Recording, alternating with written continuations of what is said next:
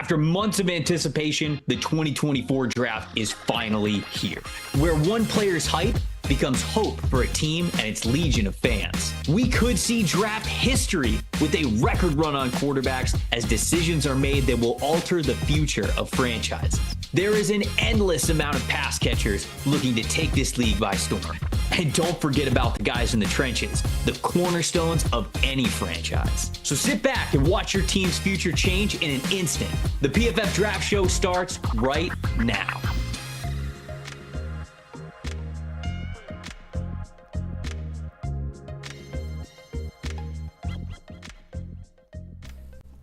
What's up, everybody? Welcome back to PFF's coverage of the 2024 NFL Draft. Trevor Sikkema, Sam Monson, Steve Palazzolo here with you. Little 3 PFF analyst minimum, as I said on Twitter, what we're doing here.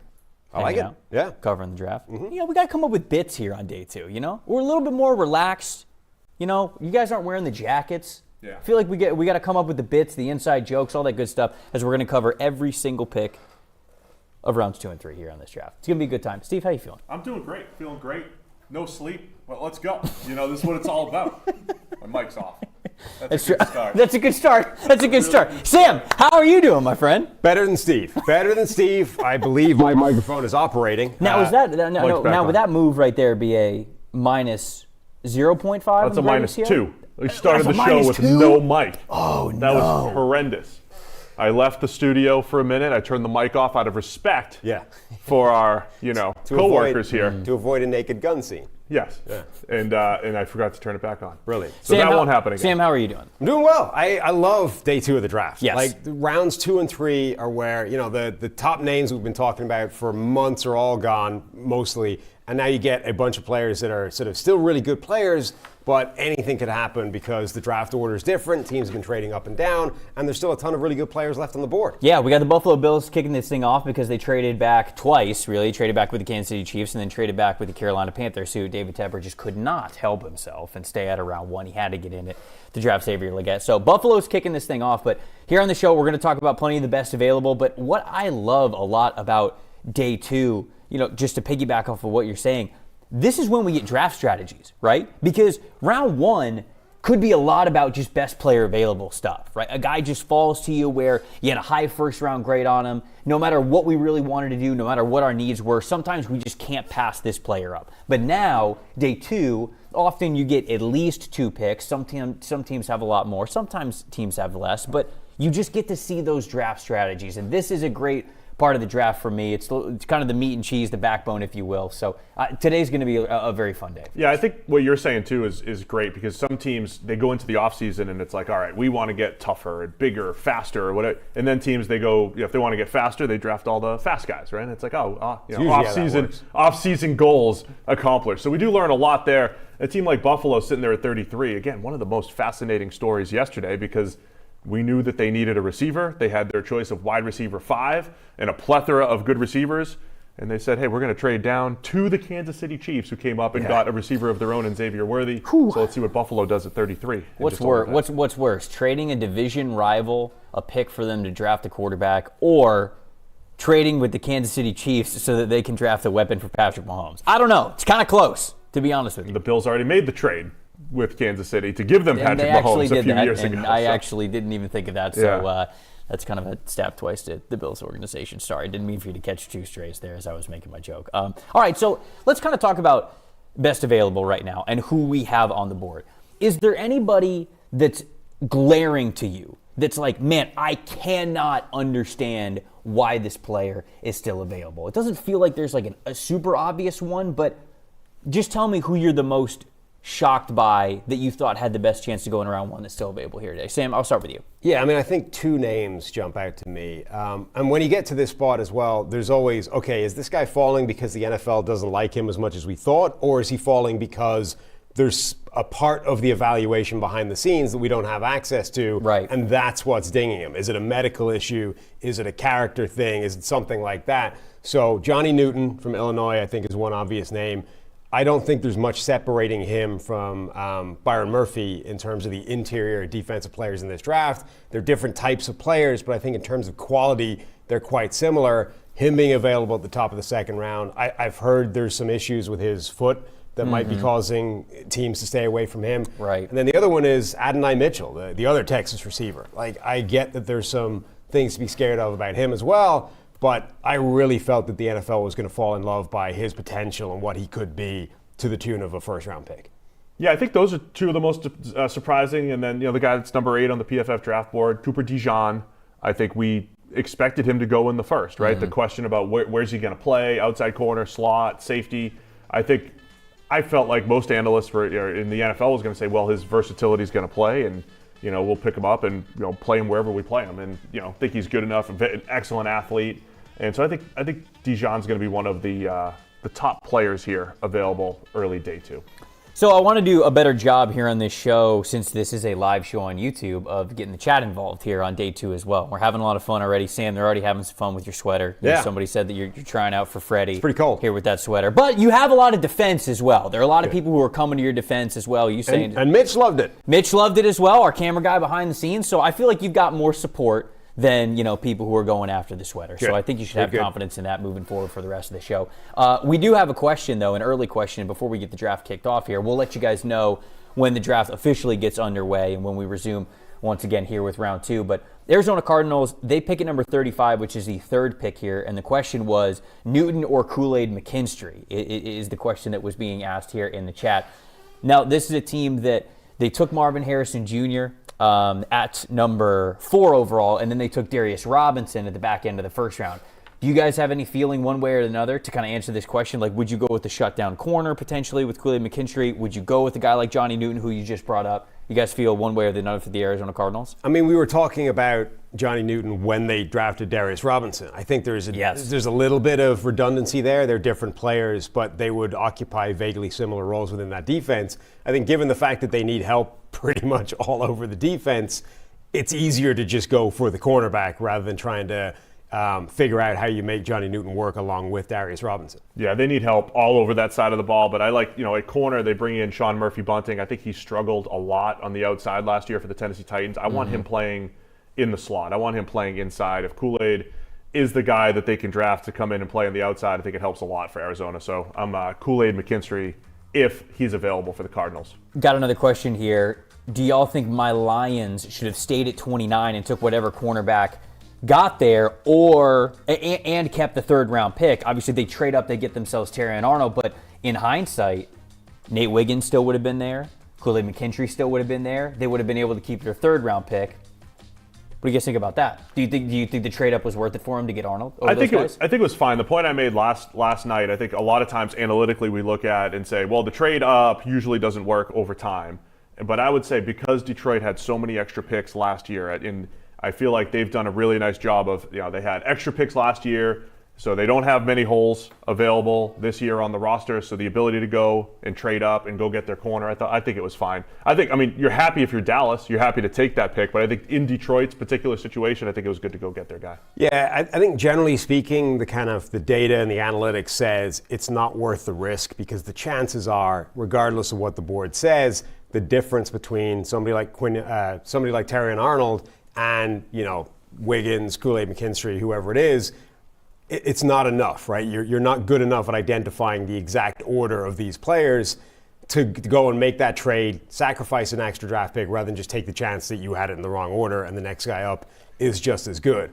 But it's hard to really criticize a team particularly when the consensus board backs them up. Yes, right. And like Terry and Arnold was 12 on the consensus board. So for him to be available within reach of where Detroit was, it looks like a steal from their point of view. They wouldn't have been expecting him to be available. So from that point of view, it's hard to criticize him throwing an extra pick in there to go and get a guy like that. PFF legend Austin Gale is in the chat right now, giving a shout out to. Is he working tonight? What's he doing?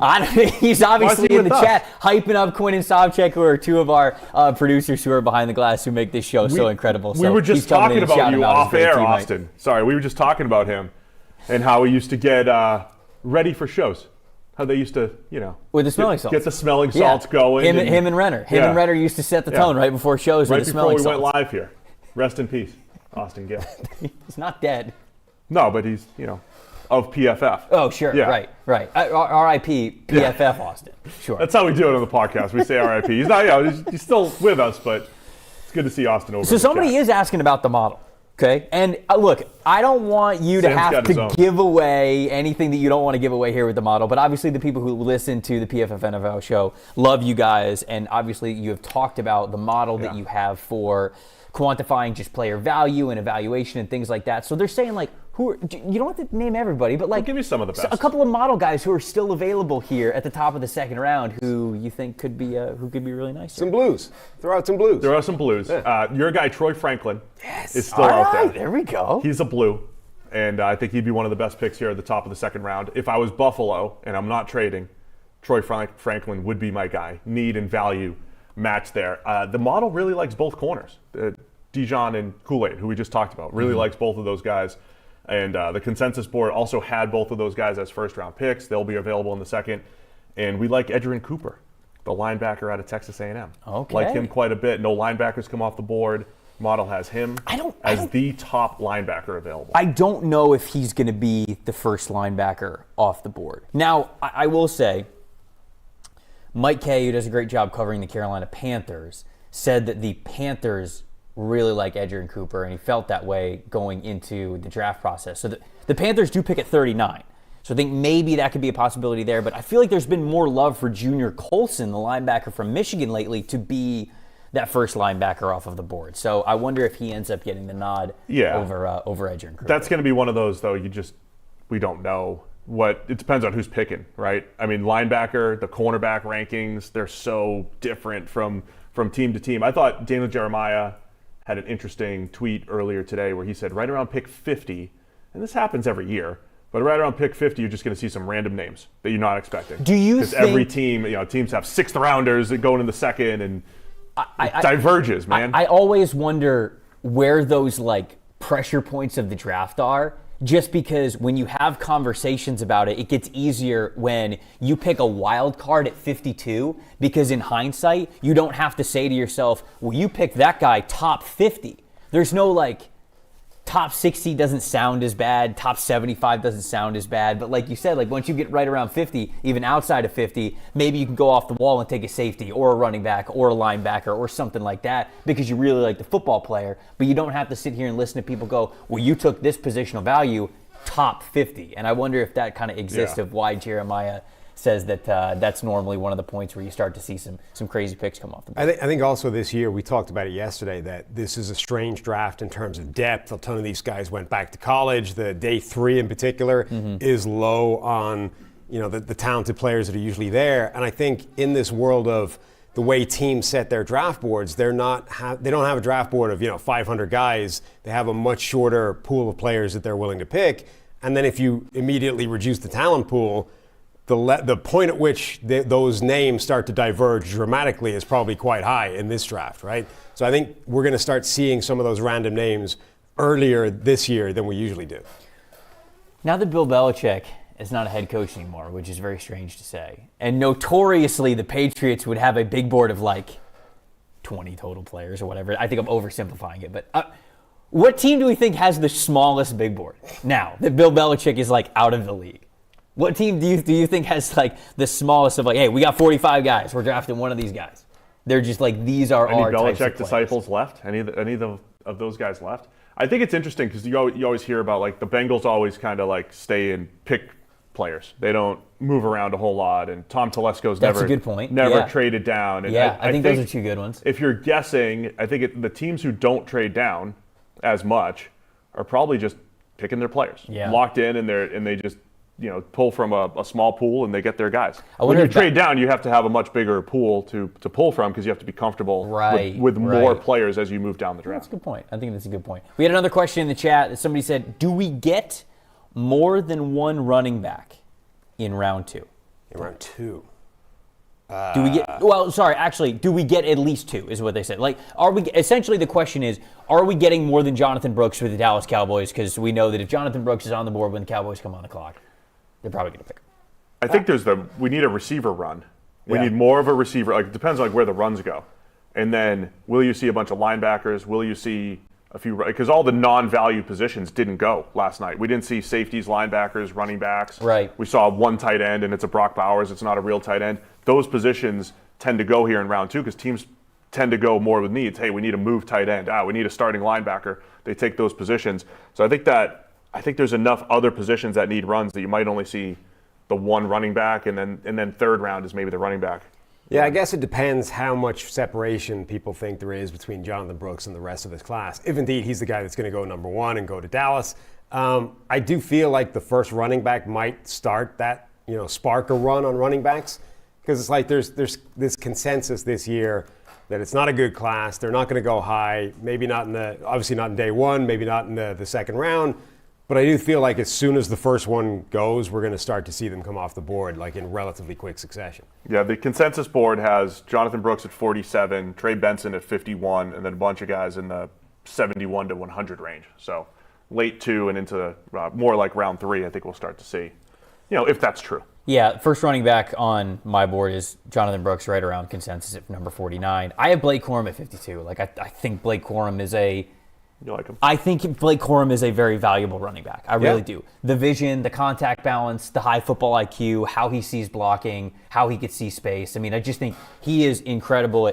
To me, Blake Corum is one of the most efficient backs that we have. We all obsess over the athletic ability, the home run ability, all that, but there's so fewer opportunities to really show off that home run speed rather than, hey, 3rd and 3. Go pick up this first down, right? Like, hey, we need 1st and 10. Like, get us in a second and manageable situation. I feel like Blake Corum is going to give you that way more than Trey Benson or Jalen Wright or whoever it is going to give you a 40, 50-yard touchdown run because they're able to hit a really good blocking play really well for a touchdown. Obviously, that's very valuable, but you like Blake Corum as well? I think Corum's a fantastic running back. I think he might be the best running back in this draft if he's healthy. And I think that is a bit of a question mark. He had, this torn meniscus, which sort of lingered and became an issue and definitely impacted him last season. The 2022 version of Blake Corum is a phenomenal running back, even if you factor in that he doesn't have, the breakaway speed that some of these other guys do. He's going to get a big chunk of yardage before you chase him down from behind. I've never been a huge fan of the idea that breakaway speed is a deal breaker. Yep. He makes incredible plays at the line of scrimmage, makes people miss, maximizes what is there, and then maybe you'll chase him down from behind 50 yards later.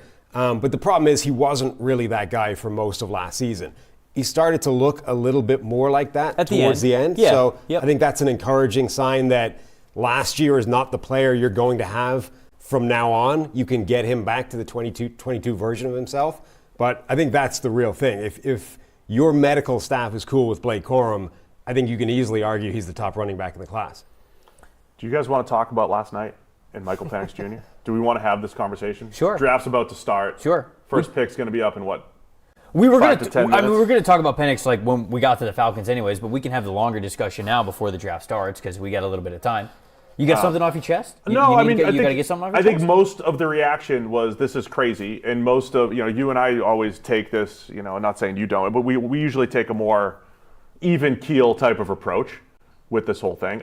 I'm intrigued by it, right? I mean, we've said for years from an analytical standpoint, thinking outside the box at the quarterback position, attacking the quarterback position in volume, maybe forgetting about your quarterback's feelings in exchange for making sure that you're good at the position. All of those things. Always pick the best player. Don't pick for needs. These are all these axioms that analytically sound people push. And the Falcons did all of those things. I mean, it makes sense for you to love this. This is like what you've been preaching for years. Just draft another QB. At worst, it's a great social experiment just to see how this is going to work out. Now, I don't know if I would do it with Kirk Cousins in the building, and they did it right after signing him to the free agent deal. Not in year 2. Right, this isn't the Giants being a year early on Daniel Jones, a year before they get rid of Daniel Jones. It's right after they sign Kirk Cousins. Tom Pelissero had a line that it's cheating on your wife during the honeymoon. Like that's what. Yeah, I don't like any of that. I don't like it. We treat quarterback like this fragile thing. You can only have one guy. He's going to lose the locker room. The goal is to have a good quarterback for your team for as long as you can, so you can win as many games as possible. Why wouldn't you have 2 of them? Why not have 2? Why not have a plan for the next guy to take over in 3? Why wouldn't you take a guy that they had at third or fourth on their board, the best player available at the most valuable position. Why wouldn't you do all that? Why wouldn't you attack the quarterback position? It's not cheating on anybody. So, to me, there is two elements of it, right?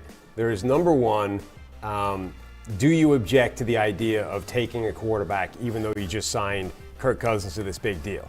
Now, one part of that, like there's a subdivision of that, right? There's how high can you do that, because the Eagles did it with Carson Wentz and Jalen Hurts, right? The Packers did it as a succession plan with Jordan Love. So it's not like that part is unprecedented, bringing in another quarterback to replace the guy that you have, even though he's entrenched. And then the second element, I think, is do you think that the Falcons reached for Michael Penix in particular? Like if this had been Drake May, if he'd started to slide and the Falcons grabbed him at 8, or if it had been J.J. McCarthy and the consensus guy and they just took the next guy on the board, would the sentiment have been as against it as it appears to be now? A little bit less.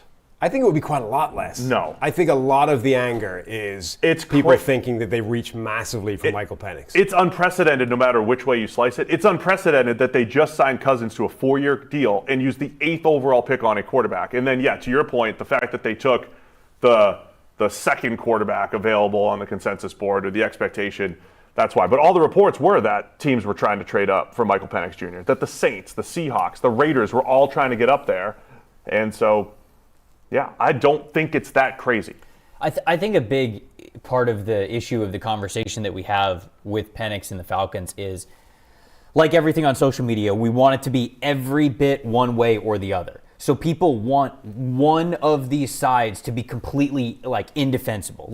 There is no logic, there is no defending this pick. And the reality is that's just not true.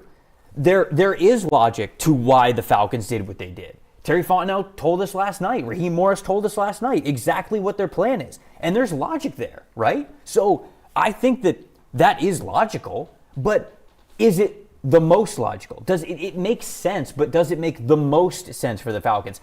I still think that the plan that made the most sense for Atlanta was to draft someone who is helping them this year, next year, and beyond when it comes to a different position, because Michael Penix may really work out for them, right? He may be Jordan Love, or this might be a situation where we talked about this a little bit earlier in the day. When we talk about Green Bay's situation with Jordan Love, how do we know that them not taking a wide receiver at the back end of the first round might have meant an extra Super Bowl while you had Aaron Rodgers playing as well as he did? Right. Or Aaron Rodgers maybe even sticking around and being a Packer for the long haul for his entire career. And along the way, you could say one wide receiver wouldn't have made the difference. Well, I think maybe having Jordan Love in the back of their mind, maybe that influenced other moves along the way while they were both still there. So does taking Jordan Love when they did that perhaps take a ring off of their finger? And I think that's the big conversation here is the Falcons are trying to win now. That's why you sign Cousins when they do. Are they taking away divisional banners?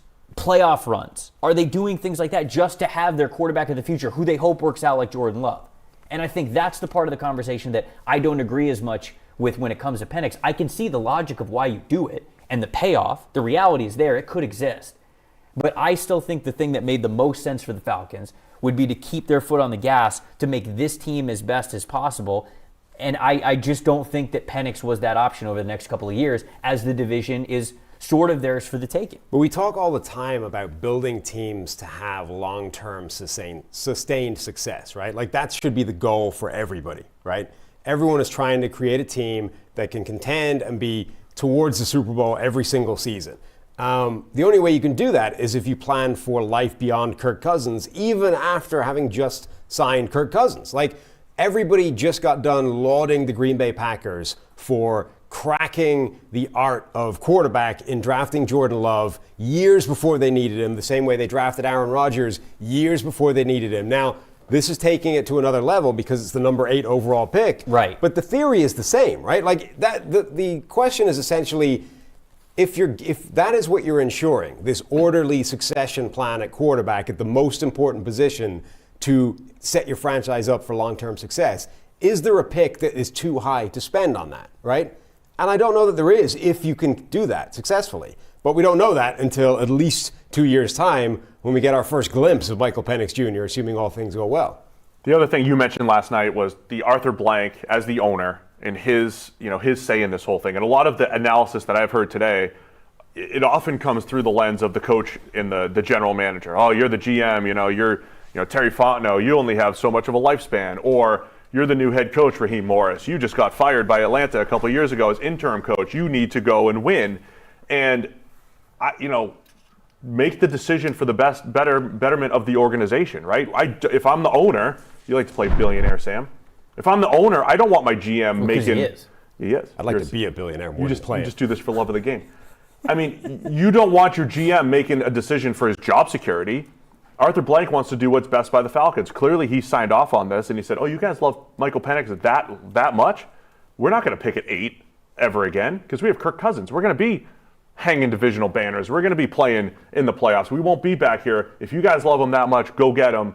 And then we have a succession plan that is worth more than, say, a Dallas Turner, Laiatu Latu, whichever favorite player you wanted to put on the Falcons.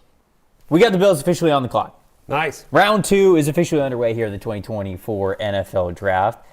We think this is going to be a wide receiver for the Bills, right? We wondered if that was going to be the case at 28. We wondered if that was going to be the case at 32. Here they are at 33. We know that the model likes Troy Franklin. I feel like Troy Franklin would be fantastic for this team. And to be honest, the Bills don't exactly have a wide receiver on the roster right now where they go, yeah, we kind of already have that guy. Let's go for somebody different. This is basically whoever is the highest on your board. We got to draft that player. You want to reset the Bills' The four most common picks to Buffalo in the mock draft sim are all still on the board. Adonai Mitchell, Troy Franklin, Cooper DeJean, and Ladd McConkey. They have currently on the roster, they signed Curtis Samuel this offseason, Buffalo. Then they have a bunch of guys that I loved 4 years ago. Mac Hollins, Khalil Shakir, Andy Isabella, KJ Hamler. Did you love Andy Isabella? Yeah, we did. Oh, man. Yeah, we got suckered in by Andy Isabella. Damn. And so So the Cardinals. It's all right. we said a few times on the podcast, like Buffalo should come out of this not just with a first-round wide receiver, but with 3 wide receivers, right? 3 pass catchers that are going to be a part of, I don't know, figuring out who, like Green Bay did last year. I mean, that's the other thing. We're talking about Buffalo and, they needed to take a guy. But Green Bay last year used, 3 non-first-round picks on receivers and probably found three good ones that were a big part of, Jordan Love's development. All right. Actually, now that we're talking about receivers, I want to say this to kind of kick off the night. Who has the better odds to still be a San Francisco 49er at the end of the night? Brandon Ayuk or just Deebo Samuel? Ayuk. I think they have equal odds. They're both staying. Okay, so you don't think anybody gets staying? moved? Yeah. You don't think anybody gets moved? No. Even with the wide receiver talk that we mentioned at the end of the show last night, where you go, okay, if you keep both of these guys, now obviously they're clearly in a Super Bowl window. They're a competing team. You have Juwan Jennings, you have Deebo Samuel, you have George Kittle, you have Brandon Ayuk. Where does Ricky Pearsall get the ball? Or do you not really care about that next year? I think he still fits. They've still got the capacity to put him on the field and get him snaps. I just don't think they're moving either of those 2 guys who have both been so important to that team over the last couple of years. Do you think the price is like a first-round pick or nothing for both those guys? I think it should be, yeah. Okay.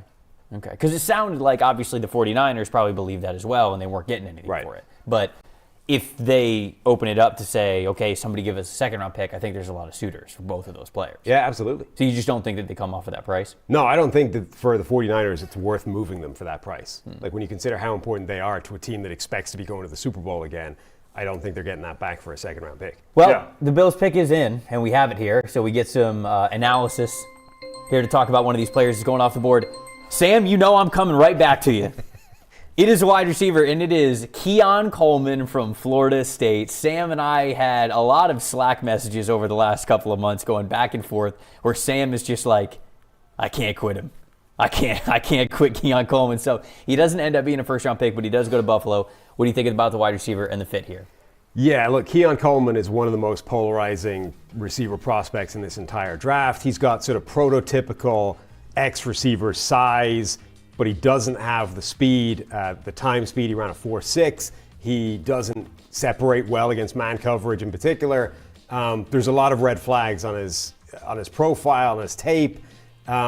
Matt Harmon from Reception Perception had a really interesting video on him where he essentially identified him as what he would call a big slot receiver, right? Not an X receiver, but a guy that needs to move and become a primary big slot type of receiver.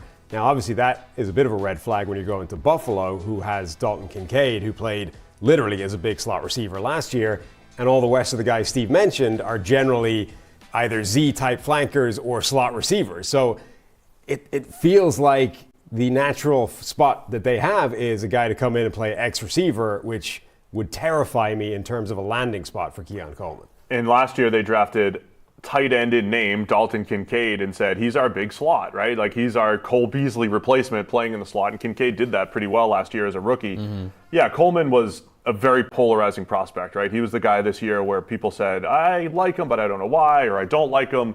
I don't think he separates well, which is why you would say, hey, we would move him into the slot. I think he's got some spectacular contested catches on film, but he also doesn't do that necessarily at a high rate. Right? His highlight reel is unbelievable. You're like, hey, just throw it up and let Keon Coleman catch it. Only if, he was a mid-tier, 52nd percentile contested catch percentage over the course of his career against other NFL prospects. So it's like a lot of lukewarm, somewhere in the middle. He could go either way, Keon Coleman type of analysis from a lot of people. Yeah, I mean, the contested catch thing might be just as simple as that is how noisy, volatile, and inconsistent that is as a data point, right? This is why we always say, if the first thing you're telling me about a guy is he's a great contested catch receiver, it's a problem, because nobody is a great contested catch receiver over any period of time in the NFL. It's just too hard to win 65% of your contested catches, basically. Yeah, all the time. Right. Even guys like Hopkins has years in there where he hasn't been above 50% because it's really hard to do that. Right. So, if that's what we're holding if that's what we're hanging our hat on for Keon Coleman, it's going to be a concern. They need to find a way of helping him get open against man coverage. I think his 2022 tape was better than his 2023 was, and his wins above average metrics for us showed that. He was a 0.21 guy in 2022. He was a 0.14 guy last year. And also, to bring up the contested catch rate and how often he was doing it, just 12th percentile in terms of separation versus single coverage, which is a number that you want to see much, much, much, much higher than 12th percentile. So you kind of wonder what we're getting out of this player. And yeah, it's just tough to bet on a player that relies on contested catches that much. When people will sometimes ask me, and I'm sure that they ask you guys this as well, what are some scouting lessons that you have learned over the years? For me, contested catches with wide receivers has been a big one, because I love Hakeem Butler. I loved Kelvin Harmon. I loved J.J. Arcega-Whiteside. And I was like, just give me these players. These basketball power forwards, they'll box you out, they'll take out smaller corners, just throw it up and they'll go up and they'll catch it. And at the college level, that works. And very clearly with all three of those players, they're evidence towards that does not work at the NFL level. It is just so difficult, like you said, to make a career out of that. And so that, again, worries me a lot about Keon. The other confusing part about Coleman, really good size, the contested catch highlight reel, and then he's also really good after the catch. He's really good on punt returns. Yep. Now, that's kind of like a N'Keal Harry type of, he doesn't separate well, highlight reel's good, get the ball in his hands, even though he's a bigger receiver, he's really good. And what Buffalo did a couple of years ago, they didn't have that yak guy, and then they drafted Khalil Shakir, and they said, we actually want to get better, creating big plays after the catch. And in space, they drafted Khalil Shakir and James Cook at running back in the same draft. And now that's like their entire team. That's Kincaid at tight end, that's Curtis Samuel, and now it's Keon Coleman. A lot of big playability after the catch. They just don't have that one-on-one alpha winner on the outside right now. Right. I will say he reminded me a little bit of Rashee Rice last year in terms of a guy where the vibes felt better than the notes you were writing down or the statistical profile you could come up with. Your heart liked him better than your head did, right? And I think I shied away from ranking Rashee Rice really high last year, scared of all the sort of logical reasons to do it. And the Chiefs, for similar reasons as well, and the Chiefs did a really good job of making him like a hybrid big slot, right? 50% of his snaps were inside of the slot. They gave him a lot of manufactured touches, and they were able to maximize his strengths without just hanging him out to dry and saying, we have a hole at receiver, you need to be our number one X receiver, go do that. So if the Bills can do a similar thing with Keon Coleman, there's a lot of good with his tape. He's got great hands, he can beat zone coverage. But if they just put him out there and expect him to be Stephon Diggs, that's a problem. Chargers just traded up from 37 to 34 with the New England Patriots. The Patriots drop 3 spots there. They swap 4th round and 5th round draft picks in order to make that move. So Harbaugh is now on the clock. The pick is in for the Chargers. Oh, wow. There you go. They're clapping in the war room. Wow. So it is a wide receiver, but it's not the former Wolverine and Roman Wilson. It's Ladd McConkey from Georgia. So it's Keon Coleman at the top, and then we're already seeing that wide receiver run that you wondered how quickly we were going to see these players go off the board. Ladd McConkey off the board here. I actually, in my quick little mock draft for the second round, had Ladd McConkey going off the board at this spot, but it was for the Patriots, which I think also could have made sense. But here we go. The Chargers get their wide receiver. What do we think, Steve? Boy, did they need one. I mean, last year's first-round pick, Quentin Johnston, got off to a slow start. At pick 5, we were trying to figure out if the Chargers would take Malik Neighbors. They did not. They took Joe Alt instead. They come up and get Ladd McConkey. I mean, the dude just plays fast. He is fast. Sometimes when guys are straight line fast, they're not quick. He is fast and quick, in and out of his breaks. Again, I think we said the same thing about Pearsall. Don't just call him a slot receiver, because he can be the modern day Z receiver who you put in motion, is still technically winning on the outside, winning vertically, might need a little bit of help. You don't want him facing press all the time. But man, I really like Ladd McConkey quite a bit. I thought he would be the guy. If you flipped him and Pearsall, put Ladd at the end of the first round, certainly wouldn't have been surprised. Yep, I agree. What do you think, Sam? We're getting this interesting trend now where receiver-needy teams are trading back in a really receiver-deep draft and letting other teams make the picks. Just draft receivers, though, right? I mean, so Buffalo traded down twice, needed a receiver, then they got a guy. Maybe not their guy, but they got a guy. And they traded down twice for teams that twice drafted receivers. Right. And now New England certainly needs receivers. They need a tackle too, but they need receivers, and they traded down, let someone else come up and get them. It's an incredibly deep receiver draft, so you can see some logic there, but it's sort of fascinating. Not only are teams waiting, into the second round or whatever to get their receivers, but they're waiting and trading down and letting other teams make those picks at receiver.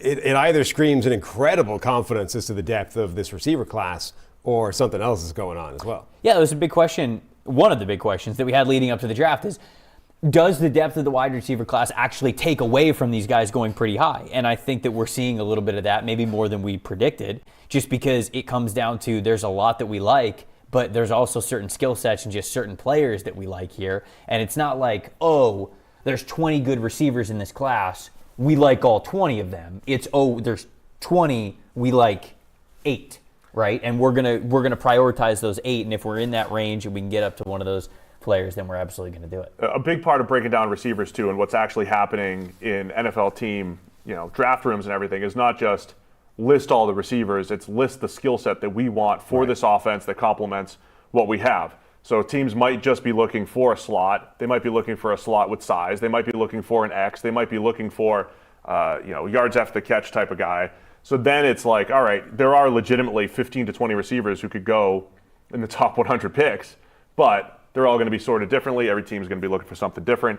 I'll say this one thing, too, about the Chargers. The last 2 years, one of the slowest teams in the NFL. Mike Williams and Keenan Allen were their top 2 receivers, but they're not fast whatsoever. Quentin Johnston does have speed, and Ladd McConkey certainly has speed, so they're at least getting faster right now as well, which fits now with their run-first style, create big plays over the top. I was going to say, do you care about the size at all with him just being a smaller receiver and them kind of looking for bigger receivers with Allen and Mike Williams gone, or do you not really care about it just because he brings you that vertical ability? No, I just want a guy that's going to get open and create big plays. It's actually a good compliment now to Quentin Johnston and Joshua Palmer, and it's one of those positions I think the Chargers should go back to as well. I don't think they're done. They should go back, grab another one of these receivers, and do what they can to get some playmakers for Herbert. Atlanta Falcons have traded up with the Arizona Cardinals, so now we have the Falcons back on the clock here.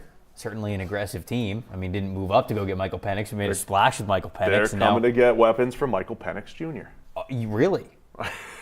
Really? And Kirk Cousins. Really? Maybe. I mean, you just glossed over Kirk. We're talking about a wide receiver run here, and we thought Atlanta at 8 with Rome Odunze on the board could have gone Rome Odunze, could have gone best defensive player. Right. Yeah, I mean, that's it. So we thought the Atlanta Falcons were the team that was going to make the first defensive selection of the draft, and said they throw the curveball and take Michael Penix Jr. With somebody like Johnny Newton still on the board, if they were able to come out of this draft in the second round with Johnny Newton, all of a sudden you start to go, okay, that looks a lot better now. Well, it's like we were talking about before. Yeah, if you draft Latu at 8 and Michael Penix at 43, I mean, the draft looks incredible then probably for the Atlanta Falcons. But if you have to flip it a little bit, sometimes people don't like to do the mental gymnastics when they're thinking about value versus the consensus board. But at the end of the day, it's just about getting the right players on your football team. So I do wonder who this pick is. I think it is going to be a defensive player, just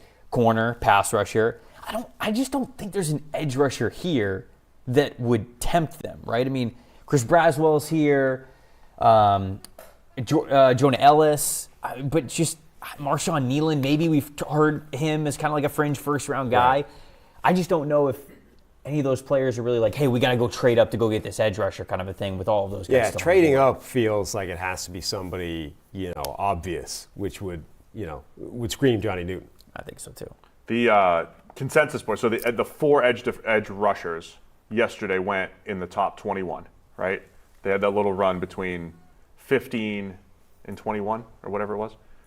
The drop off in the consensus board, the next closest guy is 56 or 52, which is Braswell, right? So there is the expectation that the edges that they're going to be more like middle of the second round type of players, and there's a big drop off from the 4 first round picks and then the rest of the group. So yeah, Johnny Newton's an interesting one, yeah, because he was consensus first round type of guy. Atlanta could use help anywhere on the defensive side of the ball. Yep. And how are we going to predict what the Falcons are going to do anyway? They made one of the most surprising draft picks in NFL history last night. So the trade details, the Falcons get 35. They're giving up 43, so they're moving up 8 spots. And to do so, they're trading Arizona a 3rd round pick, and they're getting back a 6th. So that's a pretty steep pick swap there, going from the 3rd round all the way to the 6th round. And they're taking Rook Orororo, the defensive tackle from Clemson. Johnny Newton's foot injury must really be scaring teams here. And it's a Jones fracture in his foot. I thought it was just kind of like he's going to get surgery. I mean, he'll be fine, but very clearly, I mean, we've got some even defensive tackles that are going to continue this run here. And Orororo from Clemson. You guys have any thoughts here on him when you watched him? I'm surprised he's going this high. I mean, this is where the boards diverge a little bit. I thought he looked like he plays hard. He's really athletic, still kind of young at football. Yeah. But production-wise, just okay. He felt like a rotational player that's going to be around the league for, the next 8 years and play a lot of football, but not a guy I was expecting to go, in the top 35. Yeah, but he is the type of player that you can see teams falling for because of that athleticism and the upside and the fact that he's sort of still getting better and things. Like, you can see the tools for him to be a much better NFL player than he currently is. He feels like a bit of a project to me still. But I think that sort of makes sense as the type of player the NFL would covet. But I agree with you. For him to go over somebody like Johnny Newton, there has to be injury concerns with Newton beyond, his play. So should we not predict Johnny Newton for every pick right now? We should we should probably just, So here's the not surprise. Bring him up every single time. Here's the surprise on this. If you're using, I don't know where you ended up finally on the PFF board. If you're using the consensus board, the players that were ranked above, we've got Chris Jenkins from Michigan. We've got Michael Hall just above him from Ohio State. We've got Braden Fiske, who you thought could sneak into the first round from Florida State. I did think that, yeah. And so that's at least 3. And then T'Vondre Sweat, who dropped because of the DUI and whatever else off the field. So there were a few other defensive linemen I think they were expected to go a little bit higher. Yeah, I mean, I don't love this pick. I mean, I can see the upside with Root because I think he's a really good athlete at his size. He also said that he thinks that he could make like 97 out of 100 3-point shots if you gave him 100 3-point shots right now. Like, he has that much confidence in his basketball ability. Then he should probably be playing basketball. Right. That doesn't seem helpful. As the kids say, Falcons. that seems like cap. If you can shoot 97%, you're probably playing for the Warriors. That's a red flag no matter which way is true, right? If it was true, then he's crazy for playing this sport instead of basketball. And if it's a lie, then he's so beyond delusional that's its own red flag. So it's a statement that's bad no matter which way you look at it. Is it confidence or is it delusional confidence? Because at corner, right, if you're delusionally confident, we almost love it, right? We almost prefer, of course, like Cooper DeJean said the other day, he's like, yeah, somebody asked me if I could beat Caitlin Clark one-on-one. He's like, yeah, I mean, I probably could. And I saw Spencer Hall tweet out, he's like, that's a corner, baby. That's what we need. Does the same thing apply to a defensive tackle? Yeah, some confidence is fine. I mean, look, he's got. No, this isn't some confidence. He's got tools to work with. I think he's a developmental defensive lineman, and at least he's got some confidence to go and hit that ceiling. Washington's on the clock next. They got a couple of picks coming up. We'll talk draft strategy for them and all the other teams that are coming up here in a sec. We'll be back on the other side of the break. As parents, we all want our kids to grow up to be happy, successful, and financially independent. With a UGMA account from Fabric by Gerber Life, you're arming your child with a powerful financial tool to help shape their journey towards financial success. It's all online, and setting up an account could take you just 5 minutes with as little as $1 a day. Then you can manage your child's UGMA account and monitor their investments right from your phone. Join the thousands of parents who trust Fabric to help protect their family. Start investing in your child today at meetfabric.com/draftshow. That's right. That's meetfabric.com/draftshow. One more time, MEET fabric.com/draftshow. Portfolio is managed by Fort Washington Investment Advisors, Inc. Additional services provided by Apex Clearing Corporation. All investing is subject to risk, of course. Monthly minimum contribution required. Learn more at meetfabric.com.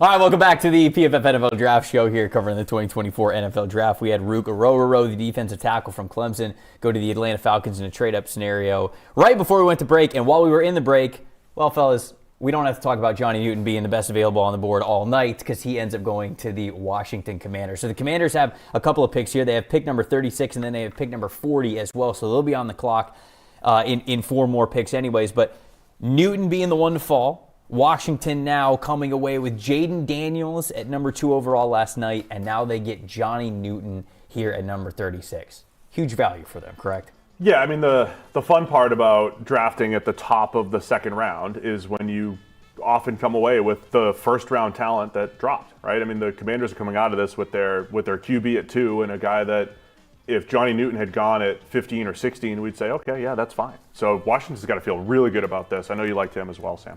Yeah, he's been compared to Byron Murphy the whole way, right? They're both the sort of 3-technique, penetrating, pass-rushing defensive tackles. He wins cleanly way more than Byron Murphy does.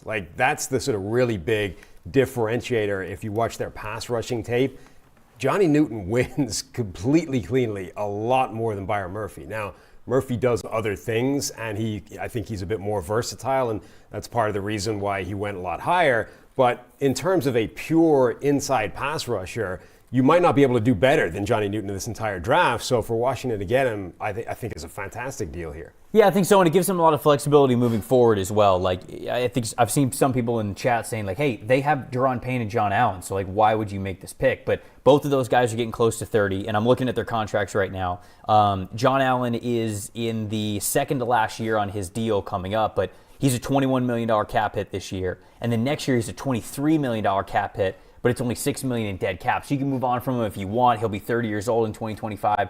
Daron Payne, he's got 3 years left on his contract, but the cap hit for him continues to go way, way up, and basically it's the same thing. In 2 years after 2025, they've got full flexibility to move on if that's what they want. So I think that you see a lot of that flexibility there. It's going to be a really good interior rotation. They're not afraid to really emphasize that part of their defense. Yeah, I mean, those two guys also played basically 900 snaps each last season. The idea of scaling that down and saying, okay, each of you is only going to play 700 snaps this year, that's immediately giving you 400 snaps for somebody like, Johnny Newton to come in and play year one. So just in terms of keeping those guys fresh, even if you want to keep the massive investment in them going forward long term, makes sense. Last thing before we get to the next pick, though. Yep. Why do you do it? Because you pick the best players, right? Teams shouldn't just try to fill their depth chart, pick the best players on the board.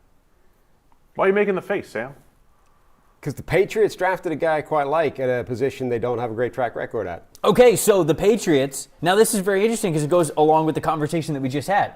The Patriots traded down with the Chargers so that the Chargers could come up and draft a wide receiver. The Patriots then drop down 3 spots, and what do? They draft a wide receiver. Yeah. They draft Ja'Lynn Polk from Washington. That's a dangerous game, especially if you like Ja'Lynn Polk a lot, because if you do like Ja'Lynn Polk a lot, I would argue there's not really a lot of other receivers who are like Ja'Lynn Polk that are right here at this part of the draft. So you must have been real confident that the Chargers weren't coming up to get that kind of a player. You said you like Ja'Lynn Polk a lot. I do. Talk to us about him. You actually, when we started doing our draft prep during the season, right? So you would give me sort of lists of players to go watch, and we'd have a conversation on Tuesday about it. And I forget whether it was Michael Penix's tape or Rome Odunze tape, but I was watching somebody else on that Washington offense, and number 2 kept jumping out with these incredible plays. I'm like, who is this guy? Because I started off and I was like, he might be as good as Rome Odunze. Like, this guy's incredible. Now, the more I watch of him, the more I, let's tap the brakes on that a little bit. But he is a really good player. I mean, he plays sort of 40% of the time in the slot, the rest of his time out wide. He's good at everything. He can high point the ball well. He's got great hands, barely any drops in the last couple of seasons. He's pretty good after the catch. He's got size, more than you expect for a guy that gets pegged as a slot receiver a lot. I think that's a really nice pick at this spot. I think Polk, sometimes he looks really good after the catch, like running back-like skills sometimes after the catch. But I think we mentioned Keon Coleman's highlight reel a little while ago. Polk's got a good one as well as far as catching your back shoulders and off-target throws. And if there was a criticism of Drake May, it's, how pinpoint is his accuracy. So now it's, is Polk and May, are they going to be – I think Polk and May both need, polish and – need to get better as, just some of the finer points of the game, but they might be pretty good just backyard players together as a starting point for the Patriots. He's a really good quarterback-friendly target in Yes, terms of you 100%. can put it reasonably vaguely in his area, and he's got a good chance of coming down with it. And look, that was sort of what Michael Penix was over the last 2 years. And I don't think enough people necessarily talked about that because Penix had good accuracy scores, like accuracy numbers. But if you watch Penix tape, the ball play, like true ball placement, was something that was an issue for him at times. And I wondered if, lack of footwork being married up with the throwing motion, sometimes he was throwing a little bit too much with his upper body, just trying to push it with his chest and his arm rather than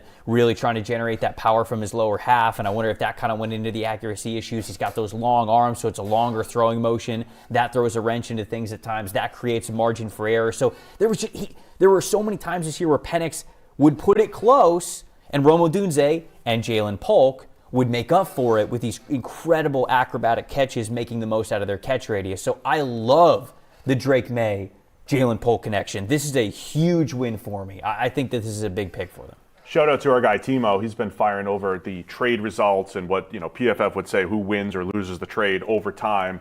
So remember, the Chargers traded up, and in their trade, the rare trade up in favor of the trade-up team. We have the Chargers winning 53% of the time to go. Well, it's because they got that third-round pick back. Yeah, they go from 37 to 34, and that was for New England to move up 27 spots from 137 to 110. I know that doesn't help anybody to picture it or whatever, but Patriots move up 27 spots to move down 3. But then the other one was Arizona trading down, Atlanta trading up, and we have Arizona winning that 56% of the time because Atlanta gave up a 3 in that. Right. So to move up 8 spots from 43 to 35.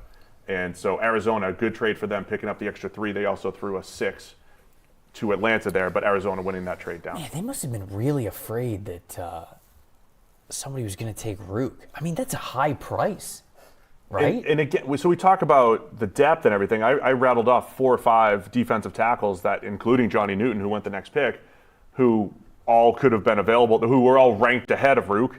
From a consensus board standpoint. Again, every draft board is going to be different. Maybe Atlanta's the team that has the smallest draft board, to your question a little while ago. Maybe. They're just going to get their guys. Yeah, maybe. That could be true. We got the Tennessee Titans on the clock right now. Go J.C. Latham at number 7. Top of the draft last night. Where are they going now? What positions? When you look at the Tennessee Titans, they make a big signing, make a big splash to Calvin Ridley. We thought this team was going to be in full rebuild mode. And then they go make a huge splash to Calvin Ridley. They make the trade for L'Jarius Sneed. It feels like they're all in at this point. You guys can see the best available that we still have on the board right there. Sam, do you have a leaning one way or another of where you think this team could go here with this pick? You have to assume they're going to go defense at this point, right? I think they've done a pretty good job during the offseason of building around Will Levis. They've improved the offensive line. They could maybe still keep going at that spot. Probably not at this pick, but at some point in the draft. What if they doubled up a tackle? They could, yeah. I'm not sure they would do it at this pick. Maybe later on, the next pick or sometime later. But they can definitely keep going. But I think they've added receivers, they've added offensive line, they added Tony Pollard to bolster a backfield that's already going to be pretty strong with Tajay Spears. So I think now's the time you turn to defense and try and start picking off some of the value there. Yeah, they've been very aggressive this offseason. I think, we'll see what happens long-term with Tennessee. Again, the thing I mentioned last night, we've got year 2 of Will Levis. Last year at this time, Will Levis was one of the biggest stories. Tennessee traded up to get him in the second round, and they're building a pretty good group around them. At least they've added a lot of talent these last couple years just to build around Will Levis. Wow. There's another D tackle. This player went, maybe Rook would have been off the board at this point. Tennessee Titans select defensive tackle T'Vondre Sweat from Texas. His range was all over the place. All over the place going into draft weekend. Stan, what do you think about this? Well, you didn't just add defense. You added 366 pounds of defense right in the middle. To go with Latham in the first. Yes. That's a lot. That is a lot of beef. A lot of beef. That's a lot of girth. T'Vondre Can't Sweat teach it. has comical It's size. look, that's a scouting term. Just let you know. Yeah, it certainly is. It's a lot of beef. You watch his tape, and it's funny, right? He actually makes you laugh. That's how large he is when you see him. Especially with how quick he is. Yeah. Well, particularly when he's lined up at 3-tech and Byron Murphy at 300 pounds is on the nose. It just looks absurd. But the thing is, so at 366 pounds, he's going to get labeled as this like run-stuffing, specialist, and the value of those guys is really low. But I think, number one, this draft spot and his tape suggests that he's actually more than that. He can rush the passer. And if you look at his production in college, like his pass rushing statistics are pretty good. Let's watch the Senior Bowl film here. There Look it is. at this. There We're it gonna is. push There that it is. pocket. By the way. He can both push the pocket and he can generate pressure with moves. He can be an influence and an impact on third downs, right? So now the question is, how many third downs and just how many snaps, period. Right, exactly. But he isn't going to be limited as just this 2-down player that's only going to play on run downs. You can play him anytime. The only question is how much can you play him before he wears down and you're simply not getting the maximum impact from him. Now, I think having Jeffrey Simmons on the defensive line next to him is very advantageous because before you look at this guy and you say, okay, 360 to 380 pounds, whatever the hell he's going to be actually playing weight at. You say, we've got to double team this guy. He's literally just too big that we have to build it around double teaming this guy. You can't do that. You get Jeffrey Simmons next to him. Jeffrey Simmons is going to kill every single one-on-one that you give him. So now T'Vondre Sweat gets those one-on-ones. You get a chance to see a lot of the Senior Bowl footage clips where he's going one-on-one against these guys, and they obviously can't handle his strength when it's one-on-one. So I kind of do like this pairing. I didn't think that he was going to go at the beginning of the second round. And, I do sort of think his size advantage is a little bit overblown in today's football. Like people go, oh, you just put him at nose and like, what are you going to do? You can't run on him. You can't get around him. Well, a lot of teams just run a lot of outside zone stuff anyways. So it's like if he's really a force in the middle that you can't get around, you just run around. You just don't run up the A gap. You just do tosses outside, you do inside or outside zone, you do mid zone, you do things like that where you're just basically running away from him. He doesn't have that kind of pursuit speed. He doesn't have that kind of conditioning to continue to be in a play if you're totally running to the other side of the ball. So I'm a little bit worried about the overall return on investment because of the conditioning and then also how easy it might be to game plan him actually not being a factor. Yeah, I mean, it really does come down to the snaps, though, because I think he does have the athleticism to play side to side. Like, he's not going to be a sideline-to-sideline player, but he can play his gaps in any run scheme that's coming against him, right? He's not a guy that's just going to occupy the A gap against duo and not move, right? Like, he actually has the versatility to move all over the place. The problem is, once you start doing all the stuff you talked about, right, outside zone, get him on the move, that's only increasing the amount you're working him, right, and running him, and potentially reduces the amount of stamina he's going to have for a heavy workload. So last season, number one, best graded defensive tackle in the class last season. Like, that's how well he played overall. Number two, 500 snaps. That was a career high. He's had 2 years with around 100 or 150 more snaps than Jordan Davis ever managed at Georgia. But then I started looking, well, how many defensive tackles in the NFL play more than that? 65 defensive tackles last season played more than 500 snaps, right? And then you start looking at, well, okay, what about big, heavier guys? Michael Pierce, I thought, was an interesting comp, right? Michael Pierce at well over 350. Sure. He played 640 snaps last season, and he's had 2 seasons with over 500. So if they can get him to that kind of Michael Pierce role, I think he's worth this draft spot. If they can't, if he's going to be stuck down, at 350, 400 snaps, then maybe not.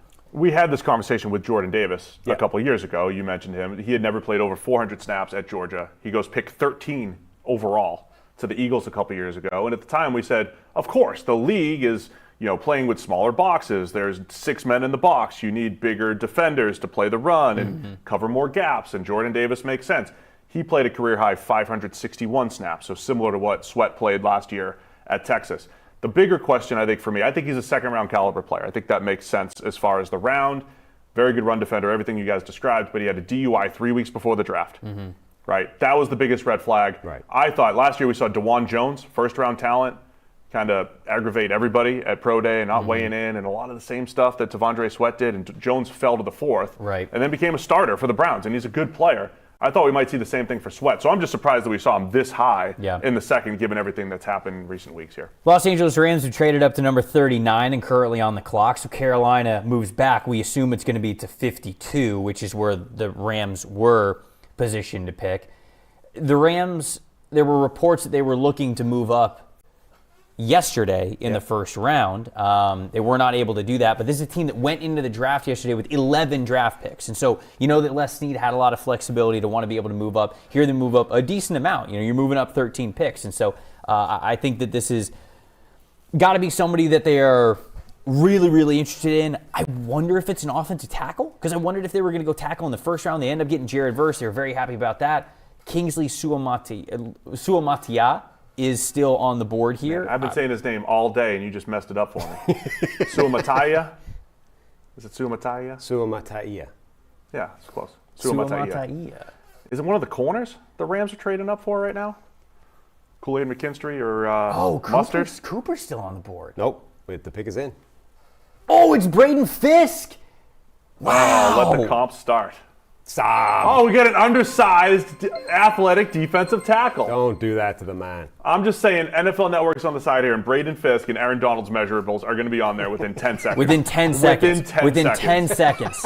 Guaranteed. Within 10 seconds. Actually, I'm going to my phone right now, and I'm going to start a timer, and I'm going to see how long it takes for them to do that. Braden Fiske. The stopwatch is going. Can we get someone in the control room? Find Aaron Donald's measurables, please.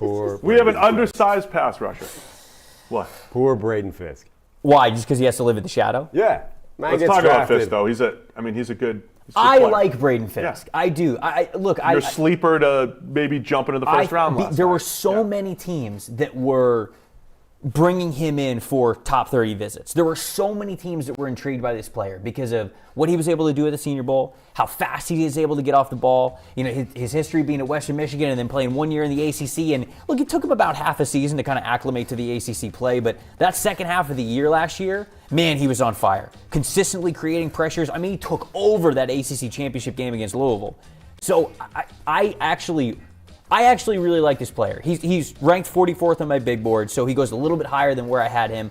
I see the length limitations with him, but man, he is so fast with his feet and his hands, and he showed that at the Combine. I think the Rams will know what to do with him, playing him and Kobe Turner on the same defensive line. Now you got Jared Verse as well. You've got a really good athlete in Byron Young, too. Now, look, if you're telling me that Byron Young and Michael Hoyt are now like your worst defensive linemen that you have in your front, I'm pretty cool with that. Like, I think you got a nice little talented defensive line if that's the case. So I like what the Rams are doing here, really attacking that front seven. And a really young line now as well. Yeah, it's going to be intriguing to watch all those guys play together versus power. I mean, Fiske, you can see the highlights at the Senior Bowl. I mean, he is just a straight gap shooter, right? He does have very small arms. He's not going to 31. He's not going to 7th percentile. Yeah, he's not stacking and shedding. He's not doing a whole lot of that. He's a disruptor, and then he's another guy. So we had talked about Latu and his gas score and how his 99th percentile. Like Fiske has been 98th percentile or higher PFF gas over the last 3 years. He did it at Western Michigan.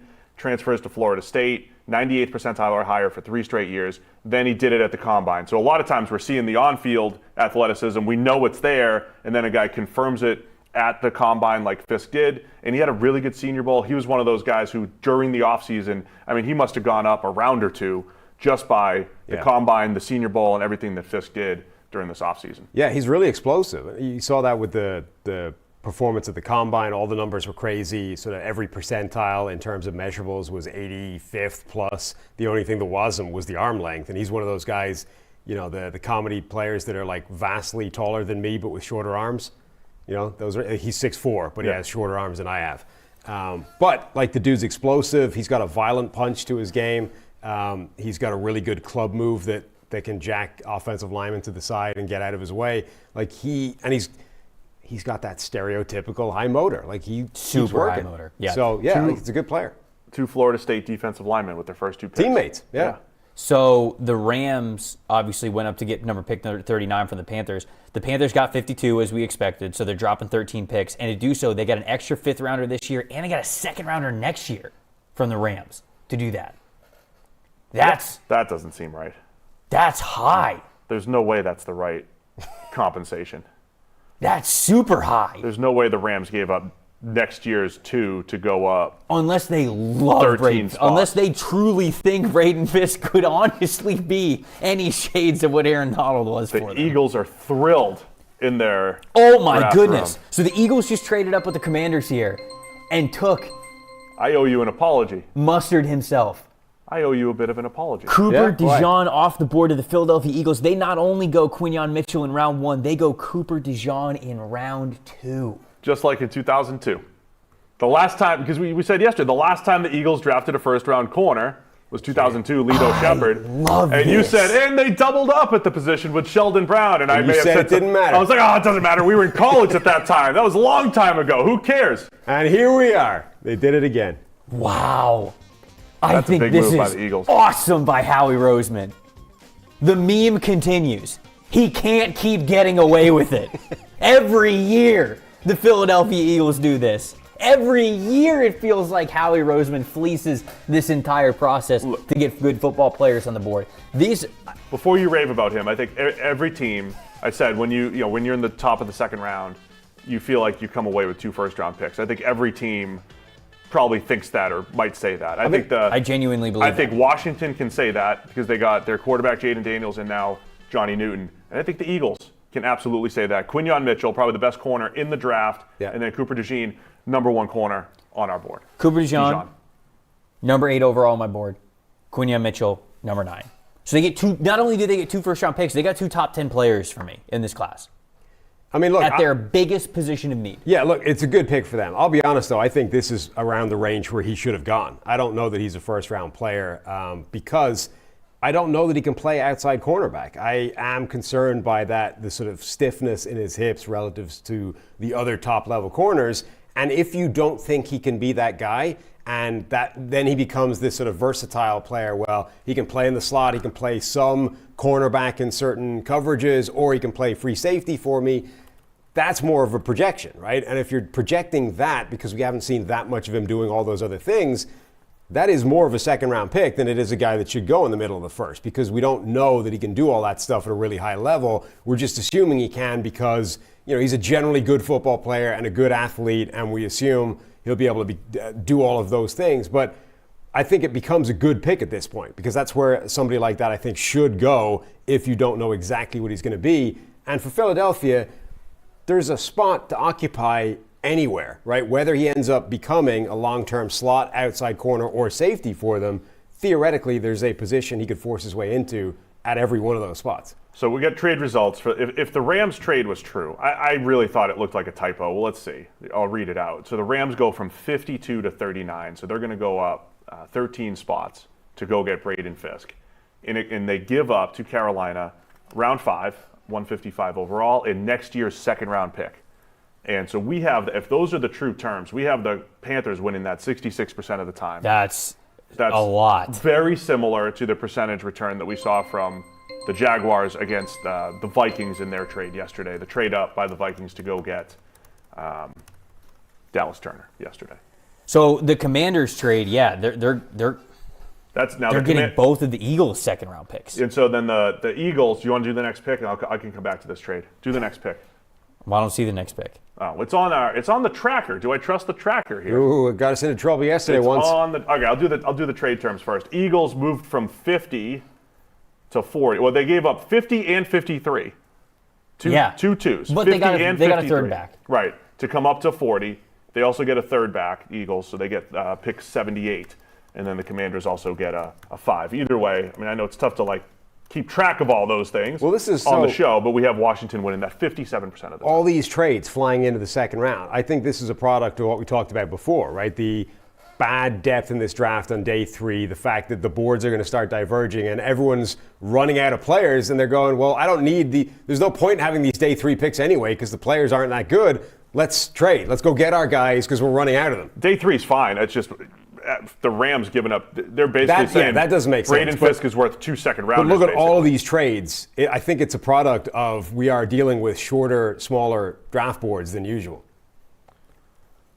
We think we have the Saints pick. We think. At We least think. in the draft tracker.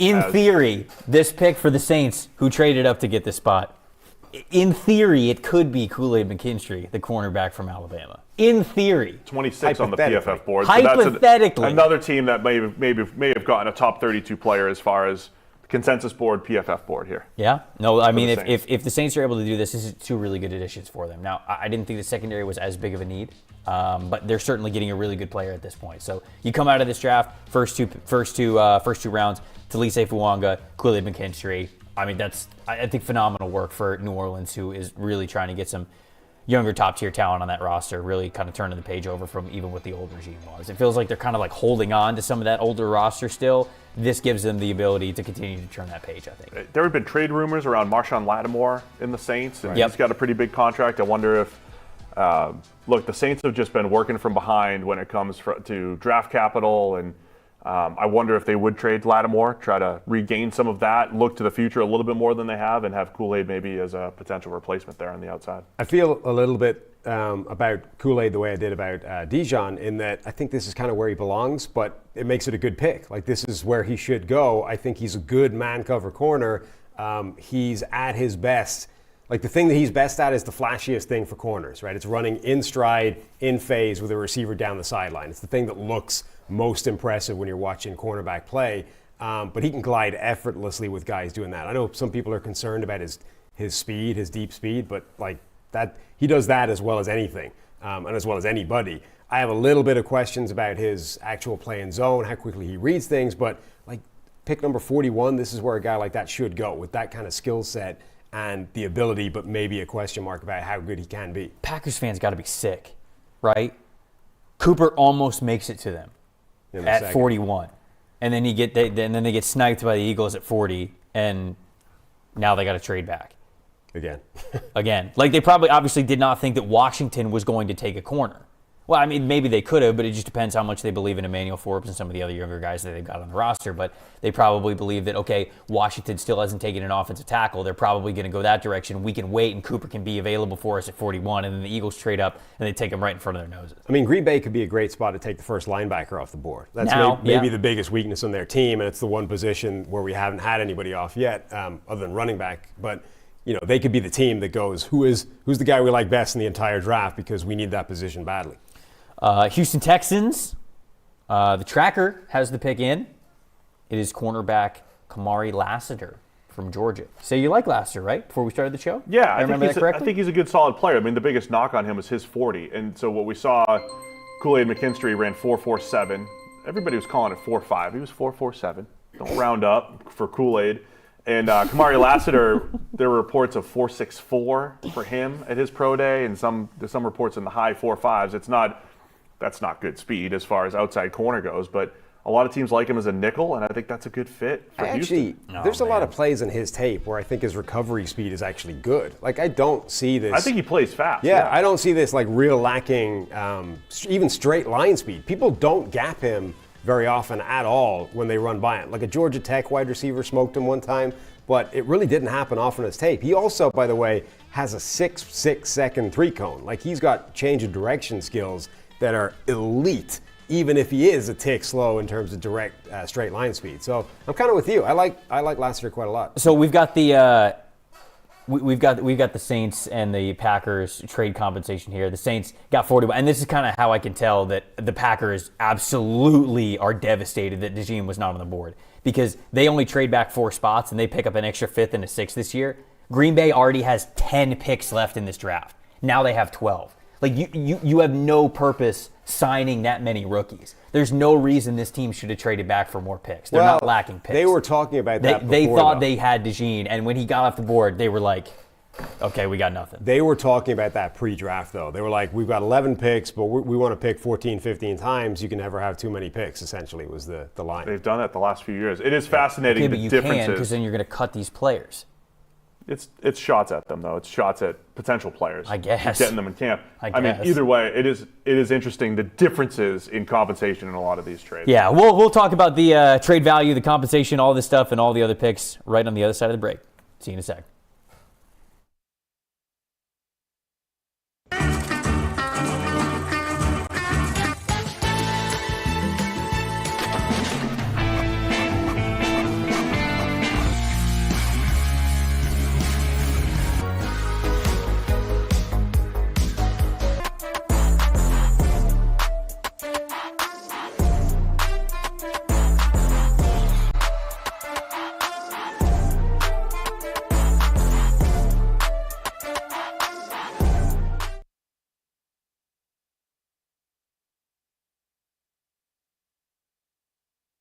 All right, welcome back to the 2024 NFL Draft, PFF NFL Draft show.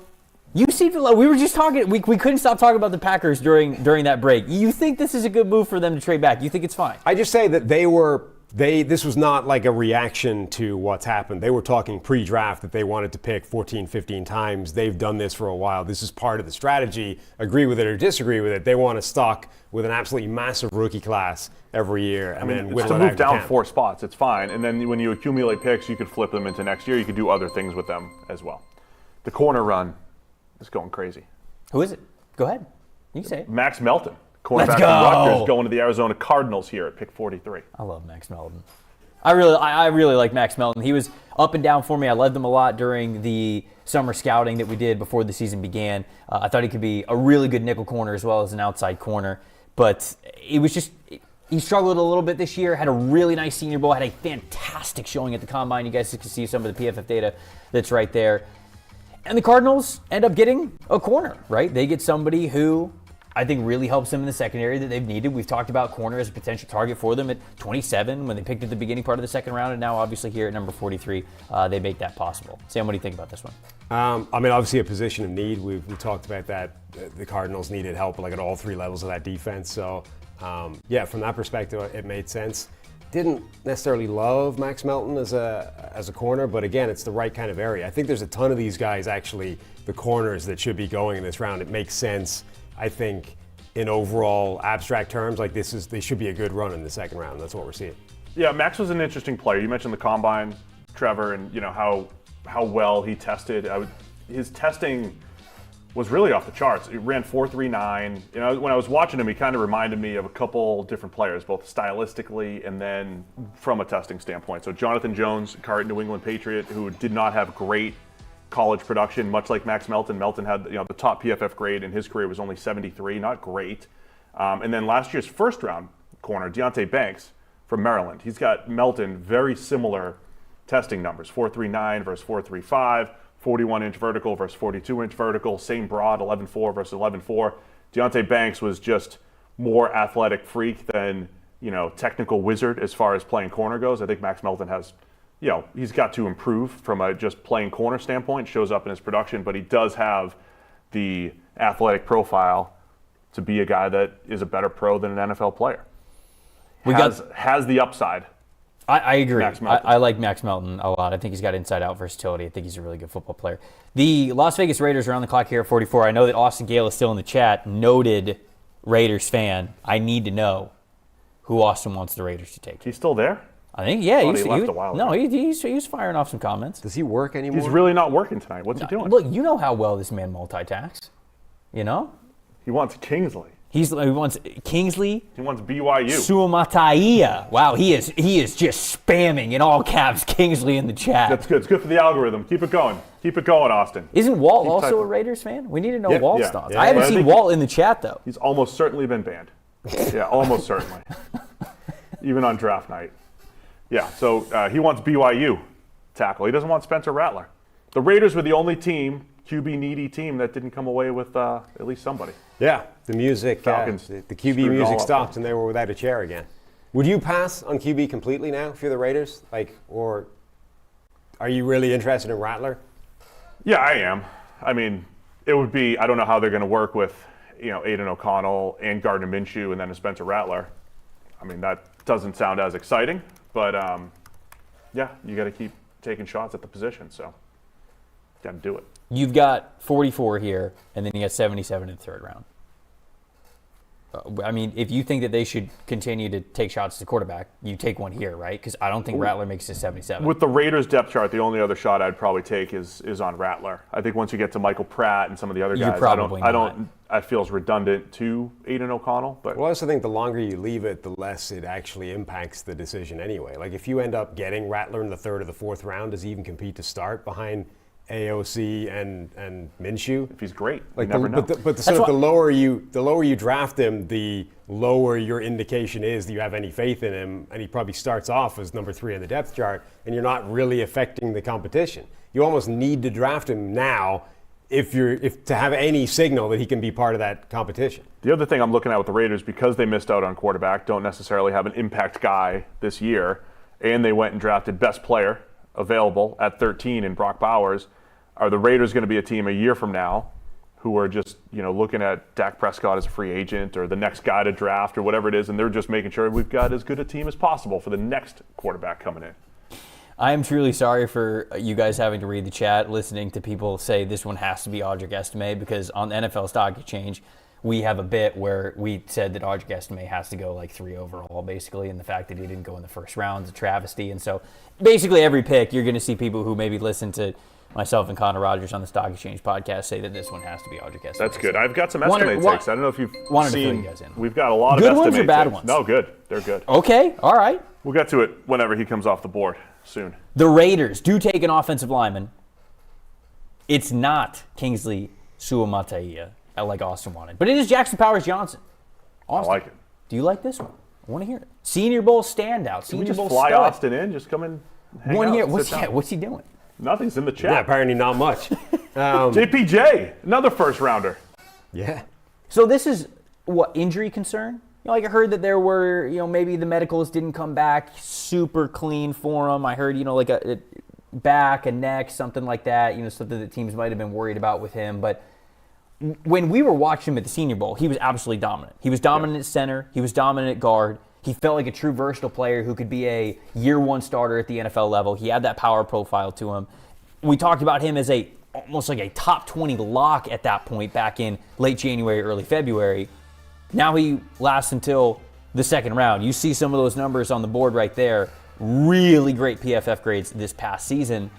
What do you guys think about him lasting all the way to 44 in the second round? I wonder if he just wasn't a scheme fit for everybody. I mean, he's a uniquely built center, right?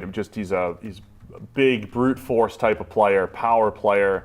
I don't know if every team wanted him from a zone scheme perspective. The other thing is there's a lot of people who love this interior offensive line class, especially center. I think there's 6 or 7 starters just at center. So say what you want. Graham Barton, maybe, is a center earlier. What's happening? I'm laughing at Austin. No, Austin said, Stop distracting us, We are Austin. back. We are so back. Raiders The Raiders Nation. are back. JPJ. You can see the highlights. He's awesome. So excited. I think he's a fantastic player. I just don't know if he was a fit for everybody, but it's another one. I think teams expected to be able to get guys to compete for starting center jobs later in the draft, and it's a good pick for the Raiders. Yeah, I think injuries were They're definitely... back. The Raiders are back. Yeah. The Raiders are back. Injuries We're so are back. definitely an issue for him. He gave up 3 pressures, though, in the last 2 years. I mean, that's a pretty good number. I wonder if he plays center for them right away. Like, is he going to start at guard? Do they persist with Andre James at center? You got Cody Whitehair and Dylan Parham in there, so I think he's going to start. I think he's going to compete at center. I mean, if you look at the Raiders picks, did they need Brock Bowers? Not necessarily. Do they need JPJ with what they've just brought in with Cody Whitehair? Not necessarily. They're just picking the best players on the board. It's good strategy by the Raiders. Yeah, nobody needs need. Take quarterback every time. Nobody needs need. Nobody QBs. needs. I like the pick as well. Obviously, this is a player who is pretty dang high on my board, a lot higher than number 44. Let's see, where was he exactly? He was 27, so really good value for me, 17 spots higher than where I had him on the board. Green Bay Packers up at number 45, so this is where the linebacker run begins. You guys talked about, okay, where is that going to start? The Packers were a team where we thought they could have maybe done that at 41 after they lost out on Cooper DeJean. They end up going with Edgerrin Cooper, the linebacker from Texas A&M, as the first linebacker off the board. How do we feel about that versus Peyton Wilson, versus Junior Colson? Sam, did you have a strong preference one way or another with this linebacker class? No, I think Steve kind of hit on it earlier. I think linebacker is a lot like corner, where the order is going to be so different team to team, in part because teams are going to see them differently, and in part because the scheme is dramatically different depending on which team you're talking about. So I think you were always going to get wildly different orders all over the place. I do think Cooper is one of the few guys, though, that was absolutely in the running to be the first linebacker off the board. I liked Edgerrin Cooper quite a bit. Model guy. Yes, model blue model guy. So the model guy there last it is. year. You see the blue, Sam? I got it. Don't hold it up to the camera. They'll screenshot it. They'll see the process. So because he was a blue, last year Jack Campbell, who went in the first round, also a blue. And when I watched both of their film, I got similar vibes. I liked most of it, Edgerrin Cooper and Jack Campbell. Remember Jack Campbell last year, though? He had a few plays on film where, like, man, he just got out-athleted. And then he worked out great, but he just looked, in space against running backs, just didn't look great. Edgerrin Cooper has some of those plays. But the boss yesterday, Chris, mentioned he liked Cooper a lot. He liked the way he spies quarterbacks. And so the landing spot was always going to be fascinating for Cooper. This showed up on film, his ability to track down quarterbacks. So going to the Packers, we know he's going to be facing Caleb Williams now with the Bears twice a year. So that's going to be an interesting matchup to watch. So I like Cooper a lot. It reminds me a little bit of Jack Campbell, a little bit of Zach Cunningham, who's had a nice career.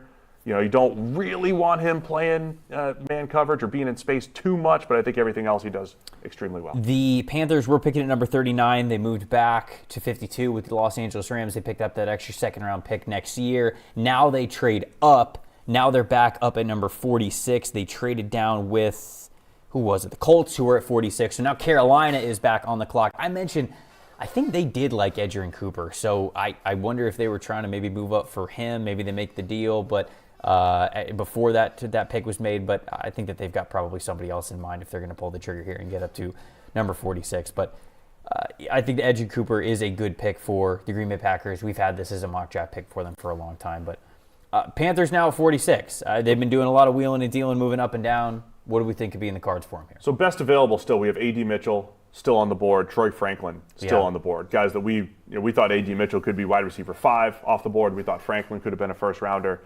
Panthers already got Xavier Legette. I mean, are they done at receiver? I don't think they ever can be with Bryce Young and some of the questions they have in their roster. But it's going to be interesting to see what the receivers do, and then if they do want that linebacker, Peyton Wilson, and the injury concerns. But yeah, Wilson was in the running to be the top linebacker. Your top linebacker could be a linebacker run. So the first linebacker went off the board, and now we have the first running back off the board.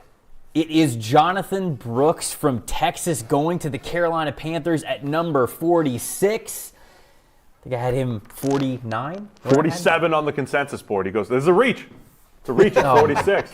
Get out of here. It's a reach. Get out of here. Give me the... No, forget it. I love Jonathan Brooks. Oh, man, I like him a lot. Look, if Jonathan Brooks wouldn't have gotten hurt, and I understand that goes into the evaluation, so it's kind of hard to just say that, and then just get on with the sentence. But if he doesn't get hurt, I don't think we're talking about this running back class in the negative light that we did leading up to this draft. I think Jonathan Brooks would have clearly been RB1 in this class. I think he probably would have been picked maybe around the same range, but maybe there would have been talks about him sneaking into the first round. And I think people would have seen this running back class different. But the fact of the matter is, if he recovers from his knee injury, which is a torn ACL, I believe, then his tape last year was awesome. Doesn't have a ton of tread on the tires. So if he gets better from the injury, this is still a really, really talented football player. Sam, what do you think? No, absolutely. I hadn't really considered the Panthers that much as a running back sort of needy team or a team that was going to go after a running back, but it does make a lot of sense at this spot. And I agree with you. I think Jonathan Brooks is a first-round talent that probably doesn't go in the first round because he tore his ACL, right? And you can never be 100% sure with these things, but an ACL has become a relatively routine injury in today's NFL, as long as you're not talking about any other associated ligament damage or anything else, meniscus, and it doesn't appear that's the case for Brooks. So he's getting a jump start on his NFL career, getting to that second contract a year sooner which is probably smart from his point of view. And even if it costs him a round in the draft, he ends up better off long term. And the chances are he'll be good to go by week 1 anyway, so the Panthers got a good player. The chat is absolutely on point right now. We have back-to-back comments. Brooks can play. Brooks sucks. So we are just absolutely locked in right now. Giants are on the clock, and the pick is in. It is safety Tyler Nubin. So we had LB1, RB1, and now safety 1 off the board very, very quickly here in succession. I get it. The lower value positions. Yeah, you're starting to get the top players at the lower value positions. The testing for Nubin wasn't great. It wasn't. Good football player. Yes. I think Tyler Nubin is an excellent football player. I think he showed it over the last 2 years. He proved that he was the top safety in this class. I'm glad that he got picked as such. Well, so we're at this point in the draft where it's like, what kept this guy out of the first round, right? What kept Jonathan Brooks out of the first round? Tore his ACL. Injury. What kept Nubin out of the first round? A 40 time, basically, Probably the testing, right? yeah. If he runs like a 4.4, he's a first round safety on tape, right? He's agree. got all the ability. He can play deep. He can play up at the line of scrimmage. He does everything really well. You just are a little bit concerned about that straight line speed and how much range and athleticism he brings to the table. Yeah, so I did a little study on this to kind of test upside, as I mentioned before, but also downside, what I'm calling downside. Nubin qualified as a downside player. And this was players who in the NFL did not improve relative to their college production, improved the least. And I looked at their athletic profiles, basically. Lumped them all together, and I said, okay, how well do these guys hit? So the quote-unquote downside safety, the hit rate is not good. So that's the thing that kept, in other words, if you take a safety with a lesser athletic profile, it's a little riskier. Nubin kind of fit into that bucket. So he's an excellent football player. There's just not a great history of these players hitting over time. And he might be the best prospect on the list of guys previously that had that level of athletic profile. But Geno Stone's the most recent example who had a really good year, so it is possible. Giants lose Xavier McKinney in free agency, so I think they had a big safety need. They bring in Jalen Mills, but that strong safety spot I think is up for grabs even as soon as next year. So that's something I think Nubin can really play in. Yeah, that's where I think he's at his best anyway, right? Like he throws his shoulder into blocks better than most linebackers in this class. The thing that I'm scared of the most in terms of his tape is free safety things. Yes. When he has to turn and the ball's over his head, there can be some ugly plays in there as well. Athletic things. Yeah, exactly. Like the things where you need that athleticism to show up and fix mistakes, you know what I mean? But the thing that he does best is either throwing his shoulder into blocks or he has tremendously good, I think the technical term for it is eye balance. But by that I mean being able to, because when you're playing safety, you have to look at the quarterback because you're reading his eyes most of the time when you're playing zone. But you also have to look at where the routes are, right? And you can't tend to do that at the same time. You need to sort of be able to bounce back and forth between the route concepts, where the receivers are, and where the quarterback wants to go with the ball. He's able to do that really well without getting locked in on either one of them and losing the other half of the picture. Can't see the game through a straw. You got to have eye balance. This is good. Right? The scoutisms, keep going. Yeah. Throw stuff out at us all night. Skin. We need this. The Jags, we're on the clock. The pick is in, and I can't tell you. I mean, this is basically as Trent Baalke as it gets here. At number 48, they take defensive tackle Mason Smith from LSU, who was all over the place when it came to rankings that ultimately made up the consensus board. I was much lower on Mason Smith. I had him 140 overall. Now, this is a former number 1 overall recruit, 5-star player, played his freshman season at LSU. I think 8 plays into the 2022 season, tore his ACL, missed the entire 2022 season celebrating. Jumping, right? Yeah, it sucked to watch. A Grammatica. And then, don't bring that up. I don't need that right now. And then 2023, he just was not that same player. I don't know if he just didn't have faith in that knee or what, but he wasn't the same player exploding off of the ball. He didn't have the pass rush moves to be able to get off the ball quickly. You saw flashes of that high-end athletic number 1 overall recruitability, but to me, Mason Smith is still so far away from being a contributing football player. But Trent Baalke, I cannot quit these types of players. So it does make sense if he's going to go in the second round. It's a massive projection, right? That would be in Jacksonville. It's a Trayvon Walker type of pick. Who he took number 1 overall. It's similar. He didn't have the workout that a Trayvon Walker did, but you mentioned the 5-star pedigree and everything. Mason Smith, he doesn't play football well yet. Right. That's it. I mean, you are right. You are 100% right. So even on his best plays, right? So with his good size and his athletic ability, he could shoot gaps, and there's some really nice plays on tape. But even his best plays, he's still unable to kind of shed blocks and actually finish plays, both as a pass rusher and from a run defense standpoint. So he's young, he's a projection, and to me, it's a risky second-round pick. I agree. For Mason Smith. I agree with you. But I do remember seeing a lot of mock drafts and people who are very plugged into the league saying, like, hey, he's going to be a day 2 pick. So perhaps Jacksonville said, we got to take him now or we're not going to get him. Last year at this time, maybe that just is what it is. When in the early mocks, people thought he was a potential. It was a projection, massive projection, thinking he was going to take a step forward, but they thought he was like a top 10 type of player. So there was that expectation at some point. Man, Bengals are on the clock. They just picked at 49. The pick is in. I'm really loving the Bengals draft class so far. They go Amarius Mims at 18 in the first round, who I think has a ton of potential to be a long-term starter for them. And then they go Chris Jenkins Jr. from Michigan here at number 49. I love this. This is the opposite of what the Jags just picked. This is excellent. Right. Just a good football love player this who pick. doesn't necessarily have the tools that a guy like Smith does. Right. But I think Chris Jenkins could be a starter at the NFL level. Oh, absolutely. I'm just saying that, you're taking great football player, not ideal physical tools, versus ideal physical tools, not a good football player. I think Chris Jenkins Jr. at this point in the draft is a nice double, it's a good hit. And Mason Smith is either you're blasting a 550-foot home run or you're striking out in 3 pitches. It's one of those two things. And for the Bengals, especially losing DJ Reader, this is huge for them to get a player like this in the second round. Jenkins is one of the best run game playmakers that we've seen. We started grading in 2014. So run stop percentage for Chris Jenkins, 99th percentile, one of the best, right up there with Leonard Williams, who only had the 1 year in 2014, was a number 6 overall pick. Jenkins just moves up and down the line of scrimmage in the run game, sheds and finishes. Of course, his dad played defensive tackle for the Carolina Panthers, was about 40 pounds heavier than Jenkins. Jenkins doesn't have the type of anchor that you look for at defensive tackle, so I don't think he's a DJ Reader replacement. Completely different style player, but man, does he make plays in the run game. And I like him a lot as a player, especially in the second round.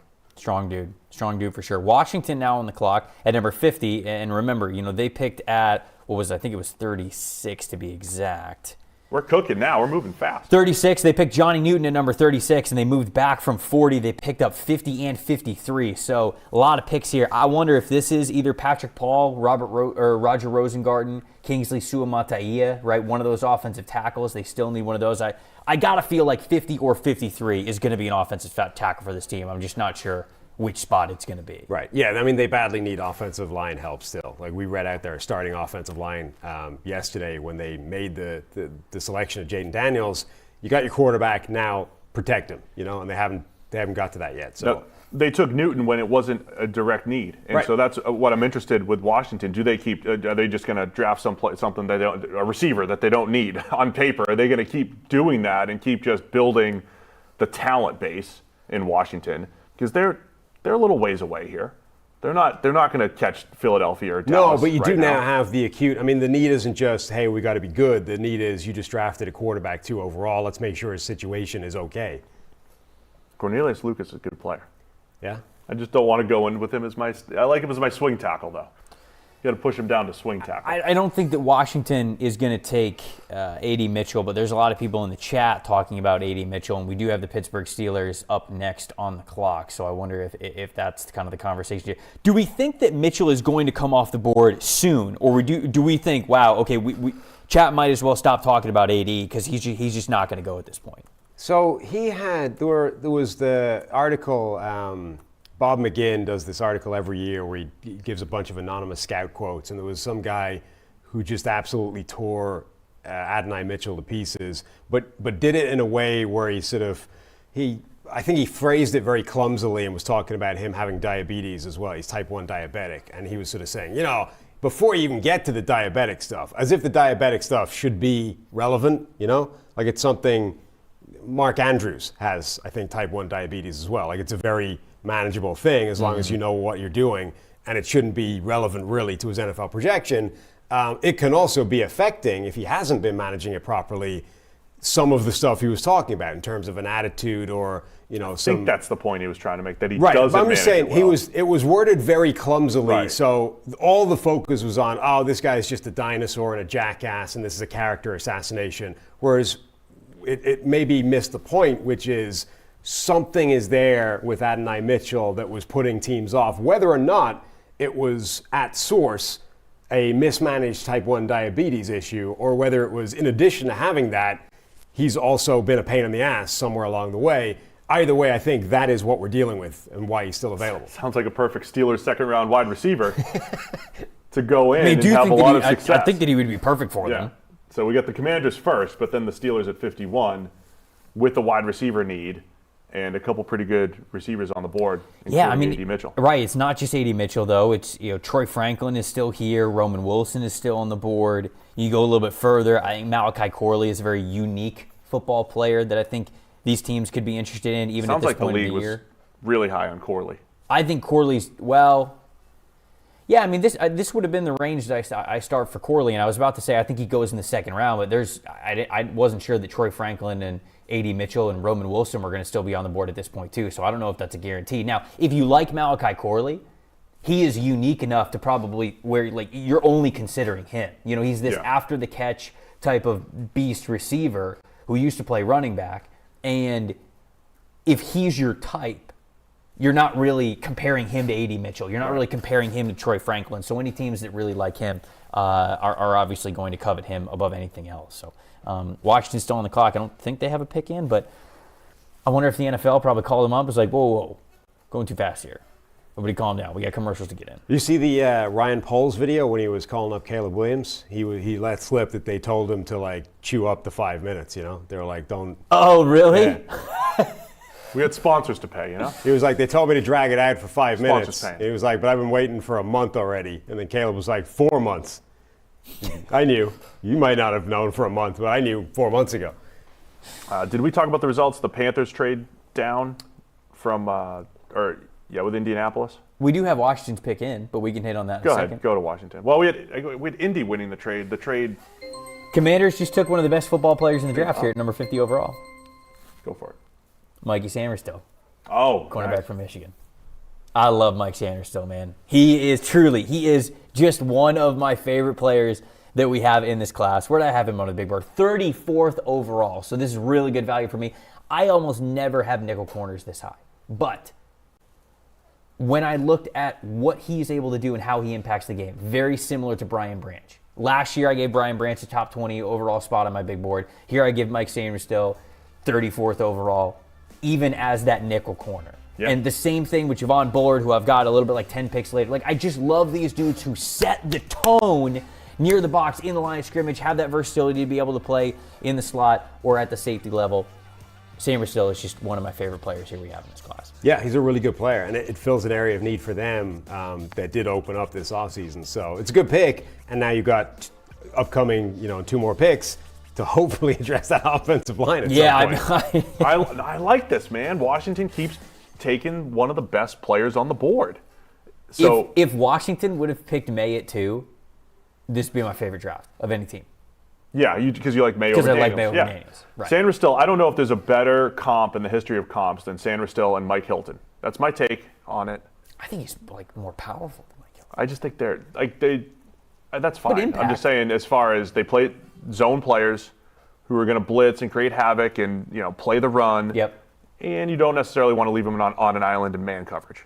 Ugly reps in man coverage. I think Sainristil is very much like Mike Hilton, former Pittsburgh Steeler, current Cincinnati Bengal. Do you want to get to the trades? The trade evaluation? Because we got the Pittsburgh Steelers on the clock, but we already kind of talked about the A.D. Mitchell thing. We said that Troy Franklin's on the board as well. They went Troy Fautanu in the first round, so they hit that offensive line. We think it's probably either going to be corner or wide receiver here for him. We had a little bit of that wide receiver conversation, but I think we had this flipped. I don't know. The trades? Yeah, because Carolina traded up. It says Indy wins. I don't know. We have it flipped in my. Let's not talk about it. Okay, all right. All right, we're not going to talk about it. We just talked about it, but we're not. We're just going to let the people know out there. We're not going to talk about it. We're not talking about it right now. I really like Sainristil though, and I like what Washington's doing. It's good. Just to put a bow on that. I do too. Hey, new ownership, new regime, new everything in Washington. But I think it's another. They had Jartavis Martin last year that they drafted to play to play in the slot. I think it's another non-need pick. So I'm generally going to lean toward the teams that do that and don't just say, hey, we need a tackle, we need this or that. Sort that out later. But keep taking the best players. Yeah, I mean, at some point, later is now, though. You draft a quarterback at 2 overall, you better put an offensive line in front of him that can protect him. Washington has 4 maybe players in that offensive line that are fine if they're your 4th or 5th best guy, but you can't have 4 of them at that level. Fair. I just don't know how many. I don't know how many starting tackles they're really finding at this point. I was going to say, do we think that trust. that's just a matter of like how many tackles they think are good that's right here? I mean, maybe we're but, overvaluing the offensive tackle class. Like, this is the problem with having needs like that in the draft, right? At some point, you box yourself into a corner and you just have to take a guy. Yeah, no. I mean, it's offensive line, so it's one of those premium positions. We will see if offensive line is the pick for the Washington Commanders. We got a quick commercial break. We'll see you guys at the other side of it. Hey, it's Chris Collinsworth here, reminding you that PFF is the home to football data analysis. Gain access to insights and tools trusted by all 32 NFL teams with PFF Plus, featuring the number one mock draft simulator in the game. You can draft all 3 days, make trades, get your mocks graded, and see how you rank against everybody else. We'll be rolling the mock draft sim over to 2025 NFL draft as soon as the 2024 draft ends, so you don't miss out on any of the action. Get ready to dominate your fantasy league this upcoming season with PFF's fantasy mock draft simulator as well, and live draft assistant. Use in-season betting tools to find the best player props, same game parlays, and matchups. Go to PFF.com or download the PFF app and use code 30MDS to get 30% off your PFF Plus annual subscription.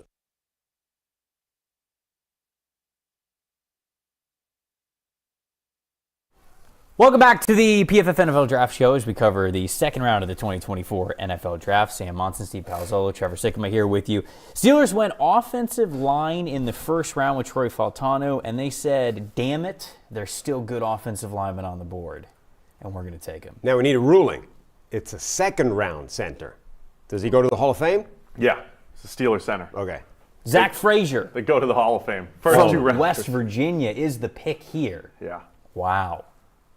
This is a Steelers draft right here. I mean, offensive look, linemen. you got to figure out what you have in Kenny Pick. Sorry, you got to figure out what you have in Russell Wilson, and obviously just try to put the best offensive line in front of him or Justin Fields or whoever's going to be quarterback next for the long term in Pittsburgh. But clearly, they wanted to upgrade the offensive line. They go Broderick Jones in the first round last year. They go Troy Fautanu to play left tackle, I assume. In the first round this year, and then you upgrade center as well. So they had huge needs on the offensive line, and they hit them with some really, really good football players here.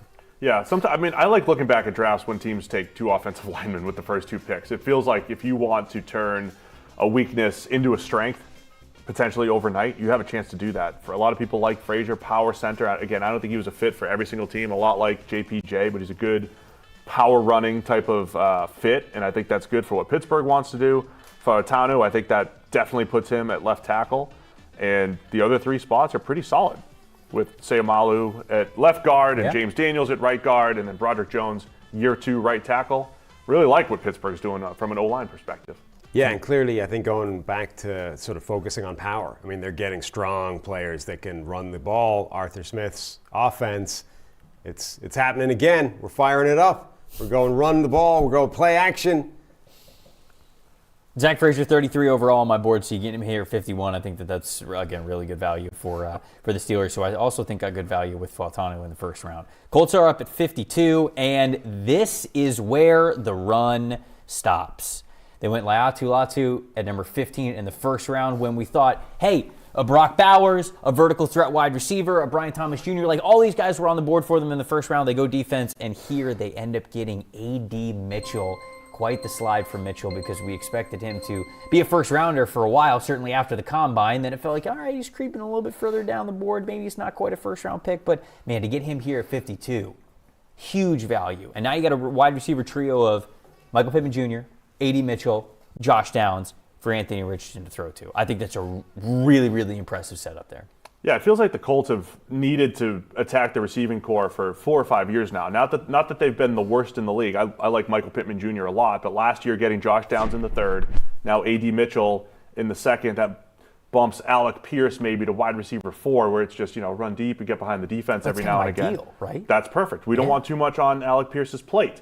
So A.D. Mitchell, I think he had that potential to be more of that high volume type of receiver versus some of the other guys. Some really slick route running. Sam, you liked him more than others too, right? I mean, a lot of people loved A.D. Mitchell. I have him as wide receiver 4. He's wide receiver 4 for me. Yeah, so we're pretty much liking this pick quite a bit, and the complement of him with Michael Pittman Jr., the weapons for Anthony Richardson looking good. Yeah, I had him as wide receiver 6, and I think his potential is sky high. I mean, he was another guy who was ridiculously good at the combine. I mean, Chris brought this up yesterday on the show. Like, his combine measurables were ridiculous. He was almost as fast as Brian Thomas Jr., whilst being effectively a bigger bodied guy, and the rest of his numbers were crazy as well. Vertical jump, broad jump, all those kinds of things.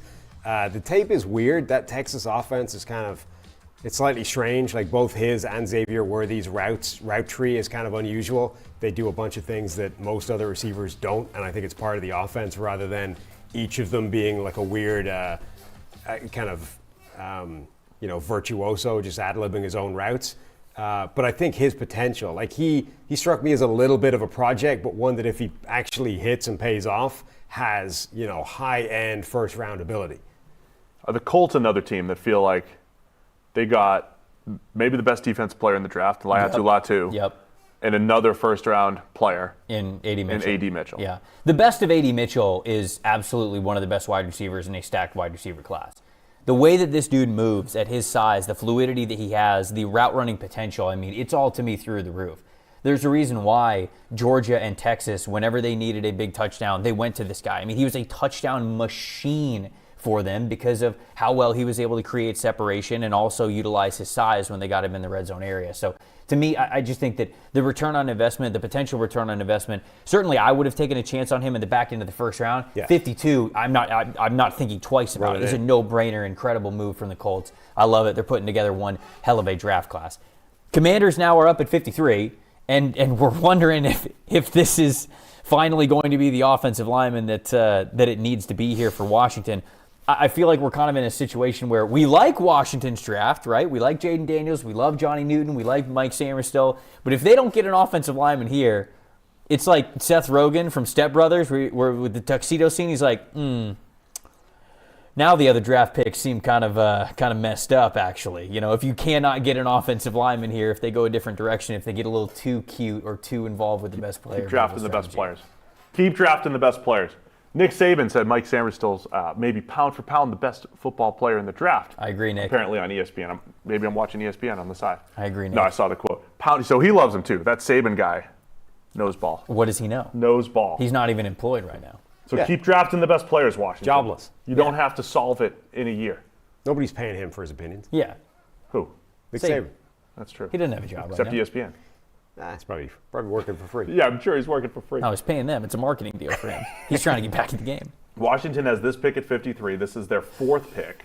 So I think and they pick again at 67. But I think there's offensive linemen that are valued at this point as well. I'm not even talking about Patrick reaching for massive areas of need that shouldn't be at this spot. We've got tackles, I think they're valued at this spot. There's interior linemen, I think, that are valued. Cooper Beebe, even though Trev hates him.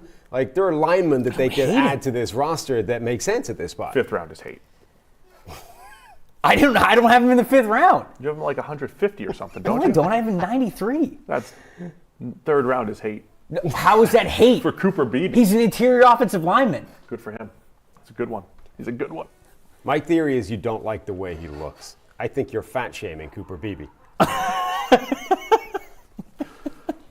I think what I don't like, I just said you can't teach girth like 20 minutes ago. It's not the 3rd round yet. 3rd round, we could loosen it up a little bit and go off the rails. But anyway, we'll talk about Cooper Beebe when he gets drafted in the next 10 picks here. I hope he gets picked right now. I hope we get immediately back into this conversation. Who's the best player for them to just take Troy Franklin? Yeah, don't like how he looks. Washington The arm Troy length. Franklin. The arm length. That just looks shorter because of his body. No, it's actually shorter. It's like second percentile. He played a whole season at left tackle and was productive. Because he stood in front of people in the Big 12. Yeah. Who's rushing him? Nobody. They don't rush at the Right. That's okay, though. Just saying. Shout out Cooper Beebe. I'm going to get a Cooper Beebe jersey the second that this draft is over. I can't wait till Washington takes the best player on the board right He's now. another Troy guy. Who is the? Okay, you think Another guy has shorter arms than I do. Who does? Cooper Beebe. That's what I'm saying. That's okay. You want to play left guard for Washington? Not a lot, no. Ooh, upside tight end I don't think that would go for well. Washington. A weapon for Jaden Daniels. Oh, is it Jatavian? Who is it? Ben Sinnott.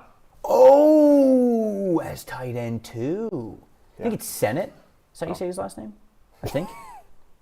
I don't know.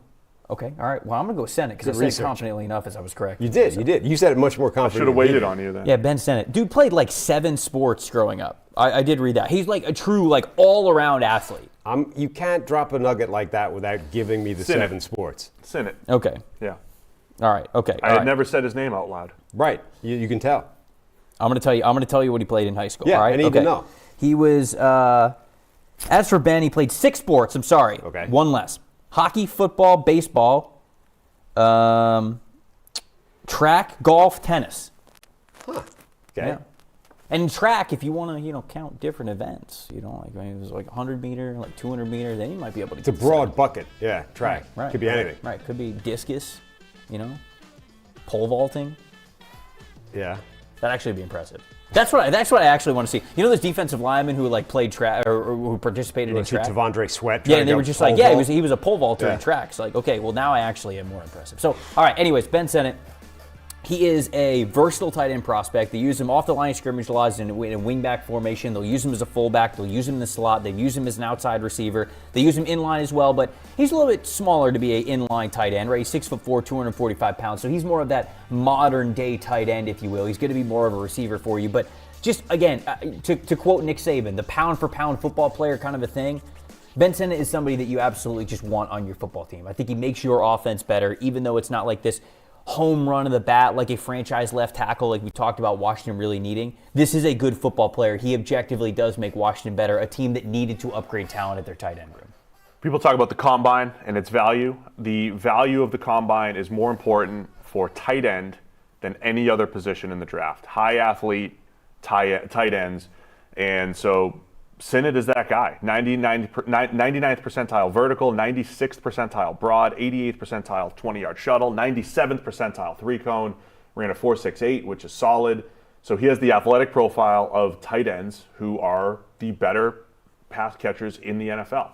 He is the type of guy that you want to take in round 2 or 3, where he is right now, and the type of guy that, because of that athletic profile, has a better NFL career than college career. Yeah, he has a lot of reps out there where he looks like a wide receiver. I mean, he moves around like a receiver. He looks like a large wide receiver as opposed to a tight end playing wide receiver and just being out in space.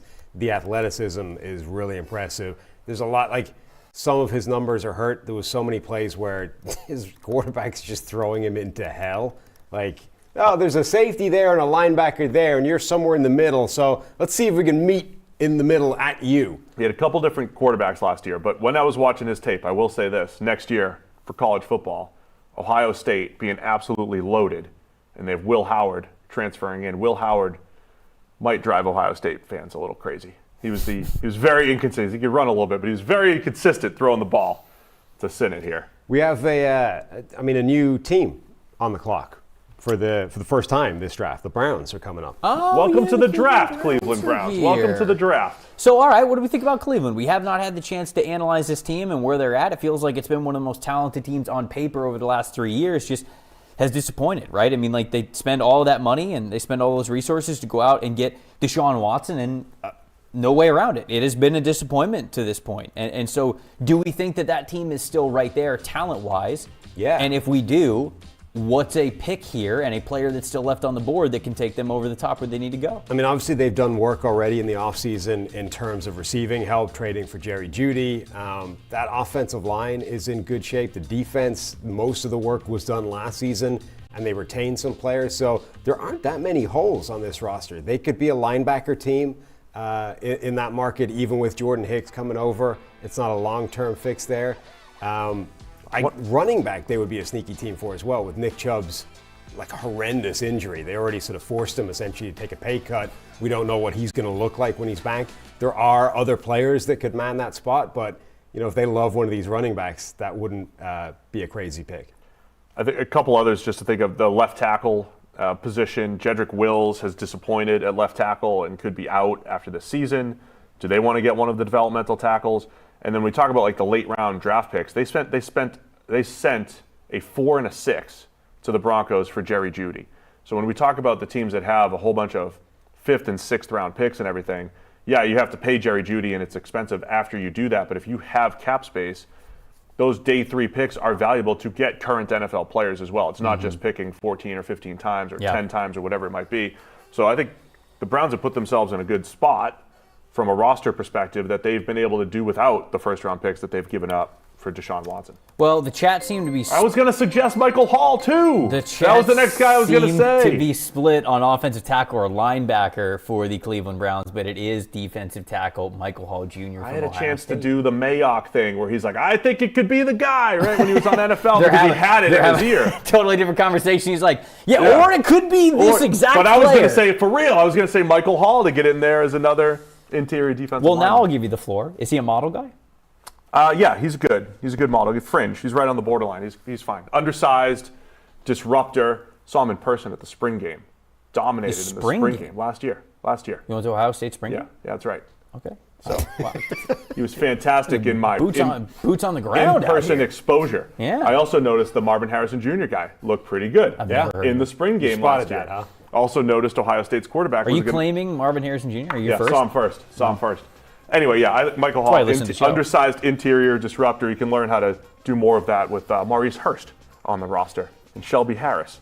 So I like it. More depth on the D-line for the Browns. He's another one of these players in this draft of which there seem to be millions that are kind of tweeners, way undersized interior guys or too big to play on the edge. Where would you just put him at 3-tech? Yeah, I think you have to. He played nose at times during the season, bulked up late, when he needed to. But I think he's your classic 3-tech disruptor. Yeah, defensive tackle at the next level. I mean, it is pretty much the Browns' MO, right? I mean, you look at their defensive line, and it's loaded. Zadarius Smith, Myles Garrett, Shelby Harris, Dalvin Tomlinson, Quentin Jefferson. You mentioned Mo Hurst as well. Like, they just want to stay really good at defensive line. Yeah. They want to continue to be one of the most aggressive defensive lines in the NFL. I think he gets knocked around a little bit inside. So I think it's just let him rush the passer. Even just year 1 and 2, get after the quarterback, be a disruptor. And remember, 2 years ago, the Browns had Myles Garrett, Jadeveon Clowney, nothing else, basically. And now a lot more consistency on that defensive line after adding Zadarius Smith last year, Obo Okoronkwo, and all the other guys you've been mentioning. No, they've done a good job. And in particular on the edge, they've added a load of talent. The interior is much better than it was, but it's still sort of a bunch of guys that, if they find somebody in Michael Hall, there's space for him to have a lot of snaps and be a significant part of it. Miami Dolphins are on the clock now at number 55. They go Chop Robinson in the first round. Who's the fastest guy remaining? Who is the fastest guy remaining? Let's see. Is Troy Franklin fast enough for them? No. Certainly not. Roman Wilson's faster. 4-4 flat doesn't cut it. So Roman plays Wilson. Faster, though. Plays faster. Tez Walker? Tez Walker, fast. Very fast. Jalen Wright, also very fast. And a running back. I'm literally Trey Benson. Trey Benson's fast. Yeah, this is our Dolphins analysis. Fastest. I mean, this is what they want. They want speed. They do want speed. We're giving the people what they want. I'm interested. Again, Troy Franklin keeps falling here. Cooper Beebe, Yeah, Cooper Beebe does not fit the Dolphins. Oh, so now he does. Now he doesn't fit. Now he's not a good pick. Mike McDaniel looks excited in the draft room. He looks extremely excited. He's got a sweet jacket on. Wide receiver 3, potentially, for the Dolphins. You think? Troy Franklin's are still out there. Got the pick in, and they do look pumped. Add another deep threat. It's that I thought Troy Franklin smile. I thought Xavier Worthy could have been their guy in the first round. I really did. I thought they were going to go after him. Kept him from the Chiefs. If they did. If only. And now the league has to be absolutely terrified of what Xavier Worthy is going to be on the Kansas City Chiefs. There's always that extra fear factor because it's the Chiefs. It's it's whatever you think of the player, you then add 35% to it because he's going to Kansas City. Right. And that's how scared you are. Yeah, no, I mean, it's absolutely true. It's absolutely true. We have the Dolphins pick in, so we'll figure it out what it is in a second. I don't know if Troy Franklin's going to be fast enough for them. He'd make a lot. I do like Troy Franklin in this offense, though, especially as that wide receiver 3. Now, they need I don't know if they want more, but Roman Wilson also makes a ton of sense, right? Because he's a smaller body. He can play in the slot. He'll give you some good blocking ability as well. You can have the flexibility to play Tyreek Hill and Jalen Waddle basically wherever you want on the outside. I feel like that becomes 3 really interchangeable fast wide receivers. So if you need that third wide receiver, I think that Roman Wilson does make a ton of sense. I don't know how much I would want Troy Franklin being in an offense predicated this heavily on timing. You know, he's got some routes that are a little bit more, more or less. You can't do that when Tua's putting the ball in the air, like when you're 16 yards away from it, expecting you to run into that specific patch of grass that he's lobbing it to. You're saying that he does not do that? No. You'd be worried about that? Sometimes, but sometimes he'll be, more or less there. And that doesn't cut it. There's another guy I was thinking of that could go there. Patrick Paul, the tackle from Houston, going to the Dolphins. Are you Mike Mayock in this right now? I was going to say, did you just Mike Mayock? Mayock in this right now? I'm reading the NFL TV. Oh, come on, play it off. Come on. It's real. No, just do the Mayock thing. Yeah. I'll do it next time. Okay. I think it could be the Houston tackle, guys. It's offensive tackle. Let's go to the commissioner. It's offensive tackle Patrick Paul from Houston. Sorry, my earpiece is on this side. How do we feel about Patrick Paul? I had him outside of my top 100. I think he was 101 for me. Not the biggest fan. But he's huge. He brings you really big size, and it very clearly, this is what the Dolphins love to do. They just like to pick these outlier guys with either athletic ability or size. They just want these types of players on their team.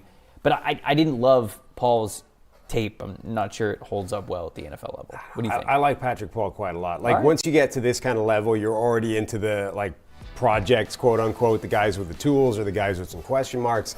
The guy that I would take the gamble on in this draft is Patrick Paul. He's got multiple seasons of really high level PFF pass blocking grades. Guy gave up 9 total pressures all last season, 1 sack in each of the last 2 years. He's got the size, the frame, the movement skills. I think he could be a really high level player. And another fit where, a couple of those guys went yesterday in round 1 where they don't need him to play right away. They probably will at some point in year 1 because Teron Armstead is basically, the equivalent of Tyron Smith in terms of you got to factor in 25% of the season that he's going to miss. So he probably plays year 1, but not starts. Yeah, I think he's got some developing to do, long and lean, but he's got the frame to develop, the length to recover pretty well in pass protection.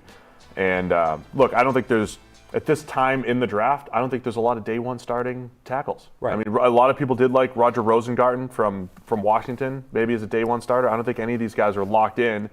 To me, they're all developmental at this point. And now Paul gets to go back up Teron Armstead at left tackle, and that's a pretty good spot. 68 on the consensus board, so a little bit of a reach relative to that, but I think it's in the range that he belongs in.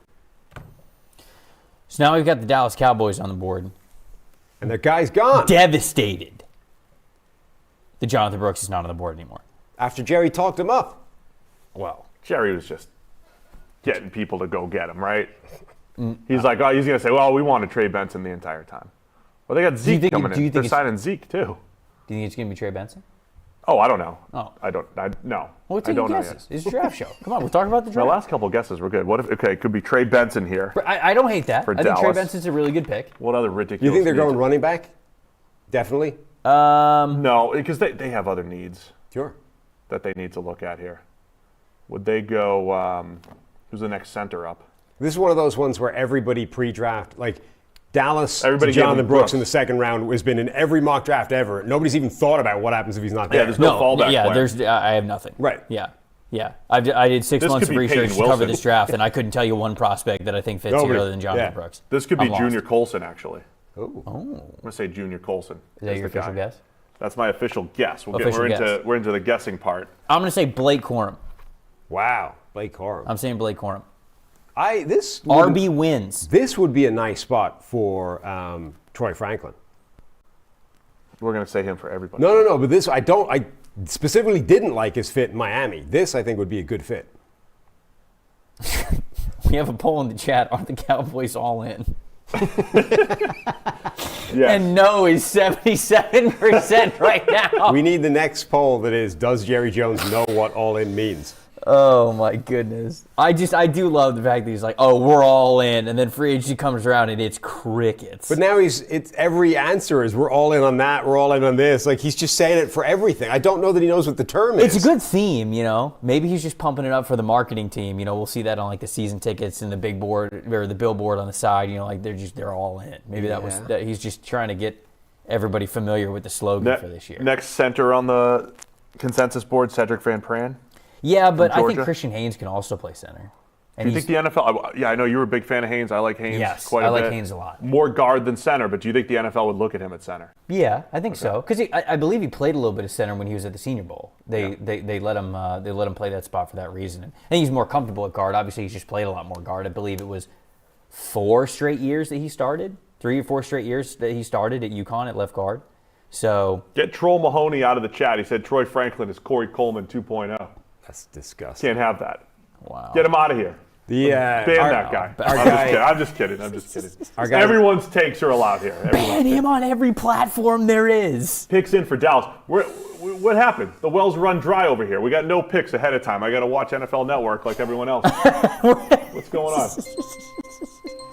Somebody get me my picks ahead of time. What am I, just a common man watching the draft like everybody else? Did I guess it right? How bad could it be? Yeah, no, we got to... Mike, in my ear? What you got?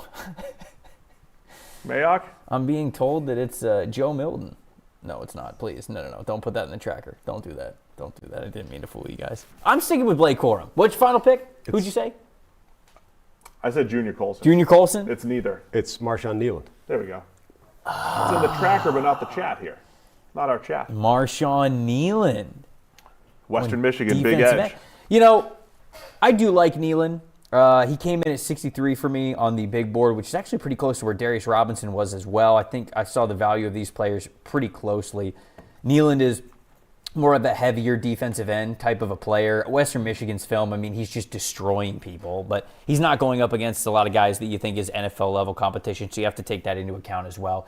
He loves just go straight at you, right? Like, I think him and Braylon Trice, very similar types of players where they create a lot of pressure simply because they are overwhelming you with speed to power and bull rushes. And just there's just not a lot of guys that can handle his power at that level. Kind of felt like he was just a run through your chest type of a pass rusher.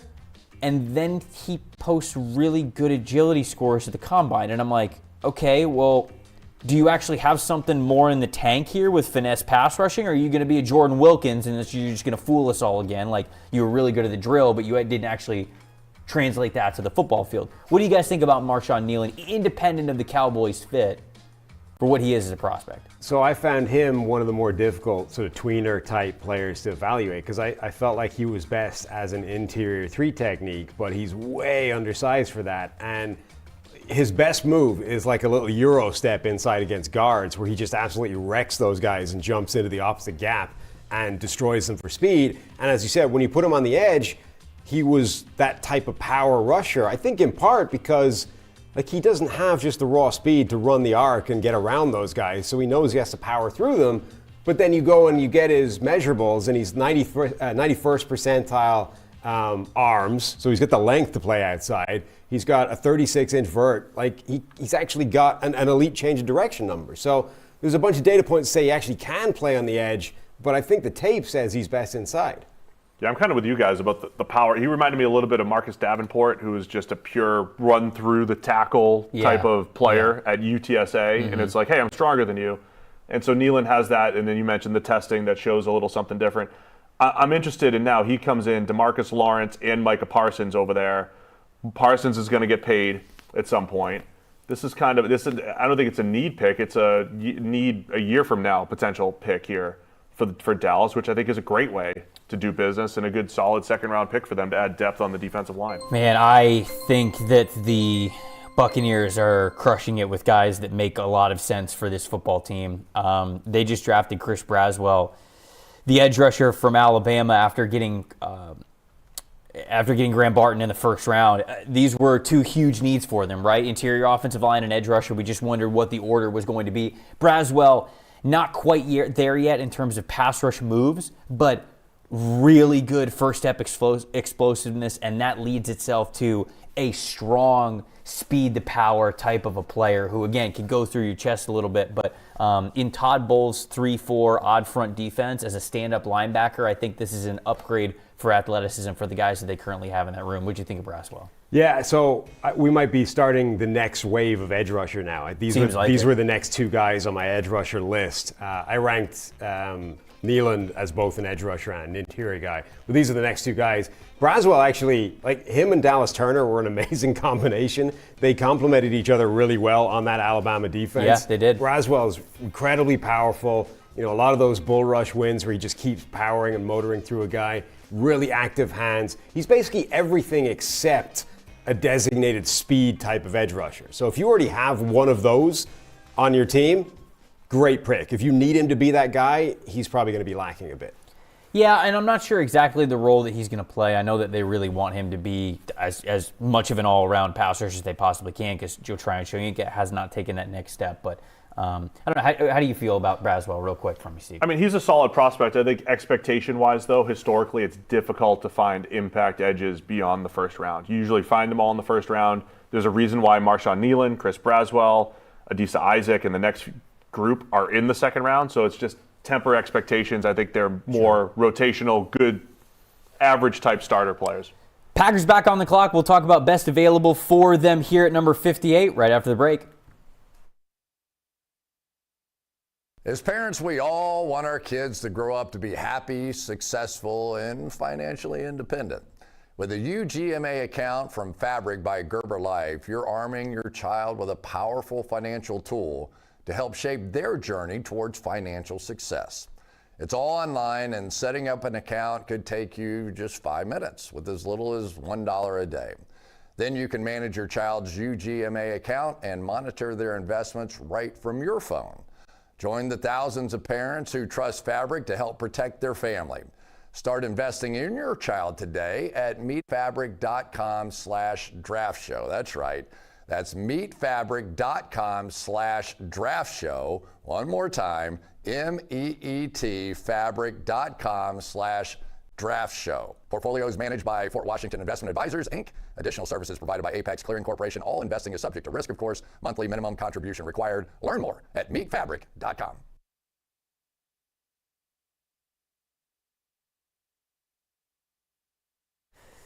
Thanks, Chris. Back here on the PFF NFL Draft Show covering the 2024 NFL Draft. The Packers. I'm glad Chris is working tonight, too. He's with us here. It's great. I appreciate having him. He's in the other room. We just threw it to him. That's how we're utilizing him here on day 2 of the draft. With a big balloon of helium. Just for the second half of the ad read, though. Packers were on the clock right before we went to break there. And now they're no longer on the clock because they have selected nickel defender / safety Javon Bullard. And I told you guys this was somebody who I loved, very close to where Sanders still was. I had Bullard 47th overall on my big board. The Packers get him at 58. And again, I absolutely love it. A dog of a player. Xavier McKinney can play free safety for you. Javon Bullard can play strong safety. When you need to kick Jair Alexander out to the outside, Javon Bullard can come down and he can play nickel. I truly love it. I love Javon Bullard as a football player. I love that versatility. You don't get on the field as a sophomore at Georgia with those defenses unless you are a, full pun intended, dog. And that is exactly what Javon Bullard is. It's what he was his sophomore, junior year as a starter there. I love Bullard, but what do you think about the fit here with him at 58 to the Green Bay Packers? Yeah, so he's like a kind of tweener nickel safety type of player, whether it's Brian Branch, who ended up becoming just a full-time slot corner, or whether it's a safety that plays like over the slot in off coverage. He was at his best either playing that deep off coverage against slot players or playing that kind of robber role where he's drops down, sort of plays in the half space, keeping an eye on the short routes underneath or stuff coming over the top of him. And I thought George actually played really well to that skill set. Let him do that. You reminded me a bit of Micah Hyde in terms of that type of role. It's interesting as a landing spot for Green Bay because obviously you've got Keyshawn Nixon, who I think is a really good slot corner. And then you have that Xavier McKinney as a free safety guy. So maybe he doesn't get as many of the nickel opportunities that he might have had in some other teams, and he just becomes that kind of complementary strong safety. Yeah, I mean, a lot of people had Cooper DeJean as the guy that the Right. Packers would take in the first round as a hybrid. He can play some nickel, play some safety. Bullard's a similar type of player. And yeah, I agree with you guys. I loved watching him play. He flies downhill. He's got those plays as like a downhill attacking missile from the safety position. Works the run game pretty well. Knows how to leverage in the run game. He had one of the highest run stop percentages we've seen for safety. So he makes a lot of plays in and around the line of scrimmage. And to your point, I think that the Packers, a lot of teams are going to more interchangeable safety looks. The Packers are going more, we want a free, we want a strong, and yeah, I think he fits more in that strong safety role. So we got the Houston Texans on the clock, and their pick is in. They went with Kamari Lassiter, the corner from Georgia at number 42. Here they go Blake Fisher, the offensive tackle from Notre Dame at number 59. So Blake Fisher off the board before Roger Rosengarten and also Kingsley Suamataia here. I'm not too surprised by this. I'm really not. You know, when I watched Blake Fisher before the declaration date came of like guys that can declare for the draft, I was like, you know, he's actually good enough to where if he declares, I genuinely think he's a day 2 pick. So this isn't really surprising me too much. I felt like late second, early third round was right on point for where Blake Fisher was going to go.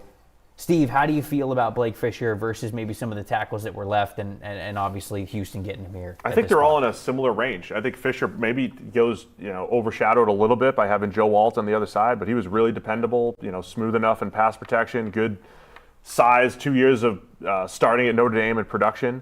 And again, like I said, with edge rushers, I think you temper expectations a little bit. I think all of the guys here are some level of developmental and not necessarily day 1 starters, but I think the Texans also just needed some offensive line depth, and Fisher fits the bill pretty well. Yeah, and right tackle in particular. Like Titus Howard is a guy who I think divided opinions quite a lot. Texans were put with right tackles at various points in the draft.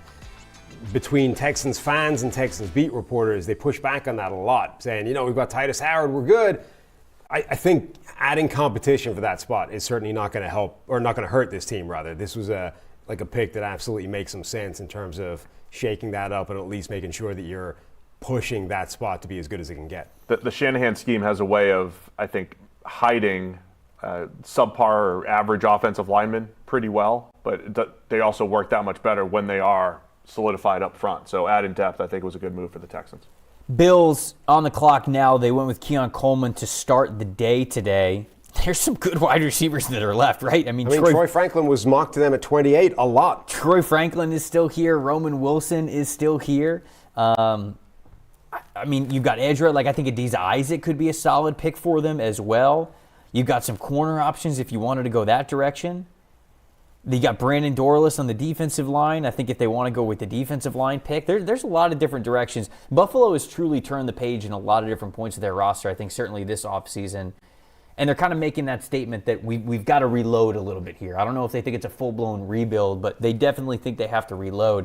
Would they double dip at wide receiver? I think they should. I tweeted this, a month or so ago. Whenever they traded Stephon Diggs, they have 10 or 11 picks at this point. 3 of them should go on wide receivers, right? Just make sure that one of the guys you're coming out of this draft with is going to make a day 1 impact. It doesn't necessarily mean it's going to be the first one you draft. It could be the second or the third. So I think that's absolutely in play, and has only become more in play by the way they've sort of consciously, taken a step back from the receivers when they've been there on the board and traded down instead. So do you agree? Yeah, and what you had said too is the conscious decision to essentially say, okay, we're not going to squeeze every last dollar out of all the veterans. We have to move on from several starters and replace them. And now they've got this high volume draft to not just attack receiver, Sam, it's other positions too.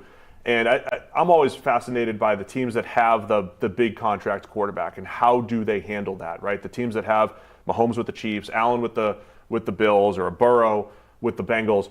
How do you build that roster? Because you can't have 5 other guys that are making $20 million or more. So where are you cheap?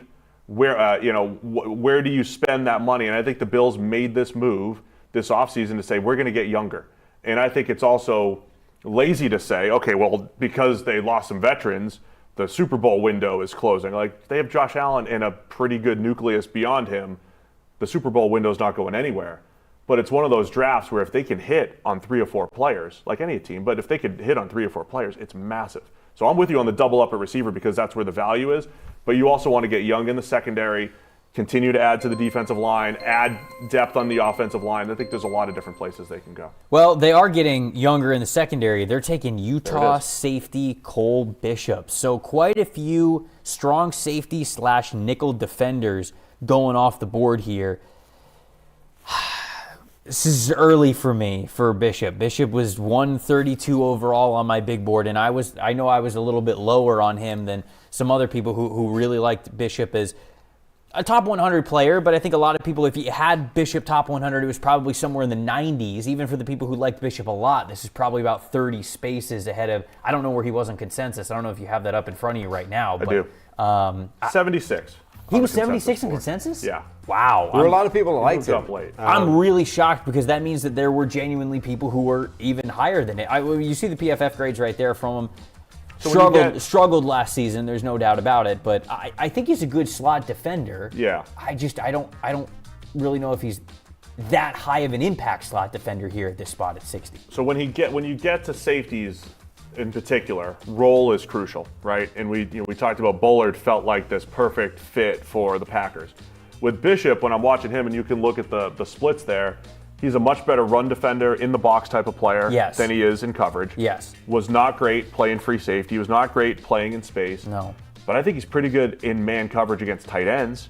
And I'm not saying you spend pick 60 on something very specific like, hey, go cover Travis Kelce, who might only be in the league for another year. But I do think that specifically, he reminded me, Cole Bishop, a lot of Kenny Vaccaro, who spent his whole NFL career being a box defender, pretty good against the run, questionable in coverage, even though he was supposed to be a really versatile coverage defender. I think that's Bishop's skill set. So to me, it's about the role, keeping him in and around the line of scrimmage, covering tight ends. I think he does have that athletic ability to contribute that way. And I do think what you like about him, and I'm looking at my strengths and weaknesses that I have in the draft guide, some of the weaknesses I say, he gets trigger happy at times coming downhill. He gets a little bit over aggressive. It'll leave him open for double moves, fakes, over pursuing, things like that. But he does play with his hair on fire, right? I mean, like, he is a high motor type of a player, and I can see why a Sean McDermott might look at him and be like, okay, I'll coach him to be more patient.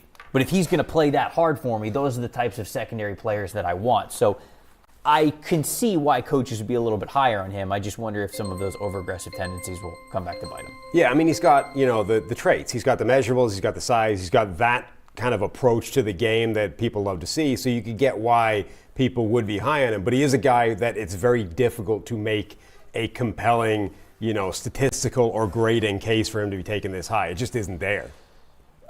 The Detroit Lions are making sure that corner is not an issue for this team this season because they re-signed Emmanuel Mosley, they traded for Carlton Davis, they signed Amik Robertson, they drafted Brian Branch high last year, they traded up for Terrion Arnold, and now they have drafted Ennis Rakestraw Jr. here at the back end of the second round.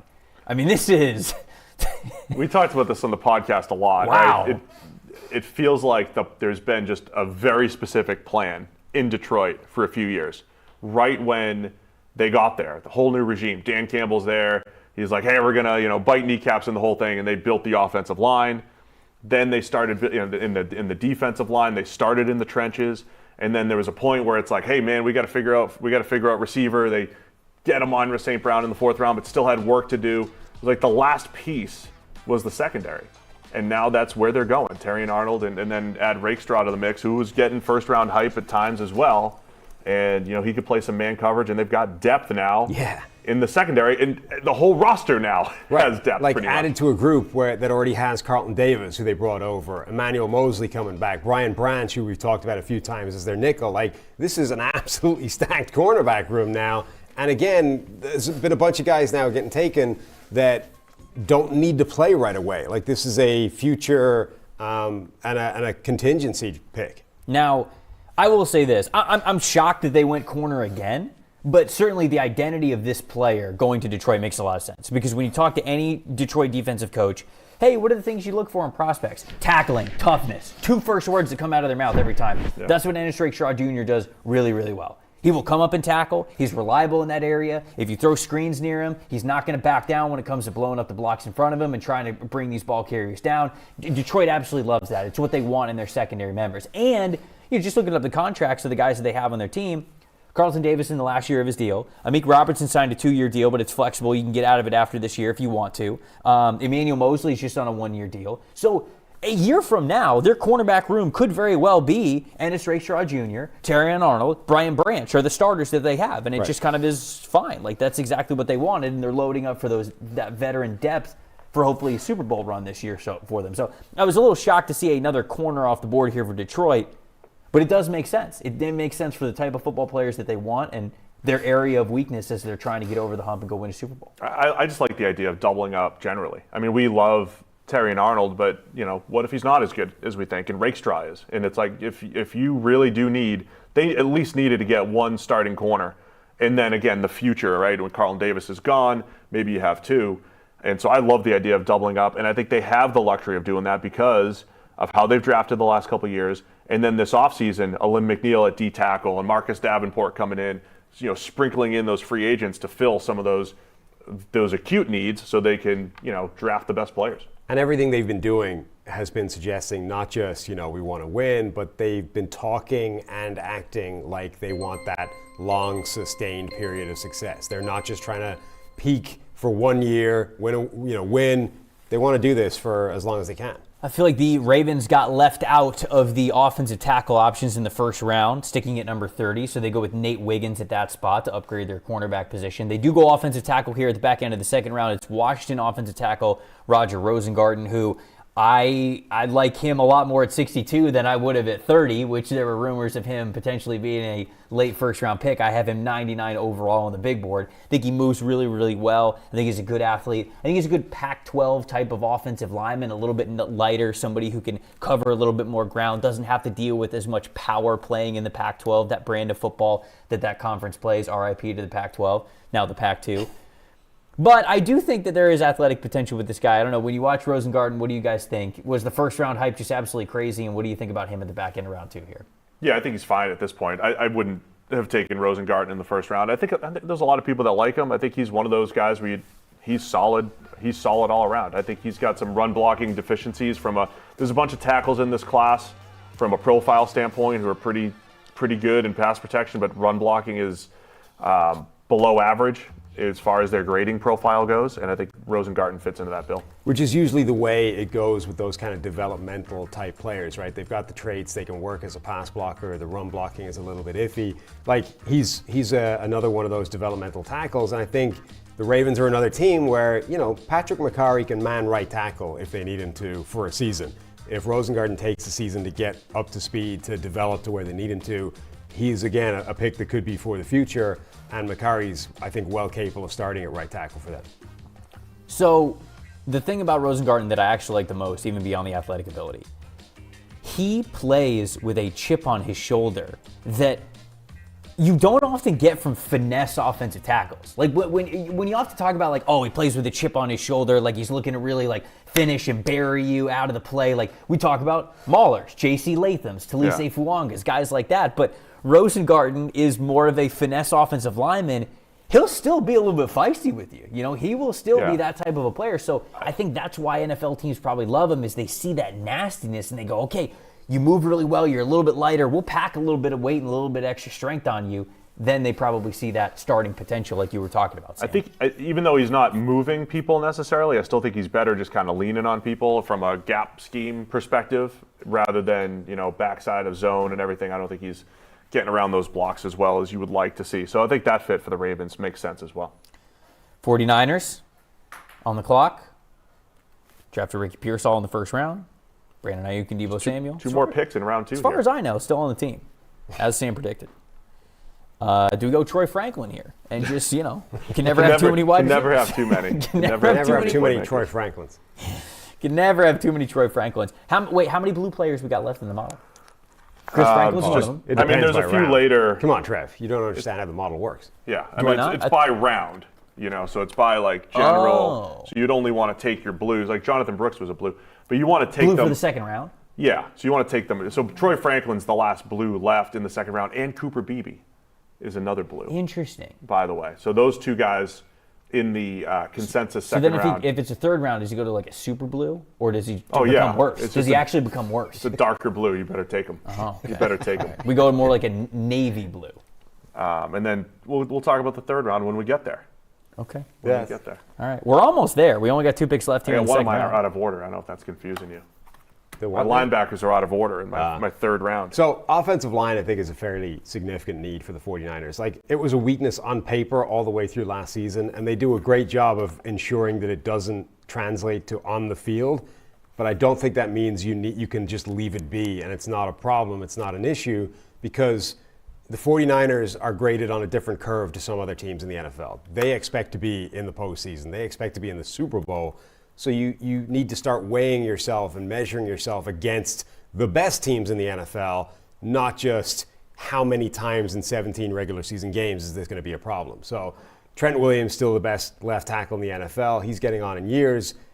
Any of the other 4 positions could be upgraded upon if they find the right guy. It might be more fun if I just start reading out model comps for you, like which guys were similar in the model. So like Roger Rosengarten, you have Tyson Braylo. Is a similar guy. How's Absolutely, that makes sense. I'm just this is not a style comp. It's just a pure model production. Like everything rolled into one comp. Chiefs traded up 1 spot, Oh, I boy. think. I think they just traded with the 49ers. They coming to get Kingsley. They coming to get their A tackle. little 64 to 63, a little pick swap here. Super Bowl rivals are just trading with the Chiefs all the way through the draft. Is that what's I happening? hate this, man. Just nobody should trade with the Chiefs. And look who they've got. Again, when Brett Veach calls you, he's like, "Hey, we want to move up to your spot." We're gonna be like, "No, no, no, Traded no, up no." for Kingsley. They traded up for BYU. There we go. Kingsley Next- Suamataia, the Next offensive year, tackle from BYU. It's going to be Mahomes to Xavier Worthy, game-winning touchdown against the Bills in the AFC Championship, and then Kingsley, game-winning Shutting down Nick block. Bosa in the Super Bowl. Yeah, against the Niners. So Suamataia, we talked about him as a potential first-rounder. Former 5-star guy, was initially at Oregon, transfers back to BYU, plays right tackle for the first year that he was at BYU, then plays left tackle this past year. So he's got that versatility on both sides of the offensive line. He, in a similar way that we talked about Tyler Guyton, is raw in how he plays the game, right? For both of those guys, I talked about it throughout the process like this. They're kind of more just shovers, right? They want to use their great athletic ability to stand in front of you, but then when guys attack them, they just want to push them as hard as they can away from them. They're not really, let me get my hands inside underneath the pads and like Graham Barton does, I'm going to lock you up and I'm not letting go. That's not really how they play the game right now. They could develop to get to that point, but that's what worried me so much about Kingsley being a first-round pick, because if you're a first-round pick, you're probably expected to start pretty early in your career. And now we're in a situation where, sure, if he wins the job, it's great, but you've got a little bit of a flexibility here with him being a late second-round pick instead of a first-round pick. So I like the Chiefs' haul so far with Xavier Worthy and Suamataia. What do you guys think? No, it's definitely good at this point in the draft.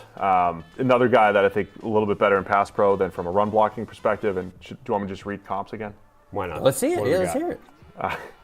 Chaz Green, Rashad Hill, Greg Little, Nice. Mekhi Becton. These guys are low. These are 49th percentile-ish guys. These are high 40th percentile guys. When you say 40th percentile, what do you mean? Like that make it? So Like everybody gets a success? score of basically 0 to 100. So like it's essentially like a success So he's rate a 49. kind of thing? Yeah. So coin flip, it's not good. whether he'll be good or It's not. not good generally.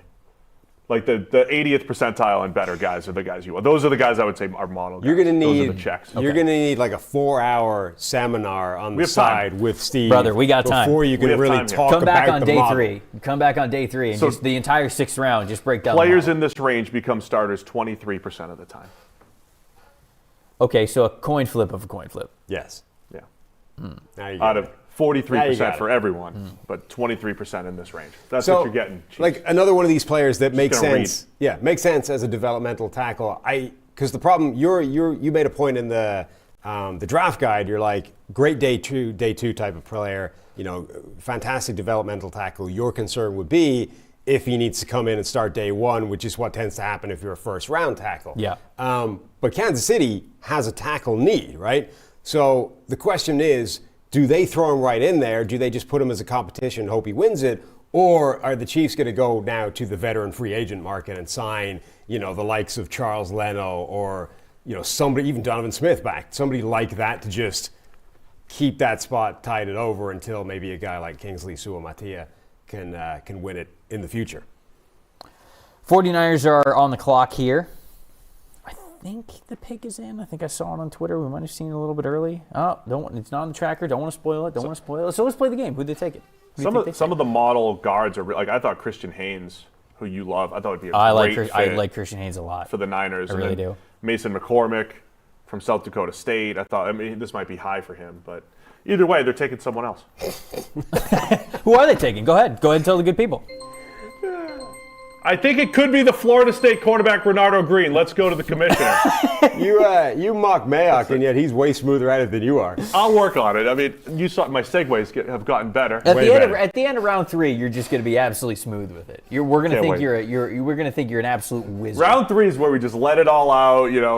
Take the ties off and relax. Round 3, you're going to have this phenomenal, seamless transition between the developmental tackle and a random cornerback. One more pick of serious analysis here, and then we're going to get into a round 3 mode, and we're just going to really let loose. So Renardo Green, really good, I think, draft season. Really good final year this past year. Mm-hmm. True man coverage corner. That's just what he does. They line him up in press man coverage. He plays most of his assignments in press man coverage, and that's what he's going to do. He was able to play that at the Shrine Bowl. He had a lot of success doing that. I believe he had a pretty good combine week. So what do you think about that? Well, so just to back you up in those with some data, 90 grade in man coverage, 68.1 PFF grade in zone coverage. Yeah. You're right. He is a man cover corner. He was able to give as good as he got against Malik Neighbors. This route running savant, the guy that people are talking about as this incredible uncoverable receiver. Green was able to go one-on-one with him and do a really good job. And even he gave up a touchdown where he was absolutely locked in on Malik Neighbors, and Neighbors made one of the freakiest adjustments to get his feet in for a touchdown that you're going to see. So.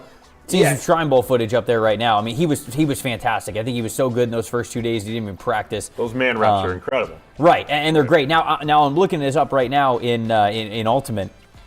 The 49ers only played the 18th most snaps of man coverage schemes. However, they did play the 6th most amount of press coverage plays on the defensive side of the ball last year. So this is a stylistic fit if you're going to continue to play more press coverage, because that is what Renardo Green does very, very well. So even if it might not be pure man coverage reps, you can get him up in press, and especially if you're playing man match, zone principle, you're going to be able to get the most out of that as long as you are playing press coverage, because that's very clearly where he is comfortable. I was impressed by Green and everything you guys said, the man coverage, the movement skills. I thought he was going to go in the 3rd. Is a little bit high from a consensus board standpoint, but I think it makes sense. Model comps. We got some good ones in here. Deron Bland. Okay. And a couple nickels. All right. Bryce Callahan. He's close to Sandra still from just pure percentile standpoint. Steven Nelson has had a really nice NFL career. And then guys like Kobe Bryant, Trevor Williams. So there's some good, some bad, but that's a good comp group there. Do we have a favorite pick of round 2, fellas? Oh, round 2 in the books. I should have prepped you with that a little bit sooner. Not to put you on the spot there. But we're about to get into round 3. I'll list a couple of. I don't remember what just happened. I'll list a couple of teams. We got the Carolina Panthers on the clock first to kick things off. Then it's the Arizona Cardinals again, Washington Commanders, New England Patriots, Los Angeles Chargers. A lot of the familiar faces that we had at the top of the draft in the first round and at the top of the second round here. You guys can see on the left side of the screen the best available. Troy Franklin is still there. Need to get that guy off the board. I think he's way too talented to be waiting here. We do have a trade. The New York Jets have traded up with the Carolina Panthers. Carolina's doing some wheeling and dealing out here. So, okay, before we get to the Jets pick, favorites? I will go with Javon Bullard to the Green Bay Packers. I think that's a great one. Man, I was going to say Edgerrin Cooper to the Green Bay Packers. Wow, Packers just absolutely fleece in the second round, according to you guys. Those are both really good picks. And I was going to say that, and then I had one other. Colts getting Adonai Mitchell is huge for me. Yeah, Colts getting Adonai Mitchell is amazing. I didn't pick that one specifically because I'm just not sure what prompted the fall. If it's something that we don't know. That's fair. It might not be as good as it looks. I'll give you another one. I love Tyler Nubin to the Giants. I think that's a really great pairing, especially after losing Xavier McKinney. You need a really good playmaking safety back there. And then the Bengals getting Chris Jenkins Jr. to pair with. I was going to say Chris Jenkins as well. Amarius Mims. I think that those are. Let me throw in Jackson Powers Johnson to the Raiders. Good. All right. Yeah. Like salute to Austin Gale, who I don't think is in the chat anymore. He's probably out absolutely slamming now he's gears. Working. He's now that, now that Jackson Powers Johnson is. What's your least favorite pick? Mason Smith to the Jags. Yeah, I mean. The Jags have the biggest, maybe the the most boomer bust So draft. that's your one. I already know what his least favorite pick is. What? Cole Bishop. Bishop? Yeah. Yeah, versus my big board, it has to be. You know? Because me and Steve, well, certainly me, the big goofy and the grouch, right? That's our shtick in the podcast now. So never had too many problems coming up with the negative, right? You though, Mr. like chirpy optimism, you find a player, it's like, oh, I hate that pick. You trying to tap dance around, like articulating why it stinks it's great entertainment. I like that. Yeah, because here's the thing. At the end of the day, it is a coin flip with a lot of these guys, right? That's what the draft is. Whether you're picking 1 overall or whether you pick it in the 200s, guys can work out for whatever you need them to work out with. And so I see worlds where, all right, I get what you're seeing in this guy. I just wouldn't have picked him this high is all that I'm saying for some of these guys. But yeah, I think Cole Bishop, who's 130. Wow, Jets, wide receiver, Malachi Corley. Off the board here to start round 3. How do you feel about Corley? Because he's a very unique wide receiver. He's not that traditional guy. He's still not a very nuanced route runner, but goddamn, this guy. He's your yak guy. I mean, he's really great yards after the catch. You're gonna put him in space, and now you're thinking about him in the Jets offense, right? Just the Jets, right? That traded up. Yeah, this is the that Jets. are gonna complement Mike Williams and Garrett Wilson, and getting the ball in his hands. He trucks the dude at Ohio State in like week 2 or whatever it was, and I think from that point on, people are like, yeah, get the ball in his hands. Yeah, it's a pick where I love the situation and the fit more than the player himself. I think he might be a little bit overrated, certainly relative to what some people were talking about. He's not the next Debo, but if you want to put him in that type of role, it's a skill set that doesn't exist anywhere else in this Jets offense. Cardinals back on the clock. We're going to analyze the picks that they have already made and some of the options that they've got coming up with the best available right after the break.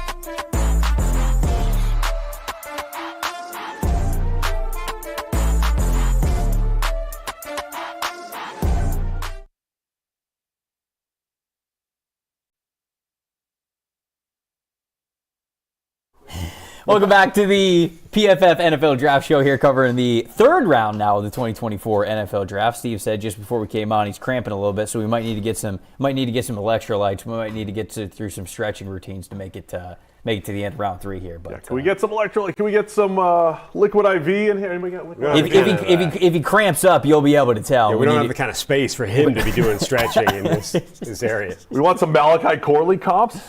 Yes, let's get some Malachi Corley right before we went to break, just picked by the New York Jets. You guys can see some of the PFF data here from the 2023 season on the screen. All right. Damn, look at those screen yards. Look at those screen catches. Second in the FBS, first in the FBS. I mean, very clearly, Western Kentucky. All they did was throw him screens. It's as if he was a former running back. Well, then I was thinking, like how often did they put him at running back? And they did a little bit. And then I was thinking, are the Niners going to take him? Obviously, they didn't, but. Was he the next Deebo Samuel, Steve? Richie James, John Mechie, Andy Isabella, some comps from the model, not stylistically, just production. Xavier Hutchinson, Alec Pierce. Actually, but then Nico Collins and Rashee Rice. I don't. In there as well. Okay, the Rashee Rice one actually makes sense because we talked about Rashee Rice last year. Like, he has to totally revamp who he was as a receiver, and the Chiefs absolutely allowed him to do that. And so he became this big yards after catch guy. So actually, I like the Rashee Rice comp there for stylists. Shout out to everyone, the people cutting our Senior Bowl footage, and nice little addition here. Seeing some reps. So we didn't track our earlier question, which is, do we get a second running back in the second round? We do not, but we get one right at the top of the third round. Go ahead, say it. You're on a roll. Arizona Cardinals have selected Florida State running back Trey Benson. The most athletic running back in the draft? Him or Ja'Lynn, right? Like the best composite of athleticism, right? Yeah. The size, these prototypical size, speed, weight, all those things. I have a haiku. You do? For Trey Benson. Yes. That I unveiled on the podcast. I feel like it might be time. It is round 3 after all. Can't arm tackle him. Nimble, but he's powerful. Second back off the board. And he was! No, second back off board. Because I got to get the syllables right. And he was. See? That's scouting right there. How's that? Add that to the draft guide. Isn't this the snaps? Don't you give people snaps for like poetry and stuff like that? That's what I'm trying Second to say. back. It's round 3, baby. Let's have some fun. Second back taken. Trey Benson. So Trey Benson was RB1. Second back off board. Yeah, Off board. second back taken is also 2 syllables and makes sense with English. Yeah. Oh, you think that's better? I just think that's an English sentence. You just have to pause a little bit more. All right. Second back. I'll run my haikus taken. by you next time. Thank you. Yeah. I had Trey Benson RB1 going into the season because of that athletic ability. His forced missed tackles per attempt, which is a great stat that we have at PFF to try to separate running backs from their offensive line, right? That's always the tricky question. Okay, you're very productive. Is it just because you're a product of the offensive line in front of you, or are you a really good running back that you could have success in any kind of system behind any kind of offensive line? When we try to separate those two, forced missed tackles per attempt is a stable metric that we use to evaluate that. He had an extremely high missed tackles forced per reception or per carry average in 2022. I mean, it was 0.52. So every other carry, he was forcing a missed tackle, which that's a better rate than Javonte Williams, than Trevor Etienne, than Bijan Robinson, some of the highest that we have recorded that have come through over the last couple of years. So I really liked him in that regard. But then I watched him this past year, and yes, the athletic ability is still there. He can make guys miss. He can run through arm tackles. I didn't think that he was a super great creator when it came to vision beyond just that athletic ability. And when he gets to the NFL level, everybody's athletic. So it's sort of tough to really continue to stand out there. But I do still think that he should have been somewhere as like a mid-round pick here in the 3rd round. I do think it makes sense. So what do you guys think of Trey Benson? Where was he on your running back rankings? I had him as my 3rd running back. I liked him. I think this class is better than a lot of other people do. And I think Trey Benson is kind of emblematic of that, where he's a good running back. Like, he's prototypical size. He's probably the most prototypical of these running backs. 6'1", 220 pounds, fast. I thought he had a really good feel for north-south cuts in particular. Once he found a crease, he would hit it, and then is good at finding space at the 2nd level as well. He's got a good top gear, which is not that common in this draft class. That's the one sort of weakness that you tend to find yourself writing down over and over again this year, is these guys don't have that top end. He actually does have it. He wasn't used a lot as a receiver, which is obviously a big part of being a running back in today's NFL. But there's some big boy catches on his tape. Like, he makes some spectacular plays as a receiver, even if he didn't have that big of a workload there. So, I mean, I think he's a 2nd round caliber type of back. So this is good value, in my opinion. Yeah, I like Benson. The pass game stuff that you mentioned, you don't get a ton of good receiving reps for a lot of college backs. So seeing a guy do something once or twice, the back shoulder, it shows, hey, go on. Yeah. Right, can you do something more? And I was intrigued by that by Benson. So we have the noise in our ear that I think another pick has been made, but I don't see it. It is on the tracker. It is Washington finally gets their offensive tackle, and it's one that I do really like.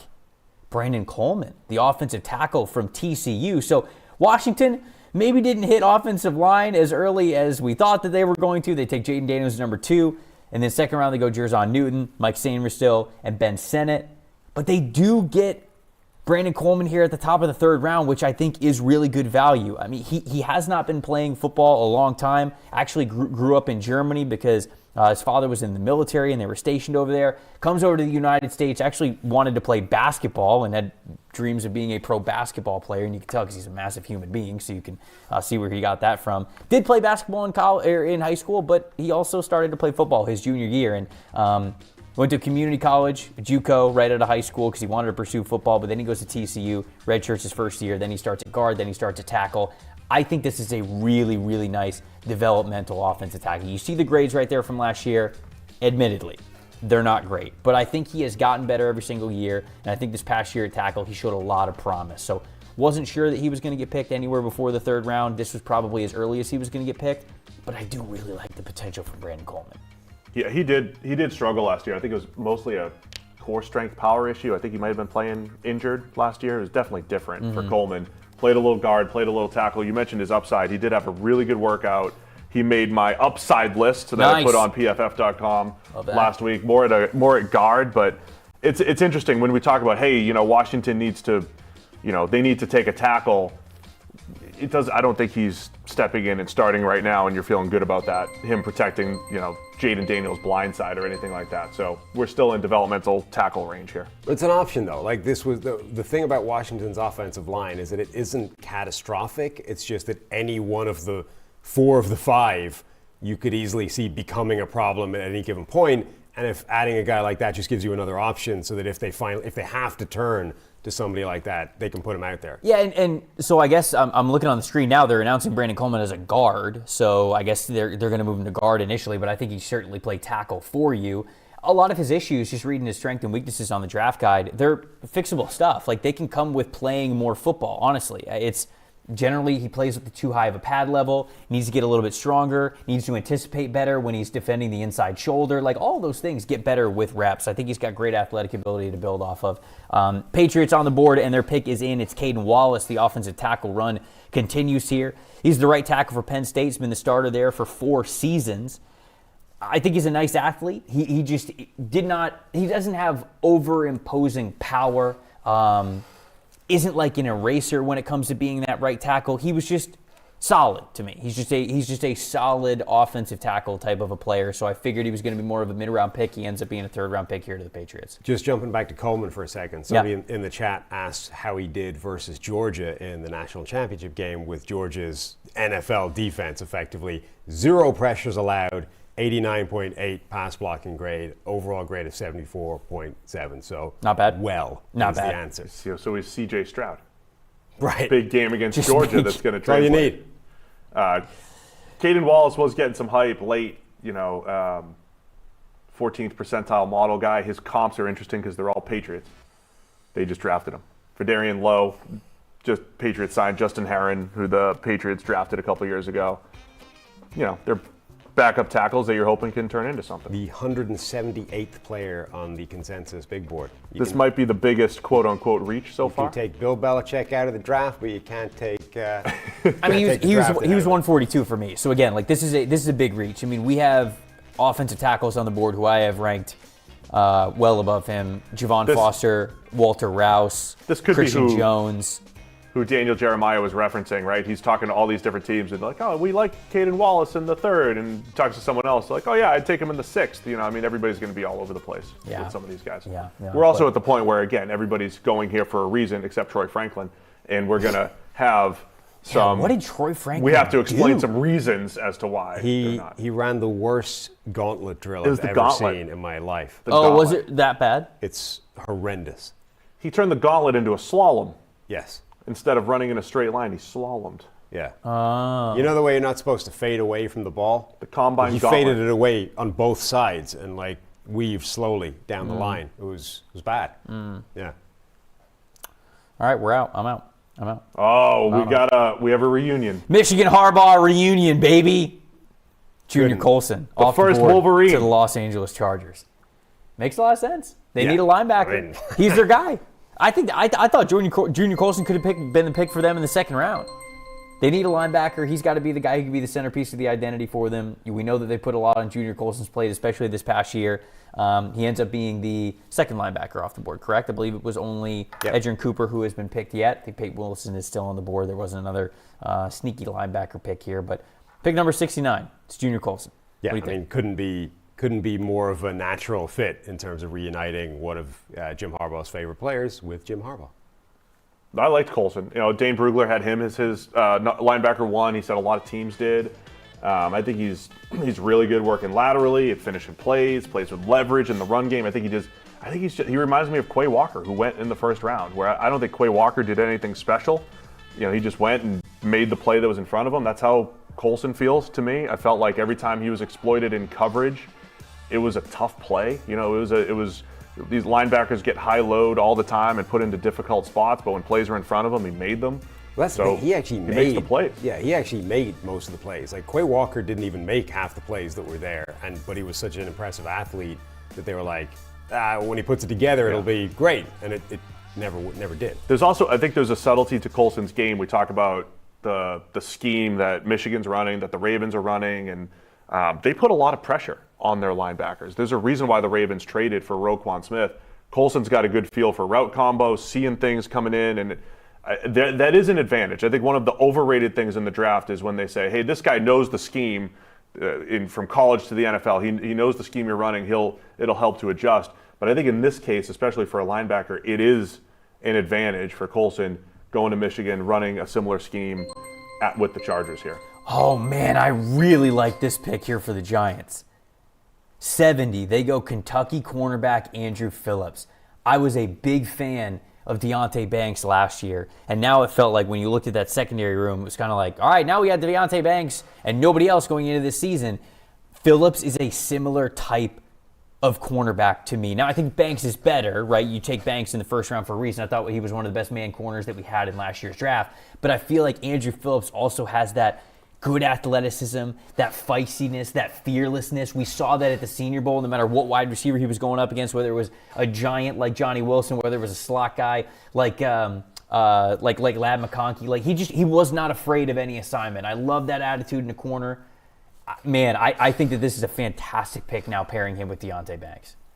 Yeah, my question with the Giants this offseason is what this defense is going to look like, making such a radical shift in coordinator, right? Going from Wink Martindale, right. who has one of the most sort of unique, radical schemes in football, to anything else. It doesn't even matter what it looks like, but is not going to be anything like the same. They acquired a bunch of players that fit Wink Martindale's defense, and now you have to transition to something very different. Well, I think the secondary scheme is going to be the same because Deonte Banks, very good when he is in press coverage. Right.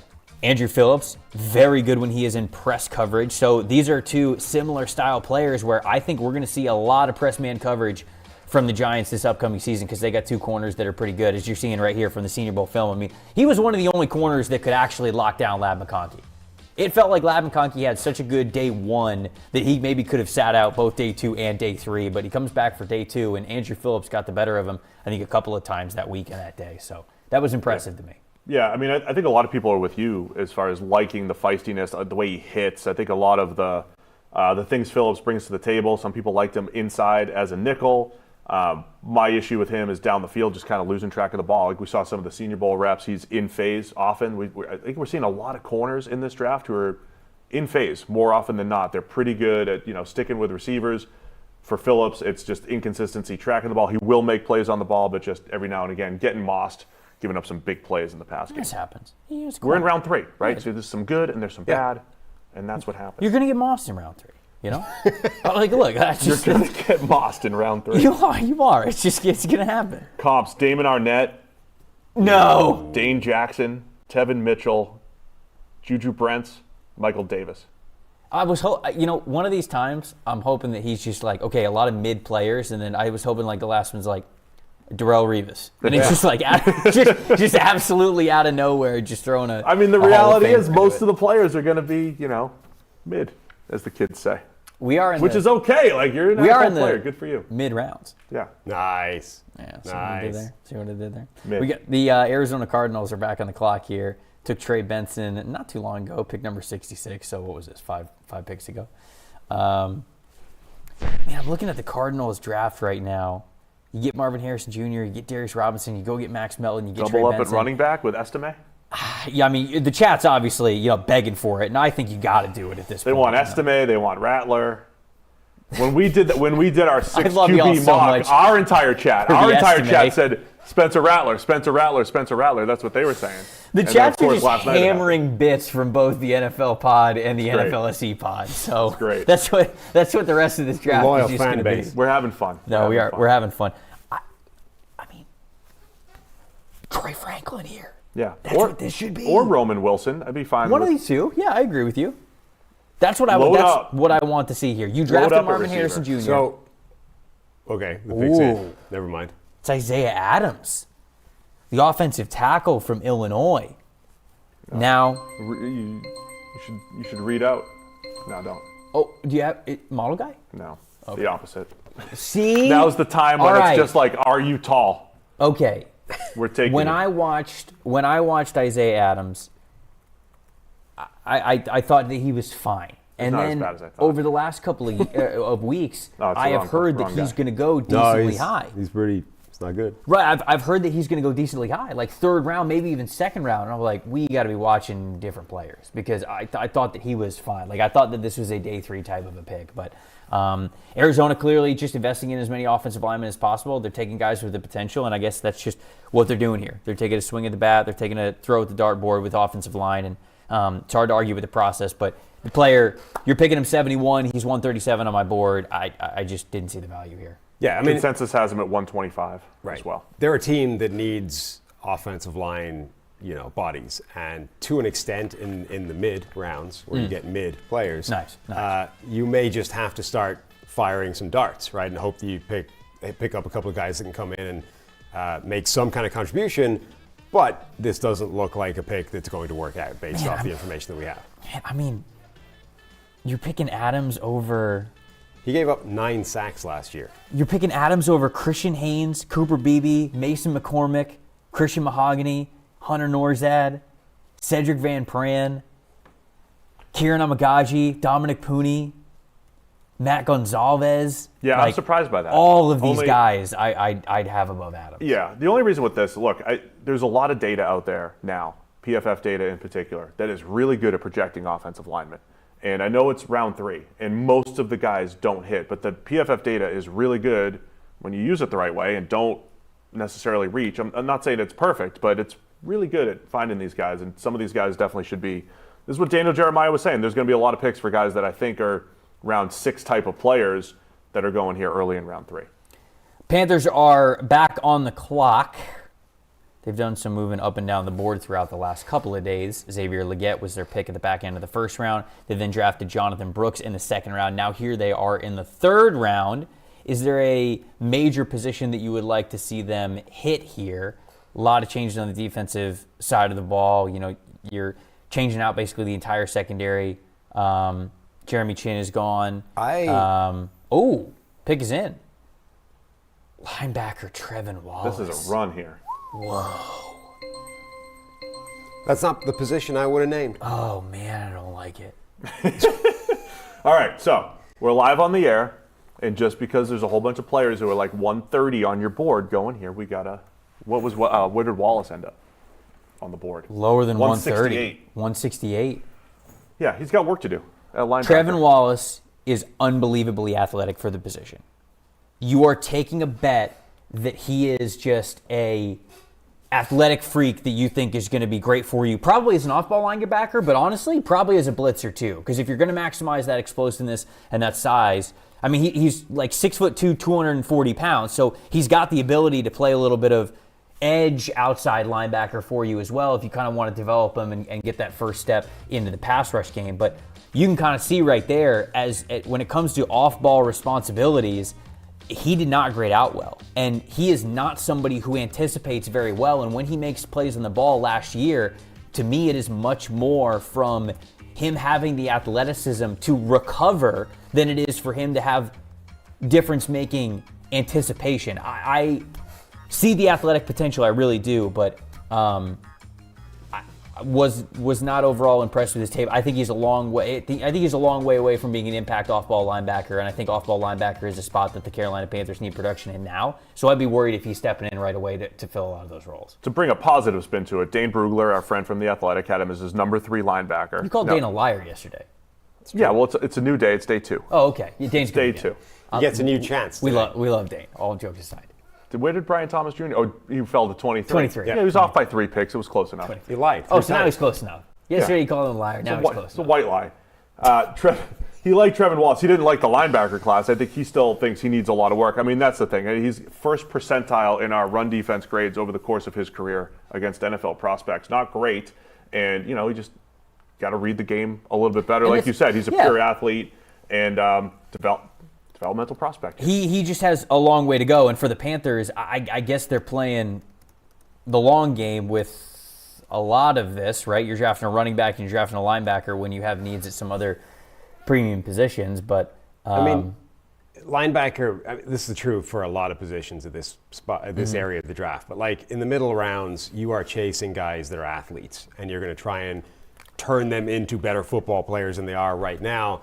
Now, where that becomes a little strange, particularly at linebacker, is that right now you've got somebody like Peyton Wilson still available, who's also an elite athlete and a much better football player. it's crazy to me. But for him, it's got to be medical, right? So there's always what are you chasing and what are you shying away from at this point in the draft? Teams are scared of medicals and they're chasing athleticism. And we keep joking about Troy Franklin or Roman Wilson, but I think, hey, you can take I think these very kindly were saying developmental offensive linemen who I think are absolute long shots to be anything besides, the number 7 lineman on your team.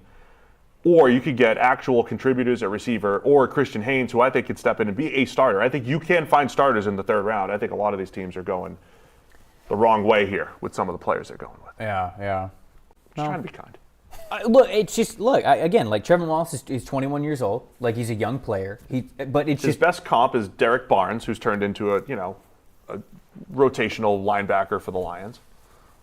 Yeah, but I mean, developmental Carolina's at a point where Frankie Louvu is gone, Jeremy Chin is gone, Shaq Thompson's getting up there in age. I mean, they signed Josie Jewell, but essentially there's no other good linebackers that can contribute on the roster. Like, Trevin Wallace is going to play next year. So Chat's talking about Troy Franklin going to Denver in a few picks here. You were talking about his route running. Ooh. Why not? I mean, if he's going to run routes his own way, he's got his quarterback there in Bo Nix. Yeah, I like that a lot. That would be so. Troy Franklin was I said he might be my Marvin Mims in this draft, where it's not just me or you on Franklin. It's every chart that's been posted on social media for the last 3 months in the draft. It's like, here's the wide receiver draft class. Here's the top right where the most productive receivers are. It's always Troy Franklin. He's one of the most productive receivers in college football. And by the way, as a guy who, even if you're like, he's just a designated deep threat, right? He coaxed designated deep threat play out of one of the most conservative quarterbacks in the country in Bo Nix. Like, Bo Nix had an average depth of target that was 6 point something yards downfield, but when he threw at Troy Franklin, it was like double that. It was 13, which wasn't just a wide receiver thing. No other wide receiver at Oregon was over 10. So Troy Franklin convinced Bo Nix, pathologically conservative quarterback, to up his average depth of target by 3 yards. He turned it back into Auburn Bo Nix. That's what it did. Except the ball went to the receiver. Except with some accuracy. Oh, here we go. I do like that point, though. There we go. What? Trevor. Everyone's getting these developmental players, and the Cowboys are taking starting. There we go. A starter, Cooper Beebe. Cooper Beebe is off the board here. Model guy? Oh, yeah. Yes, dark blue. He is. I just love Sam's a believer. In dark blue model guy. We have a 93.5% model man in the 2nd round. And it was the 2nd round, and we got him in the 3rd. Okay, so the Jerry, take a lap. Okay, so the Cowboys now. This is interesting. So Guyton's going to play left tackle. Tyler Smith's going to play left guard. Beebe's going to play not right guard. No, that would be Zach. Because that's Zach Martin. He's a backup right now. So he's unless just a they move him to right center. now. I don't know if they would do that, but I don't think he's played center. I think he's played guard and tackle. Yeah, he played a whole season at left tackle. I mean, and this could just be a value pick at this point. He's actually got the measurables and the stance to play center. Like, I don't hate Cooper Beebe as potentially a center for you with Tyler Biotish no longer on the team. Right. I don't hate that. But if you were going to draft a center, you could have drafted Hunter Norzak. Sure. I also wouldn't rule out the possibility that they could reshuffle. Like, Tyler Smith can play left tackle, Tyler Guyton can play right tackle. Quietly, Terrence Steele was their worst offensive lineman last year. Now, they're stuck with him for a bit longer, but that doesn't mean they need to be playing him if he's going to be playing at that level. Yep. So I think most of the reports were that they wanted to keep Tyler Smith at left guard. Sure. You're absolutely right that that's on the table.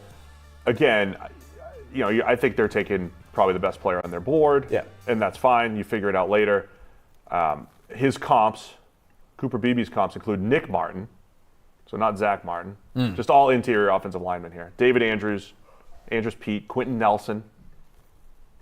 Brandon Scherf, Ryan Kelly. Quentin Nelson? Yeah, just from a production standpoint. This is rigged. Production plus athleticism and everything that goes into projecting war. No, what you're doing right here is rigged. I really like Cooper. And John Michael Schmitz, who struggled last year. Ooh, that's not great. All IOL. Yeah, of course. He played like multiple different positions, and not just ones that made sense, like left guard and left tackle where you might have to kick out. Like, he was playing right tackle and left guard within the same game. You would be trying to watch his tape, and you're zooming in on the same left guard, and then suddenly he's at right tackle. Yeah, but what the hell is happening here? Yeah, but he can't play offensive tackle. No, but But my point being, in a position that he has no business playing, he was playing well in college. Yeah. During the same game where he's then having to move back to the opposite side of the line inside within the same game. Look, I'm not trying to have my lasting legacy when I pass away from this world be the fact that I was too negative on Cooper Beebe. That's not what I'm trying to be here. I just look at him and I see a guy who has extremely small arms. He's not going to be able to play tackle. I think the feet are slow. I think the combine athleticism isn't necessarily something that translates on the field. And I think that he's somewhat powerful, but I don't think he has imposing power to him. That's how I see Cooper Beebe. That's why I had him ranked 93rd as a third-round pick, and guess what he was? If you want to be on the wrong side of history, no, I was on the right side of history. Fine. You guys had him in the second round. I had him in the third round. Guess where he got drafted? That just means we got to steal.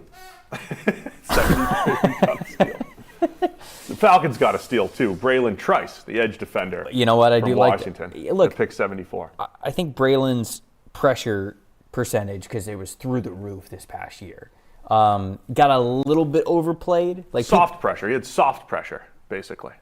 Like he was just around and he was forcing quarterback to move, is what you're saying. Yeah. And he was never going to actually sack the quarterback. That's why when I encourage people to use the PFF data, used all of it, right? The grade usually does a better job, I think, than just, say, pure win rate or pressure rate or whatever. I think he had a lot of decent wins, but not dominant wins. And he's not a very good finisher because he's not the most athletic guy. Braylon Trice. I'm sorry, I'm just watching the highlights of Cooper Beebe so I can remind myself how right we were. Jeez. Yeah, wow, look at him block that guy that's 150 less pounds than him. Yeah. Pretty impressive. Blocked him well. I think what makes you not like Beebe as much, some coaches teach your pulling guard to stay square, stay square pull, and it makes them look slower too. I mean, you're right. I mean, his athleticism isn't great. Yeah.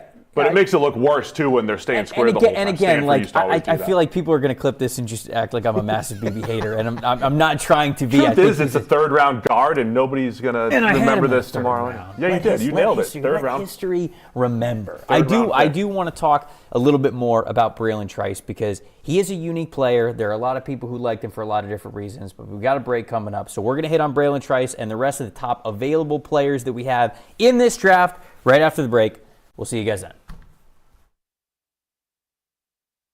Hey, it's Chris Collinsworth here, reminding you that PFF is the home to football data analysis. Gain access to insights and tools trusted by all 32 NFL teams with PFF Plus, featuring the number one mock draft simulator in the game. You can draft all 3 days, make trades, get your mocks graded, and see how you rank against everybody else. We'll be rolling the mock draft sim over to 2025 NFL draft as soon as the 2024 draft ends, so you don't miss out on any of the action. Get ready to dominate your fantasy league this upcoming season with PFF's fantasy mock draft simulator as well and live draft assistant. Use in-season betting tools to find the best player props, same game parlays, and matchups. Go to PFF.com or download the PFF app and use code 30MDS to get 30% off your PFF Plus annual subscription.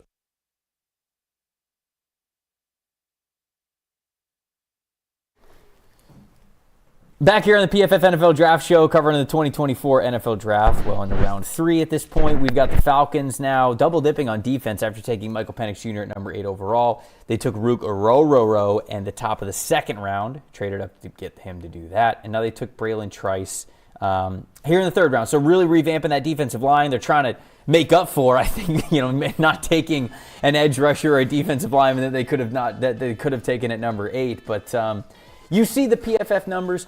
Trice grades out very well for us. 6'4", 274 pounds, big dude. We talked about it when Marshawn Kneeland got drafted. Very similar styles. They want to run straight through you. And I don't know if that's going to translate nearly as well at the NFL level. I don't feel like Trice has too much of a finesse game. I was a little worried about how much they lined him up as a wide 9 and just let him go straight at the quarterback so he did not have to bend. He didn't have to show too much flexibility. It was just a straight line of bull rush to the quarterback. But if you can put him in those situations, he'll give you some car crash violence when he gets to the offensive tackle. And so I think every team loves that physical profile that he brings. Did anyone ever get a handle on his weight? Because he weighed like 30 pounds lighter at the combine than his listed weight. What did he weigh? Like 245 or something. So he's listed at 274. Oh, the he was whole in the season. 240s? Listed at 274, weighed in the 240s. Oh, yeah, then it's a different. At the combine. And that To makes run a sense 4.8, why you're dropping here. But then his pro day was back in the high 250s. Sorry, 4.7. Yeah, 245 at the combine to run a 4.7. Yeah, it's like the opposite of Wiggins. Well, it's Cameron Dantzler, right? It's only doing half of it. You lost all the weight, and then you didn't run fast, and now you're just like undersized and not athletic. Well, that was unfortunately kind of what Austin Booker was a little bit too, right? Like Austin Booker, it was the other way around. Like we worried about his weight a little bit. He showed up 240-ish at the Senior Bowl and the Combine, but then he tested really bad. So we go, okay, well, you put on the weight, but now we feel like that was bad weight, so we know that we've got maybe a year or two for you to actually put on some good weight and become that twitchy pass rusher that we saw at at Kansas. So, yeah, it's a little bit of the same story with Trice is what's your playing weight, because that goes into your playing style. Right. And particularly for a guy who does like to play physically and engage people and, use some, run at the contact. If you're only 245 or 247, that's not going to work. Really like the Chicago Bears draft. I mean, very easy to like Caleb Williams and Rome Odunze in the first round, but here in the third round, they get Kieran Amagaji, the versatile offensive lineman who I think can play guard or tackle, who's coming from Yale, somebody who I think absolutely dominated his level of competition at the Ivy League level. He just looked like a future NFL player going up against guys that, probably not future NFL players. But he made them look like they weren't future NFL players. So I liked Amagaji. I saw him as a late second, early third round pick, so this is pretty spot on for me here. Yeah, and he'll go to the Bears and, sit and, try to develop, because that's what he has to do as a small school prospect. And I think, there's a lot of offensive linemen going off the board, and I know we're saying a lot of the same things. These guys aren't starters necessarily, but you need that depth. And I think of all the guys that have been drafted, Amagaji has the chance to maybe be a future starter. Yeah, got better every year. Has been consistently improving, and we've reached the point now where most of these guys, are not going to have any expectations of starting. So, perfect type of gamble/developmental prospect to take.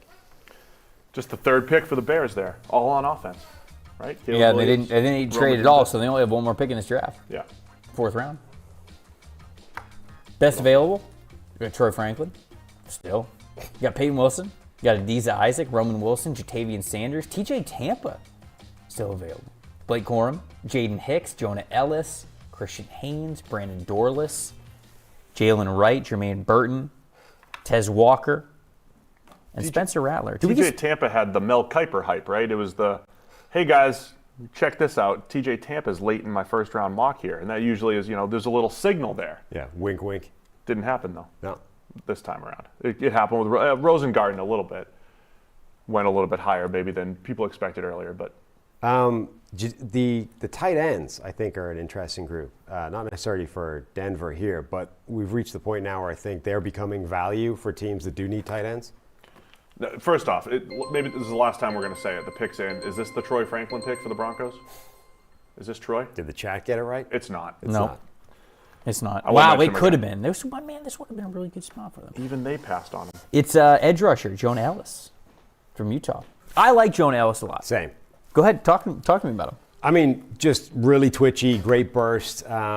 He's got a sort of slightly weird, choppy movement style. Like it's a lot of herky-jerky. Works for him, though. Yeah, it does. It's really like does. iso ball in basketball. Right. You're just like trying to shake somebody. I think sometimes it seems to kind of cost him a little bit of time in the pass rush, whereas he could just beat the guy. You know what I mean? It takes him a little bit longer to get to quarterback than it should. But he's got like an insane 3-cone time, 6.69, I think. Like it's legitimately stupid. Basically as fast as you're ever going to find an edge rusher running the 3-cone. He's got a nasty inside spin counter as well, like the Dwight Freeney move. That worked all the time for his entire career. He does struggle with power and strength if a guy gets hold of him, but I really like what he can bring as a pass rusher. And Caden Ellis' brother, like NFL bloodlines. And Jonah Ellis' brother. Or no, scouting by you. No, it's what's his other brother's name? He's got There's like a bunch of them. Two brothers in the league. Yeah, but that was like, what's his dad played like 10 years in the league. So what I wrote down for him though Defensive is he's my mid-round pass rush want. Like he's the guy I want. So for this. it makes just turned 21 and only 1,086 career snaps. So those are developmental type of numbers. So it makes total sense that you say that because Latu is your edge one, right? Right. I looked at Jonah Ellis And I love the hand usage the most from him. He understands how to get off the blocks. He knows how to really disengage when offensive linemen are trying to fire the hands in there and get inside. He really knows how to use that and time up the two-handed swipe very well. You mentioned the spin move. And he's got a nice club arm over as well. He can do a club rip move too. Like he has so many different moves that he already understands how to use really well. To me, he was like, if you like Latu, if Latu was edge one on your board, you probably had Jonell somewhere in the 50s. Right. Because he was mid-day 2 version of that player. Yeah. Latu maybe 2 years ago, 3 years ago. Sure. To a point.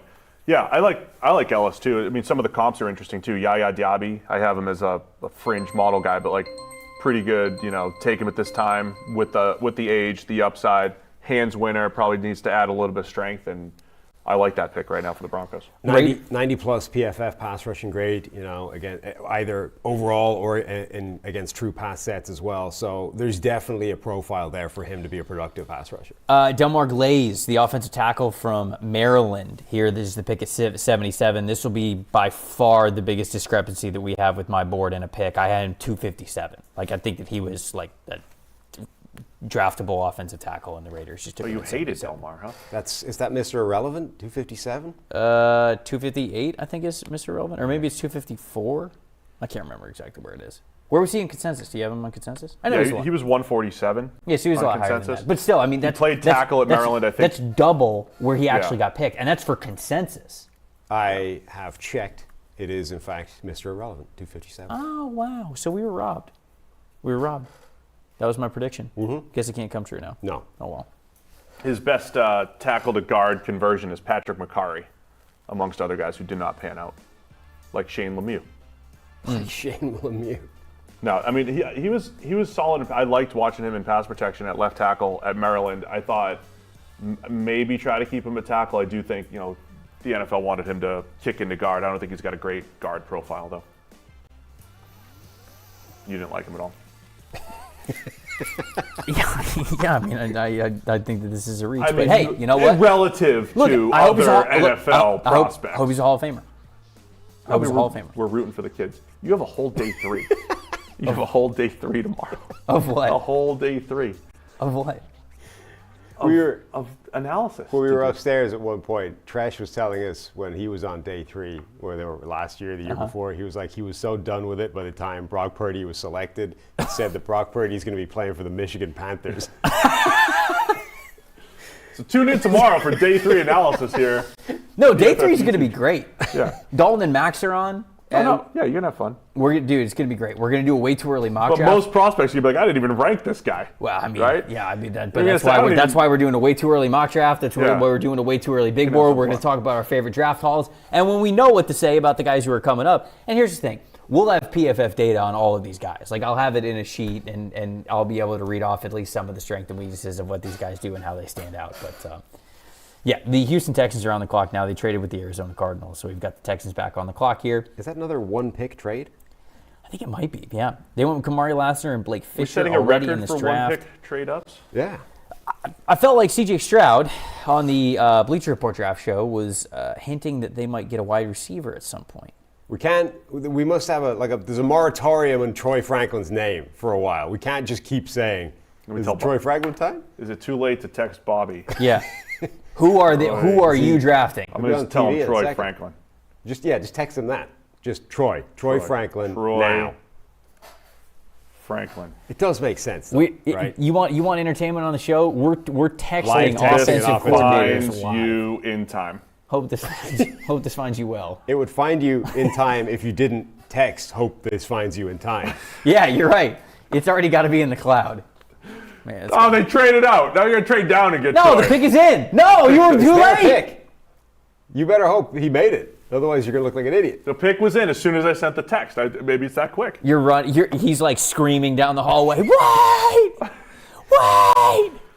Steve just texted us. Change the pick.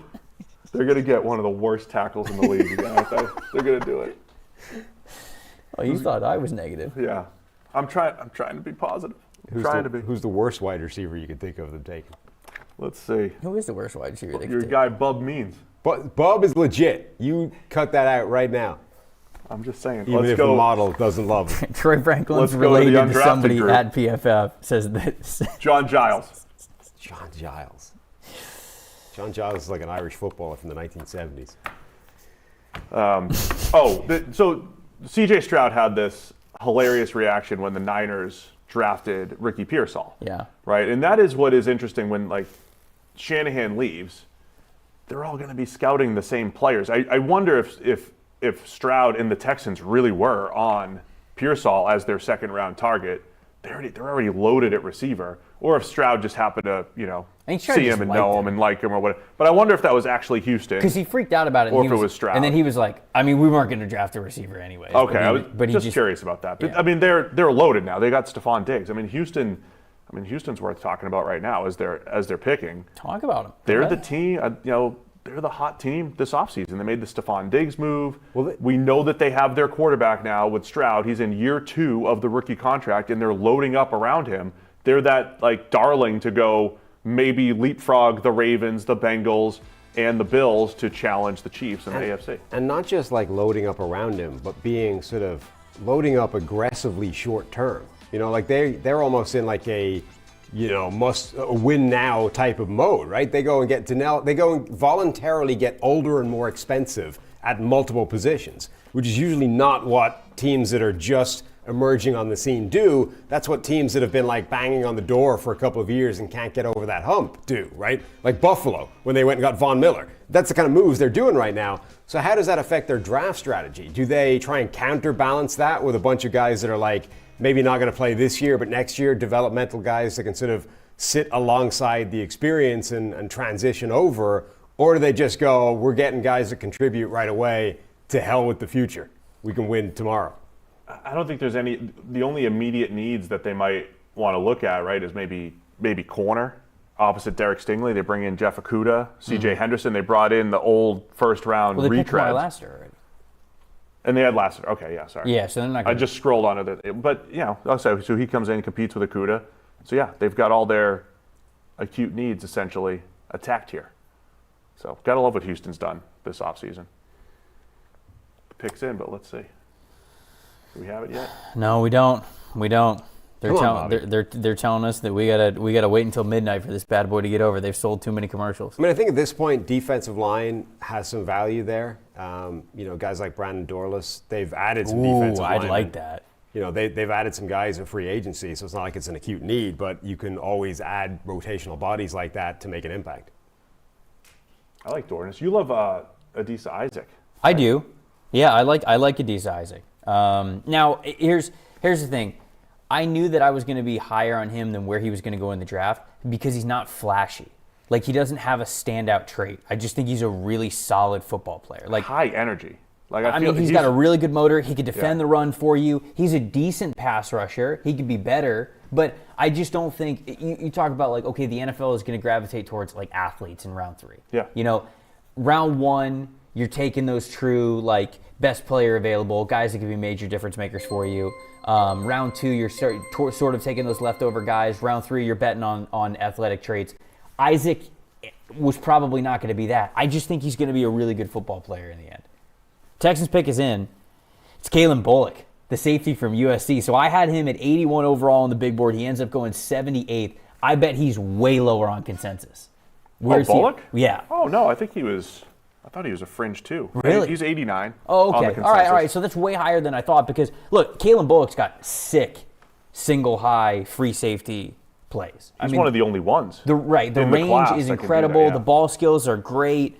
He just is super skinny, and he just cannot tackle. Yeah. And when you play the safety position, it's really difficult to be that last line of defense when you can't tackle people.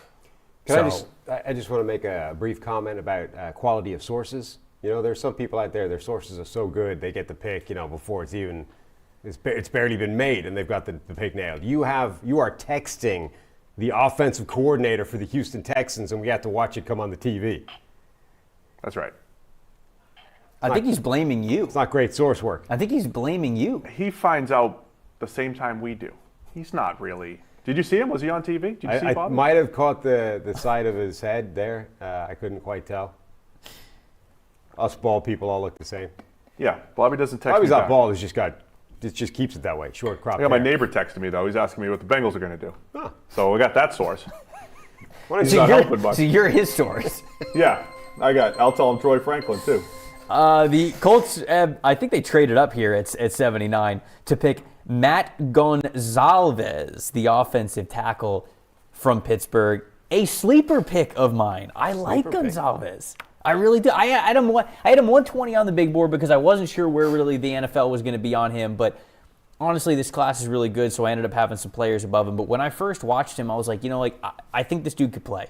Now, he's got to get stronger, specifically like in the lower half. He's got to get more sand in the pants, as they say. He's got to be able to anchor a little bit better. And he had the injury this past year, so that's kind of why I bring him down a little bit. But fully healthy, if you're not asking this guy to start right away, which you obviously aren't, drafting him in the 3rd round, I think he's got some really solid play to him. When I watched him, I just went, I can picture this player being the steady right tackle of a team that we look back on it and we go, man, what a steal getting this guy in the 3rd or 4th round. He's just such a steady football player. Why are you smiling? Wow. Welcome to Cincinnati, Jermaine Burton. Welcome to Cincinnati. Oh. Jermaine Burton goes to the Cincinnati Bengals. Sorry, I don't have any takes on the tackle. He's 19th percentile model guy. I wrapped it up. Jermaine Burton, go ahead. Last take on him, not the elite athlete that the Colts, right? They got Yeah, it. The Colts typically usually go for it. cover. It's like it's outside of their guardrails. Neither was Latu, They though. self-scouted. Neither was Latu. Depends what you use, though. Like if like Latu's gas is out off the charts. Yeah, but okay, So his relative athletic score. it was pretty high. It was 9 something. Was it really in the 9s? Now he didn't have a bunch of the data points, but yes. Oh, okay. Burton, go. I think Jermaine Burton's the 4th best receiver in the draft class. Even better than Troy Franklin, who we've been talking up. He fell because off-field, nobody said nice things about Jermaine Burton anywhere that he's ever been. Did people come to his birthday party? Georgia, Did anybody anywhere. come to his birthday party? I don't even think he has birthday parties. He's never born. But he's an awesome football player. He's fast. He could track the ball. He had like 2 career drops, catches everything, catches off-target throws. Didn't need to create after the catch, but I think he can do that too. And he came up big in big games for Georgia and for Alabama. Jermaine Burton's one of the best football players in the draft, but a lot of teams had him off the board. This has the potential. Like when you look back at this, pick 80, the Bengals pick here, you say it's boom or bust. Like we could be talking about Jermaine Burton being the guy that allows T. Higgins to be traded, allows T. Higgins to leave town, and is an unbelievable compliment to Jamar Chase, or the off-field concerns, they prop up or whatever, and he doesn't do much. But at 80, I'm willing to take that chance. Classic, like shot to nothing, right? If it doesn't work out, it was a 3rd round pick. Most of them don't pan out anyway. But he has the potential to be an elite level impact player that fell this far because of character, of off-field, of attitude, of whatever you want to characterize that as. He was the guy where I was 8 notes deep before I realized they were all positive. I hadn't written down anything negative about him yet. So then I went looking for things that I didn't like about his tape, and I couldn't find anything outside of like nitpicking. I'm like, maybe he's a little inconsistent with strength at the catch point, and he's only like a 50% contested catch guy for his career. It's like his tape is legit. Yeah, I stopped a few plays in and actually started texting people. I'm like, what's the deal with Jermaine Burton? Like, I didn't realize how good he was when I actually started watching him. I was getting excited about it. So I might be the highest of anyone I know about Jermaine Burton. But you're not alone. The production metrics are there. I know a lot of people like him on the field. The real only question is, how do they handle off-field and locker room and the whole deal? I watched him in January for the draft guide, and he was a top 50 player on the PFF big board basically the entire time up until probably a couple of weeks ago when I was just told, like, hey, he's not going there, that high. And so, like, you bring him down a little bit just because you're not sure what his projection is even going to be as a football player at that point. But, yeah, tape alone, this dude's a top 50 player in the class. I don't think there's any question about it. This could be absolutely huge for the Cincinnati Bengals to get a player like this. It's one of the most important picks in the draft, I think, for what it potentially could be. Especially because they drafted Mims and Chris Jenkins Jr. already. Like, this is maybe my favorite draft. Biggest wild card of the draft because of Burton here. And for him, like, landing spot is going to be so important because clearly he's going to need some kind of good environment in order to stave off the off-field concerns. you're going to a team where Joe Burrow is the unquestioned leader, where guys like T. Higgins, he may be on his way out, but for now, he's a great guy and a great locker room character. Jamar Chase, there are established leaders. This is not a sort of volatile, out of control locker room that you would look at it and say, I don't know how he's going to stay on the rails there. This is a really good environment for him to have the shot of, staying on the straight and narrow and hitting his potential. Oh, love the Bengals draft. We love this next pick too. So I'm glad we gave some time there because it's an important one at pick 80 for the Bengals. But Christian Haynes also now UConn guard going to the Seahawks. Interior offensive lineman to the Seahawks. So they drafted Byron Murphy II in the first round. This team needed to get better at both sides of the trenches, and I think they absolutely do. They got two studs, two players who were top 60 on my big board. Getting Christian Haynes here at 81 I think is really good value. I think getting Byron Murphy II where they got him in the first round is really good value. I think Haynes can immediately be a starter at guard for them, which they need. He could play center too. They're not necessarily locked in. You mentioned center a little while ago. Yep. He could absolutely play center for them. I think that he's got the ability to start at both of those spots at the NFL level. So this is huge. I love the Seahawks draft. I wondered if they were going to trade down and acquire more picks. They don't end up doing that. They go the entire second round and don't get a player. And then here at the third round, I think they get a really good one in Haynes who was able to fall to him. So really nice patience by John Schneider and the Seattle Seahawks to get some good football players here. Yeah, not just patience, but their MO perfectly, right? They were saying before the draft they don't like taking interior linemen really high, but they have a need on the interior of the offensive line. So he's a guy that is taken in the third and could easily come in and start day one. Whoa. The Cardinals just drafted Tip Ryman at 82? Whoa! He's on the second page.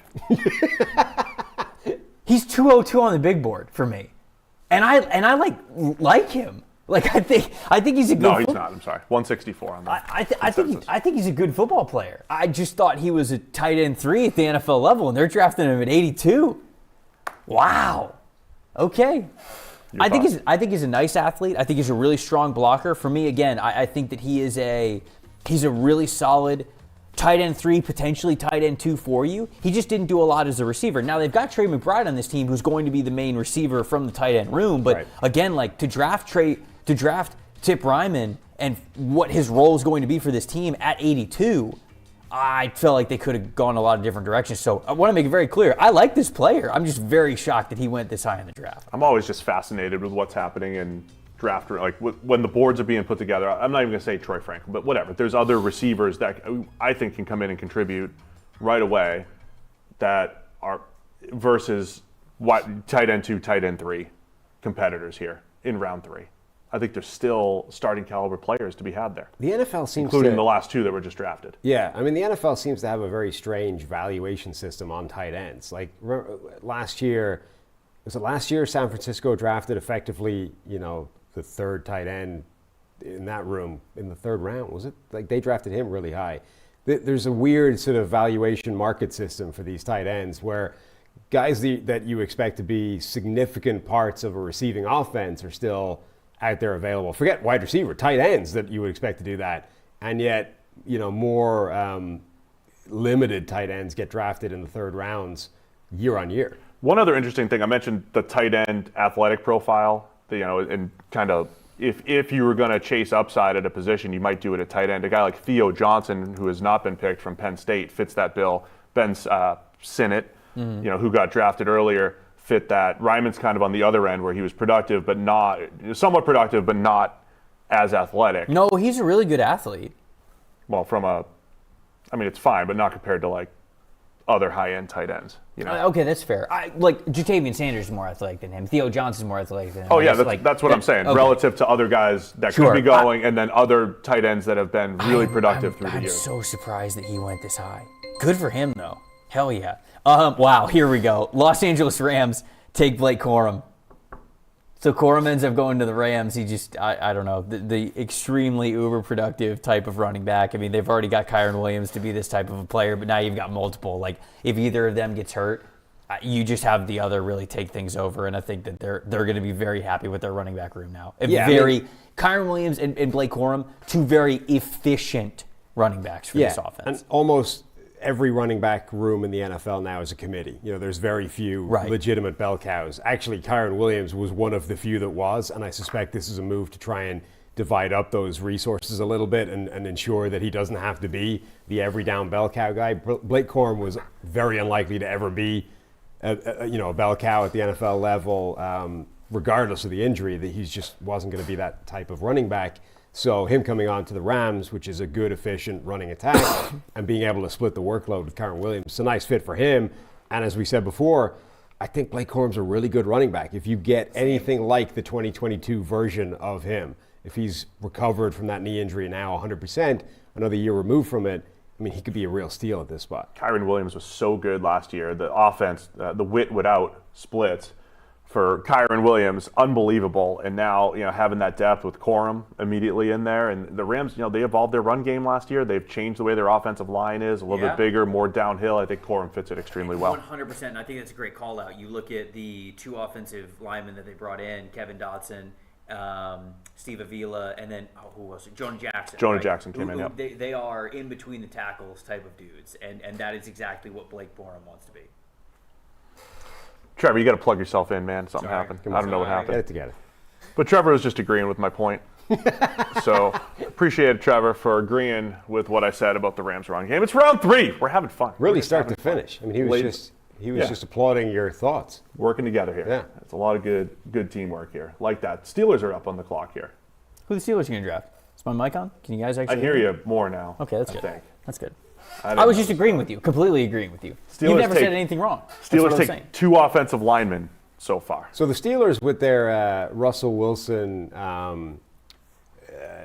Justin Fields axis at quarterback, would they be an intriguing spot for Spencer Rattler at this spot? Like, let's just throw all the quarterbacks in there and see if anything comes out of the room. Usually the smoke out of Pittsburgh is real, and some of the smoke was, hey, don't put it past us that we could draft a quarterback, right? I mean, I don't know that. Don't put it past us. I don't know. It's funny. Yeah, we could. Hey, don't doubt us. Don't. Well, we'll do it. We can do You this. dare it. We can do it. I wouldn't Say we won't. I dare you. I dare you to say we won't take a quarterback. I'll tell you what's funny. One like and we'll do it. They like the tweet. When Russell Wilson went to Denver, they immediately went and got Mike McGlinchey, Ben Powers. They spent through the roof, and everybody's like, well, Russ needs the big, stout offensive line, right, to succeed.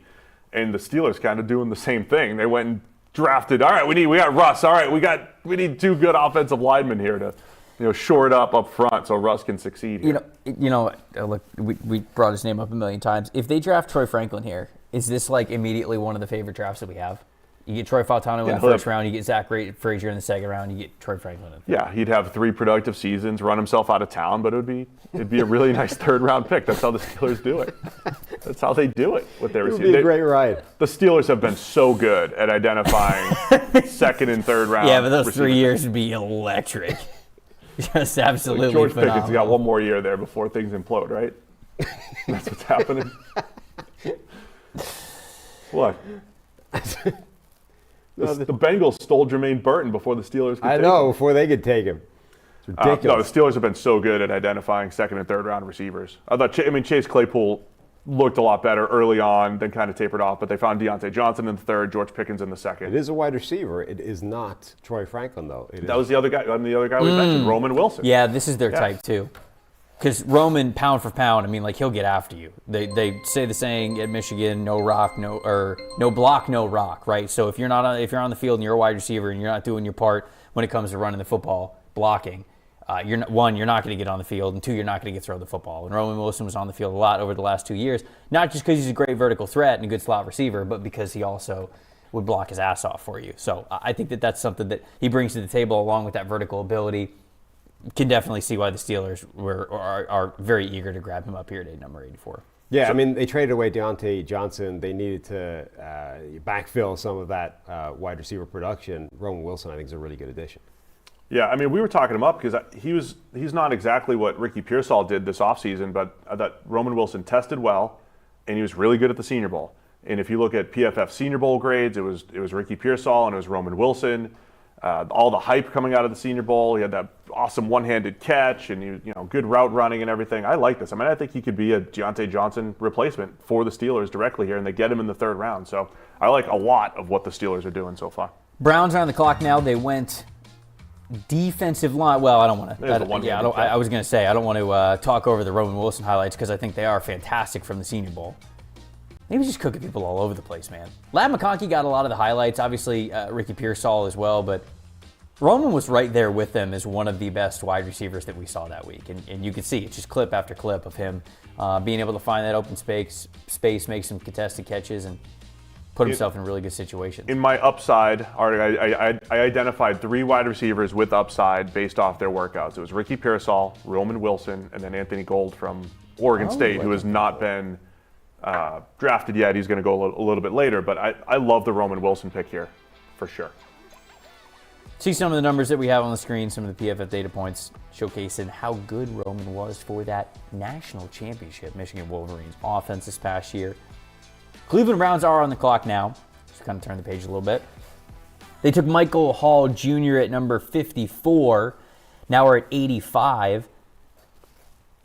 You know, we've sometimes mocked Tez Walker to them at 54. Tez Walker is still available. Gives them that vertical deep threat. Think that could be an option for him here, guys?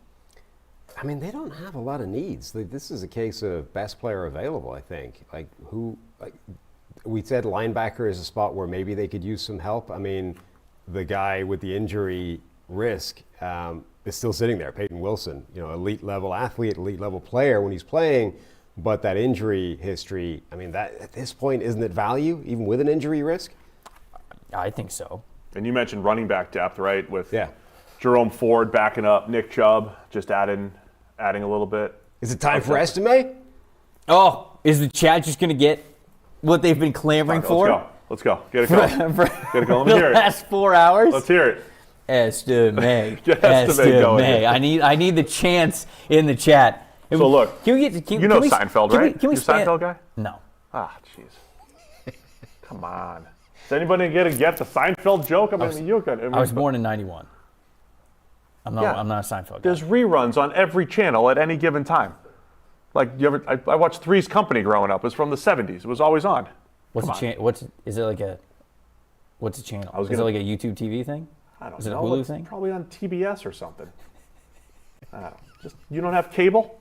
Does anybody have cable anymore? What's going on? Like the cord? So listen, we made when we were doing our running back show. Cable? Is it time for the estimate, the hand model? Oh, why not? Yeah. It's time for the hand model. Maybe if he's drafted. Maybe just not randomly. Okay, we'll wait for estimate.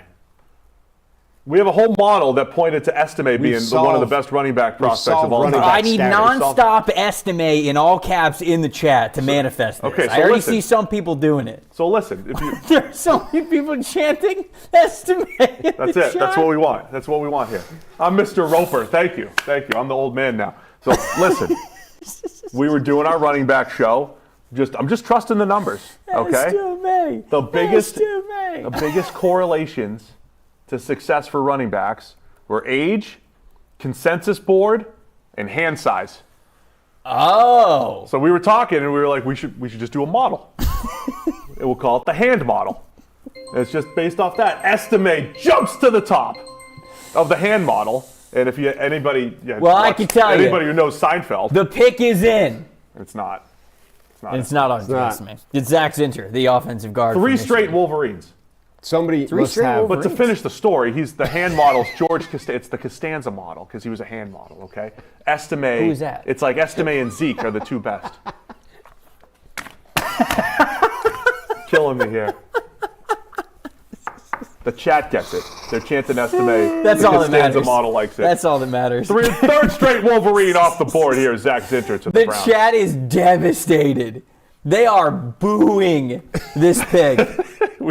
We talked it up. I hope Zach Zinter has a great career, but right now he is public enemy number 1 in the chat. Somebody must have Jim Harbaugh strapped to a chair somewhere because that's 3 Michigan players that have just flown off the board, and the Chargers don't pick for another 20 picks. Who is his favorite Wolverine remaining? I thought Zach Zinter was going to be his guy for sure. Any of those 3 could have been. Trevor Keegan?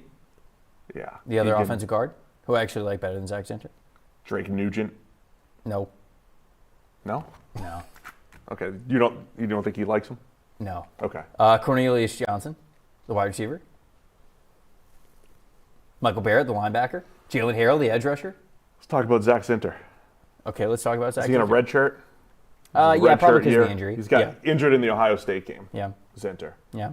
But your classic power. He is. Power guard. And it makes look again. This makes a ton of sense for where he is going in Cleveland. They want to be a team that you can play bully ball with you up front. They want to play smash mouth football. That's exactly what Zach Zinter is. I had him much lower on the PFF big board. You can see 163, just because if he's not in that like fully immersed man gap type of rushing first offense, I don't know if he has a ton of value for you. But for Cleveland specifically, I actually really do like this fit. So I'm a fan of Zinter going to this spot. Dolphins forfeited the next pick, huh? Ooh, San Francisco 49ers trading up? Yep. Oh. We had that question on the podcast about the disastrous history of Alabama offensive tackles that have come into the NFL and almost all been bad players. Michigan have had a recent history of the exact opposite. These guys that were not particularly highly rated prospects seem to consistently outperform their draft status and become, pretty good quality starting NFL players. Michael Onwenu, John Runyon. There's been more than that. Who else? I assumed you had more names off the top of your head. Not off the top of my head, but there is. Do you want me to go find them? Yes, I do. God damn it. It's round 3. I want to know more. Who's San Francisco coming up to get here? HD said, I'm fasting until Estime is drafted. Oh, jeez. If he doesn't get drafted tonight, HD's not eating for over 12 hours. Oh, that's nothing. It's not a fast. People do that. Ooh, here we go. Part of their day. Dominic Puni. Oh, to the Niners. I like this. I do like this a lot because he played offensive tackle. I was going to say left tackle, but I can't remember if he also played right tackle at one point. He played offensive tackle for Kansas this past year, but I think he played offensive guard the year before, and I do think that he has that legit versatility to him. I like him a little bit more at guard. He's a big, powerful dude, and I think he's got that potential in him. Sometimes I wish that he would show that power a little bit more consistency, but it's certainly there. It's certainly in him. We saw that at the Senior Bowl as well. So this is something that had him at 104, so it's a little bit higher than where I had him on the big board. But for San Francisco specifically, again, a team that I think needs that interior offensive line help. I definitely get it, even though it's a handful of picks above where I had him on my big board. Yeah, I like Puni. I think it's definitely a guard conversion. Yes. He played left tackle. None of his pass sets actually looked like anything that's going to happen at the NFL level. It was like he was blocking. It was all short set type of stuff. But he is strong. He does have some strength, moves pretty well. And I know a lot of people that did like him and are going to love this pick here. Yeah. This is Renner's guy. Renner likes him a lot? Every year, Renner locks into one giant, strong guard, generally, and loves that dude. Like, what was his name? Natani Muti, that he thought was amazing. That bench press god. Right. Fresno State. Yeah. Every year, Renner zooms in on one of those guys. Like, that guy's the third best interior offensive lineman in the class. Well, Giants loved it. Niners loved it. They were all clapping. Wow, the Niners love the guy that they picked in the third round. I want to see a draft room where everybody's just that fight a couple years ago in the Eagles room. The Eagles room where he's like, Milt I Williams. need more of that. Like, why the hell did you pick Milt Williams? More arguments. You can see some reps with Dominic Puni here. He was playing center. He was playing guard. He played offensive tackle a little bit for them. They played him in all of those 3 positions. So we know that he's got a lot of versatility. I think that San Francisco is going to take advantage of that. We got the Cowboys on the clock right now. The pick is in, according to the broadcast. Haven't seen anything yet. Who do we got from the Cowboys? We got to recap the Cowboys picks here. Tyler Guyton, Marshawn Kneeland, Cooper Beebe. So we're big on offensive linemen. Got a defensive line pick. Are we getting a running back here? Is this the running back? Is this it? Ooh, no. Oh, my boy. Maris Leafo, the linebacker from Notre Dame. So I ended up having him in the 130s on the final big board. But when I watched this dude, I felt like there's so much more left in the tank. I felt like he hit you like a Mack truck, that he came downhill with bad intentions to go get ball carriers. He had some serious pop at contact. The coverage, okay, it wasn't nearly as consistent as you'd kind of want to get him. I thought that it wasn't as consistent as what you needed to see to give him the value to end up being a third-round pick. But I thought that, okay, priority day 3 kind of selection, I'd take him in the 4th round, absolutely, because, again, I think that he's got more talent that he could develop there. But, This is an area where I would have loved to see him drafted. I just didn't know if the NFL was going to believe that he could be in this spot. So, do you watch Leafo? What did you think of him? Yeah, a little bit. I do think it's a spot that Dallas needs as well. I mean, obviously, they had Leighton Vander Esch retire. Eric Kendricks is there now, but they have a need at linebacker to get younger and bring in somebody that can make that kind of impact. Sacked Michael Penix over there at the Senior Bowl. Yeah, I mean, it's one of the stories of Dallas. Should have gone 8. The linebacker was an issue last year for Dallas. They're playing safeties up there. Dallas is very reactionary in how they build their team, and you knew they were going to get a linebacker at some point to go with Eric Kendricks up front, and they're going to hopefully be more stout in the run game. People in the chat are now screaming that Estime could have played linebacker for them. Wow, you get them trained. You've done a really good job. Dude, and the thing was, like Miles Jack. For that bit that we had on NFLC, it was kind of just like a throwaway, random, we're just being dumb kind of a bit. Yeah. And it has now evolved into an absolute life of its own. Connor and I now, it's one of us has to get an Audric Estime jersey at this point. Yes, wherever he goes. Because the chat's absolutely going crazy for it. So I think we now need to start getting like reports on what horrendous thing is in the file of Peyton Wilson and Troy Franklin. Peyton Wilson's just the injury history, right? Do you want me to read Peyton Wilson's injury history for you? Yeah, that one. It's definitely the injury history. Per the Beast. I mean, shout out again to Dane Brugler, white liar. That Jesus. I love Dane. We're having fun. We're having fun here. Weaknesses. His weaknesses are like 2/3 injuries, 1/3 football. There's not a lot of things that he doesn't. It goes back to 2017. Okay. Missed the second half of his senior year of this is Peyton Wilson, linebacker, NC State. Missed the second half of his senior year of high school after tearing his ACL in his right knee, requiring surgery. Re-injured his right knee during the summer of 2018, requiring another surgery. Sitting out his first season at NC State. Surgery both shoulders after 2020, sat out 21 spring practices. Missed most of 21 after suffering a third shoulder dislocation in September. Required surgery. This is not great. Bristow's procedure performed by Dr. James Andrews to repair shoulder blade issues. Battled complications from the surgery, including infection. Another red flag. Will be 24 years old on draft weekend. And then he was arrested on misdemeanor counts of consuming alcohol, fraudulent ID, injured personal property, resisting an officer in December of 2019. Well, that clears that up. But it was something like, how many surgeries? There's a lot of surgeries. Well, the same knee twice. 11. The same knee twice, both shoulders, one of which twice. A shoulder blade, which could have been the same shoulder or the other one. So both shoulders are in bits, as is one knee. That's 3/4 of his pivot points. 6-year player, 24 years old, plethora of injuries, really good linebacker. Peyton Wilson. So that's why he's still on the board.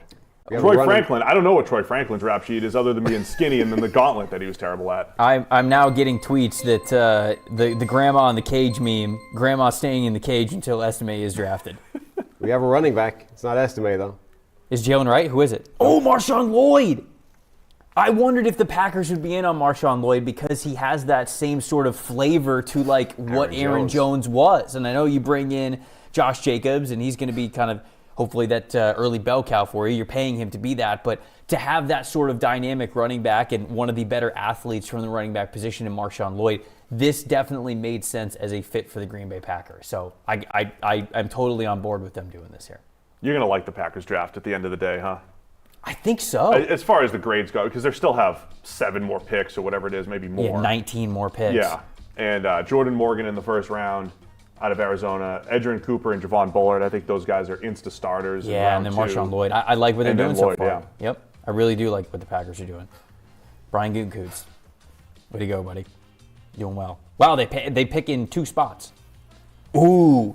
Well, the Packers have every other pick from here on out, I believe. Bucks on the board. They take Tyke Smith, another nickel/safety defender. This one from the University of Georgia. I think that people looked at the Bucks and Christian Izien was nice for them at the beginning of last year, but then his production and consistency kind of tailed off a little bit. So, they brought in Tavierre Thomas to play nickel as well, but it does make sense that they want to prioritize that position with a player who is more strong, like stronger, more powerful. And I think that was what Tyke Smith was able to do. He showcased that he could go up against bigger, taller receivers that sometimes get matched up in the slot, those power slot players, the tight ends. And I think that that's a really, really valuable asset to what the Bucs are missing in their secondary. So I do like Tyke Smith pick here. He was 118 overall on my big board. 189 goes to the Buccaneers. So about 20 spots of a difference. But it's a situation where I do like the spot. So I can understand why you're bumping it up. More Georgia defensive players. He transferred in from West Virginia, like you said, hybrid. Can play safety, play in the slot. 84 grade last year, 85.8 coverage grade. He's been just a really good, solid player. Georgia. How many Georgia defensive players now over the last 2 or 3 years getting drafted? A lot. Just an update in the background. You said, you read out Peyton Wilson's lengthy injury history. There's nothing in the Beast from Dane about Troy Franklin. 0 injury history, 0 arrest history, and he has him ranked ahead of Ja'Lynn Polk, who obviously went a while ago, ahead of Xavier Legette, who snuck into the second round. So we're not all first just crazy. round, rather. No, so it's not just us. And Troy Franklin wasn't a bad athlete. I think people was a good athlete. I think people wondered if he would run faster because 10-yard split was like 19th percentile, but his 40-yard dash was 82nd percentile. Right. So he certainly like caught up a 4.4 for flat it. guy. 85th percentile vertical jump, 69th percentile broad jump, 63rd percentile 3-cone. He's skinny. He's 167 or 176. It's 5th percentile for wide receivers. But this stuff happens every year. We're going to go to bed tonight, late night. Maybe. Wake up tomorrow. We'll see what happens. Maybe. We'll see what happens. Maybe we wake up tomorrow. God willing. And then round 4 is going to start. You can never guarantee it. Kyle Shanahan said so. Right. We might all, Who's your starting quarterback could on all Sunday? die. We might not even be here Sunday. I can't answer that question. Who do you like it tomorrow? Who knows? We won't even be here. Who I knows? might not even be here tomorrow. Can't predict the future. That is a really good. But every year going into round 4, it's like, how are these 5 to 10 guys still on the board? And we'll have that again, including Spencer Rattler. So time for Rattler to come off the board. Levi in the chat says Troy Franklin is not good, but should go around now. Levi knows. I see. So. Somebody else in the chat said he's built like a twig. So? Twig's been drafted all over the place the last couple of years. Yeah. So is Tank Dell. True. Yeah. Tank Dell's a twig. Really good one. So is Xavier Worthy. Right. Shorter is. twig. He goes first round. Yeah. 0.2 faster than Franklin, though. What's 0.2? At least on the field. Who we got here? Arizona Cardinals. Man, things were going well for the Cardinals. And then they weren't. Well, took some riskier guys. Yeah, took some reaches on some. Got their Illinois blocking players tight back end to at 82. That's what I think. That's what teams do, right? They take their blocking tight end in the top 100. When I would rather not do that as high. I think there's still personal preference. Still more talented players to get. Bold strategy, Cotton. Yeah. We'll see how it pans out for you. Every year it happens. Is there anybody else that was on the? Oh, are we getting Spencer Rattler today? No. I would have told you yes, but we don't have that many picks left. No, I think at this point, if teams have waited this far, he's going to slide. Got 9 picks left. We're just out on quarterbacks now. Who could go, Who could pick Spencer Rattler? Anybody, because he's no longer. The Steelers pick at 98. The Rams pick at 99. Yeah. But literally Rams, anybody that's even remotely interested in a Stephon backup Diggs, quarterback competition could take him. Ooh, Elijah Jones here. Arizona Cardinals, Elijah Jones. Cornerback from Boston College, just going just some all-star studs out here. All-star game participants. Late riser in the. He just got more buzz within the last couple weeks. Mm-hmm. But Senior Bowl kind of started. Good workout. Upside guy, cornerback upside guy, Elijah Jones. Yeah, he is. I'm trying to look up my notes for him. Elite coverage grade last season, 90 grade in man coverage in particular. Another one of these guys, and this is a theme this draft. There's a ton of these guys that have been really good in man coverage, not so good in zone. I can't think of a draft that's been as heavily weighted in that direction as this one. Yeah, I don't know if you saw this. I just thought he saw it a little bit slower in off coverage, but yeah, just like pure man coverage and like. Go be an athlete, and he was unbelievable. He did that extremely well. Could do it in the slot, can do it outside, and as you said, really productive. Basically 1 year at BC last year. So depth for he's got a chance to start right away too in Arizona's secondary. As I mentioned earlier, Sean Murphy-Bunting slated. They already bring in Max Melton, doubling up at the cornerback position. They've needed to do that. So I think overall that part of it with Arizona too. Actually, I think both of those guys are my upside corners. Did Arizona read my upside article? Let's check it out. I think there's some potential with Jones. I really do. You look at his background. He played wide receiver and defensive back in high school. He was also a track guy, so you do see that explosiveness, that speed. He was a 97th percentile vertical jump, 91st percentile broad jump. So this guy can really accelerate really, really well. 4-year starter for Boston College as an outside cornerback. You mentioned, I think the press man coverage is where he really thrives. There's no doubt about that. He's uncomfortable when he's playing not in press coverage. I also feel like he was a little bit out of control at times. That explosiveness, it felt like he was a little jittery. And I think that kind of gets exposed to the NFL level against some of the better route runners. Lower weight, he was, kind of an ankle tackler because of that, but really competitive football player. Kind of my bottom line for him that I had in the draft guide is Jones has the length and the movement skills to find a role as a backup outside cornerback for a team that likes to play press man coverage. So I saw him as more of a backup corner. That's why I had him ranked a lot lower than where he ended up getting picked. But I see that competitiveness, that length, that explosiveness. And again, for the Cardinals, if they want to play more press man coverage, this makes sense for you. This is at least the type of player that you're going to want to get. So higher of a pick than where I had him on the big board, but if this is what you're gravitating towards, I can see the potential for him. Yeah, both players are pegged on the upside article. Guys that don't have. He had 1 year of good production, Jones, but again, from an athletic profile standpoint, guys that could be better at the NFL level. So that stuff I'm good with, right? Trying to grab that in day 3, guys that have the profile to be better at the next level. Man, TJ Tampa still being on the board is a bit of a shock to me. Packers are back up at 91. They picked linebacker Tyron Hopper, who is a little bit of a tween. I think Classic Packers. I think he's second linebacker. I think he's a little bit of a tweener type of a player. I like him as an athlete. I think he's explosive, but he's at his best when he is blitzing. Now, so is Edgerrin Cooper, so I guess they're kind of like loading up on those athletes on the off-ball spot. But he was kind of that, is he an edge rusher, is he an off-ball guy hybrid? At Missouri, he played as an off-ball player, but they used him on the blitz a lot, and I felt like that was where a lot of his best plays came. You could use him going up the A gap, the B gap, but also around the edge as well. He could trigger downhills against quarterbacks that required a spy, and running backs that were coming out of the backfield as well. Not really a coverage dude, but if this is just somebody who we wanted an athlete dog of a linebacker who could make the depth of our linebacker room a little bit more athletic, play some special teams for us, see, this is your guy. The Packers might be my favorite team in the league right now in terms of how they approach the draft. There's a variety of different ways the teams go about it. Do you leave yourself with one need that you need to get fixed? Do you try and fill all your needs so you can just draft best player available? The Packers do 2 things very consistently year on year. Number 1, they're going to trade down and they're going to pick 15 times, no matter how crazy Trevor thinks it is. Apparently so. And number 2, the position that they've identified as an area of need, they are going to draft multiple players at that position so that they ensure at least one of them is going to be useful, right? It might not be the guy they thought was the best. It might be the second or the third guy, but they're going to keep double or even triple dipping at that position. I love that as a strategy. They did it last year with wide receiver and tight end. Can we go through the history there real quick? It's crazy. They've done it for years, and it's such a smart way of doing business. Please do. I would love to hear it. They did it in 2015 at corner, Demarius Randall and Quentin Rollins. A couple of years later, 2018, 3 wide receivers. Jamon Moore was the first receiver, but then it was Marquez Valdez-Scantling and Equanimous St. Brown. Both of those guys played more than the guy Moore ahead of him. Last year, we mentioned the double up at both tight end and then the triple up at receiver. Jaden Reed, Dontavian Wicks, Grant Dubose a little bit later. And undrafted free agents as well. And they did receiver in 22 with Christian Watson and Romeo Doubs.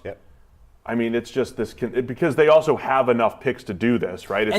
That's where that draft strategy actually does make sense. Right. If you are just saying we have positions that we want to attack, and it's just as many throws of the dartboard as we can possibly get, then that kind of makes sense. But it also means you can have like a normal draft and then sort of reserve 4 picks for a position, right? Like we're going to have a regular 7-person draft, but then we also want to hit linebacker. Sure. So we're going to have 3 more picks just for linebackers. I can see it. I mean, a lot of people say, look, if you get 3 to 4 players out of the draft, that's good. So you can go 3 for 7, or you can go 3 for 14. Doesn't matter how you do it, but find your 3, find your 4, whatever it might be. So the Packers always like to draft in volume, and that's why they've built one of the best young rosters in the league right now. Bucks back on the clock here after the Packers. So we've had, Packers Bucks at 88 and 89. Packers Bucks again here at 91 and 92. I heard the little noise that the pick is in, but I don't see it here on the tracker. There it is. A wide receiver that I really like in this draft, one that I think is really underrated, Jalen McMillan from Washington. Rome Odunze, Ja'Lynn Polk, I think got a lot of the hype, but McMillan is a dang good football player. They continue to prioritize this guy in Washington's offense despite having those other two good wide receivers. And McMillan, more of the slot guy, not as athletically gifted, but somebody who I just think is a really savvy, smart, productive football player. He's perfect for what Tampa really needs. That wide receiver role is a wide receiver 3 or 4 that they don't have right now. I love it. All 3 of those guys going in the first 3 rounds. I mean, that was a legitimately and Penix good, going 8. Right, obviously, but that was a legitimately good wide receiver trio. Like, yes. I mean, I asked earlier, last week or so on Twitter, how many NFL teams last season had a better wide receiver trio than the University of Washington? It wasn't 0, right? That trio was better than some NFL wide receiver. Yes, I agree with you. He was the slot guy. He's got really nice route running skills. He understands how to set up defenders, not just run to the gap, run to the space and zone. He knows how to attack leverage, make them move out of the way. He varies his route speed, his tempo to kind of sucker defenders, and then jumps or puts a burst of acceleration there to get late separation.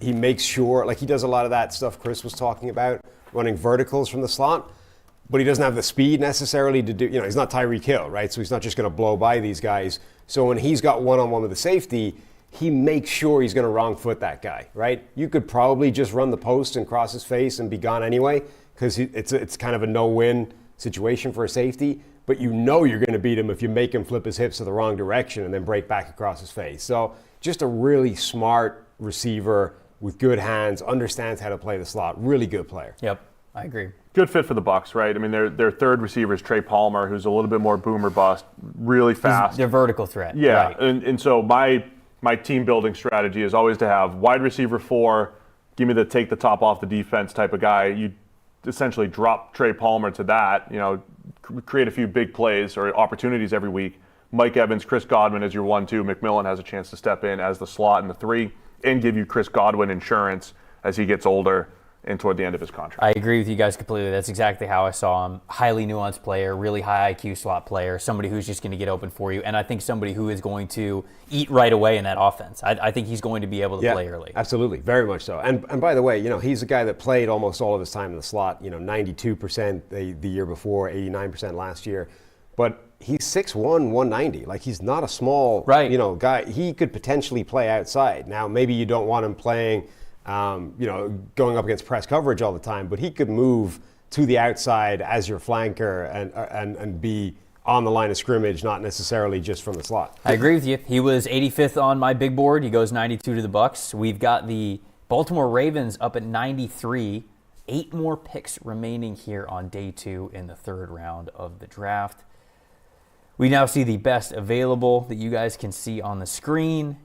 We're not going to say the name that's at the top because we've said it too many times. I'm interested in Brandon Dorlus, though, his teammate at Oregon. That'd be a great pick here. They went Nate Wiggins in the 1st round, Roger Rosengarten in the 2nd round. I think Dorlus would be a Ravens fit type of a player. Maybe not a huge need, but I do think that one would make sense for the Ravens. So obviously the top guy we're surprised by. Peyton Wilson, we just read out the reasons why. Jatavian Sanders, I'm kind of surprised by that he hasn't gone at this point. TJ Tampa, as you said, the cornerback from Iowa State. That's pretty surprising.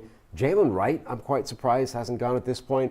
Stylistically, he is the type of running back that the NFL is currently chasing. That explosive runner that can turn any crease into a touchdown instantly. Those guys have had amazing success in the last few years. If you look last year at the list of running backs that had production, it was a whole bunch of guys stylistically like Jalen Wright.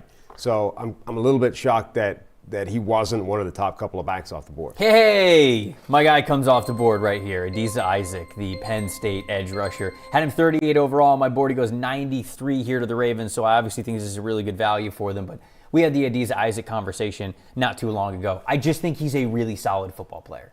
I don't think he's flashy. He's not this big standout home run athlete. He doesn't have this incredible trait. He's not like a boulder in the run game, or he's not just an absolute pass rush demon. But I think he's really solid at all of these things. And I think he can play a lot of different techniques for you. I think he can play anything from like a 7 into maybe even a 4-eye at times, just because he's really solid with his hands and how he works things. But I like Adisa Isaac. And if you guys have Adisa Isaac thoughts, I would love to hear them. But the Eagles came on the clock and also picked another one of my guys. Yeah. Ja'Lynn Hunt, the edge rusher from Houston Christian. I like Isaac as well, but I think the Ja'Lynn Hunt conversation is much more entertaining, so let's go to that one. So I'm curious, where was Ja'Lynn Hunt on the consensus board? Do you have it up right there? Let's go. I just updated it the other day, and he jumped up. I mean, he was low. I think he just hit 134. Yeah. So he was 134. He was 86 for me. So I was closer to where he ended up actually getting drafted, and it's because I am fascinated by what this player could be. All right? So he was a 0-star recruit from Orange City, Florida. All right? Relatable. Played football, basketball, and track when he was in high school. Was also he was an all-county wide receiver his senior year when he was playing. But he was a 0-star recruit, so he didn't really have any sort of recruiting offers. He played at Cornell for 3 years as a safety before switching to defensive line at Houston Christian, and his measurables are Classic edge rushing safety. NFL prototypical size and speed. It's crazy that this guy was ever playing safety. I need to see that tape. 6'3" and 3/4 height, 252 pounds in weight.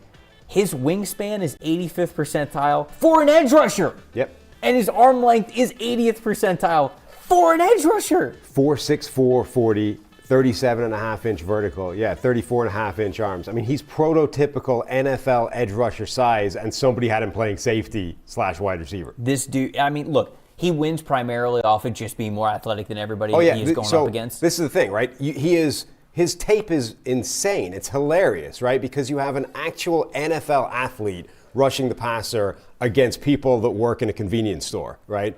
And it looks ridiculous. Like, there are plays where he literally just runs around the offensive tackle. He doesn't even have to pull a move of any description. He's just like, I can run all the way around you before you can even kick step to that spot. Yep. And I'm going to do it more than once, right? Genuinely wasn't tested at that level at all. And now we're going to get, so the jump that he's going to have to make from that to the NFL is ludicrous, but he's literally a prototypical NFL athlete. And as always, he gets to go to the Eagles and be edge 5, right? You get to sit there and learn and develop and figure it out behind all those guys. Josh Sweat, Bryce Huff, Nolan Smith, Brandon Graham still there. Sit, learn, develop, use that athleticism. They have Bryce Huff now. Yeah. It's like what an embarrassment. I mean, before I get to the depth chart, I'm like, I know that they're 10 deep on the defensive line. It's just, Reddick's out, Bryce Huff's. I mean, it's just. It's not easy to even make that 53, but drafting him at this spot and given his athleticism, they can't not carry him on the roster. So he's going to go to that team. Phenomenal environment to learn, given all the players around him. But it's such a fascinating project, given how far the jump is from his college tape to where he is now.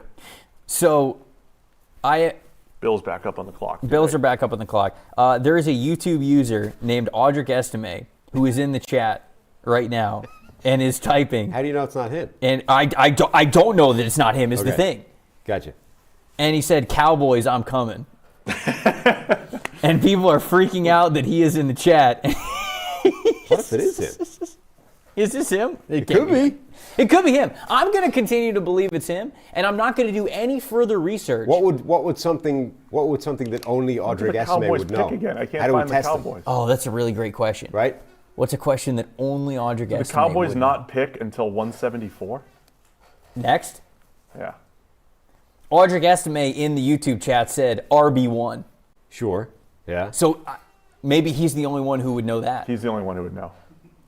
Those are his personal rankings, though, so I don't know if we can take those seriously. The Bills have made a pick. Is this Troy? Is this the double up at receiver? The Bills have made a pick. They would need to double up on receiver. No, it's defensive lineman. It's Dwayne Carter from Duke. And Dwayne Carter is a fascinating player. I figured that he was going to be somewhere who is a late 3rd round, early 4th round pick, 3-technique defensive tackle type of guy, 3-time captain at Duke, somebody who was just an absolute leader for that team, absolute leader at that university. Just did so many things for not only that team, but just everybody in the community that he was around already in college. So I knew that the NFL would absolutely love this guy. Lower impact player, especially this past year. I think the 2022 tape was better and more impactful from him. I think as a pass rusher, he could be really good when he's in single blocking situations, but he seemed a little bit limited, and he wasn't as productive and as dominant as I wanted to see him back in 2023. So that's why I figured that he'd kind of fall a little bit from where people were projecting him from the 2022 season. I think he's really close to being a very good player. I think he can be. He's got a serious bull rush that's a real problem for offensive linemen to try and stop him. But I think he gets he almost sees it as a challenge, right? Like I'm gonna win with the bull rush, and I'm not gonna try and get off it at the end. He actually gets enough vertical displacement to rock the blocker back, get some space, and then doesn't work off that bull rush to get into the gap and get into the space that it created. I think if you get him a little bit further along and get him to string together a couple of moves, we talked obviously in the first round, Byron Murphy's amazing at that. Brandon Dorlus is a lot better at that than Carter is, but that I think is something you can teach him. And if you get that into his arsenal, then he's a problem. Audric Estime said in the chat that my model is better than Steve's. Okay. All right. I mean, I'm going to drop him in mine then. Wow. Well, you created a whole model just to put him at the top. Just around him, the Costanza model. I'll rename it the Estime model. Okay, I also need to say this. We're kind of rounding out the 3rd round, and a player who's really high on the big board in Peyton Wilson is still there. Will Brinson tweeted this out just now on NFL Network per Ian Rappaport. Peyton Wilson's fall in the draft. Quote, one of his knees does not have an ACL, end quote. Well, that feels like a problem. This just comes out right now. Well, I think the teams knew about it, but we didn't.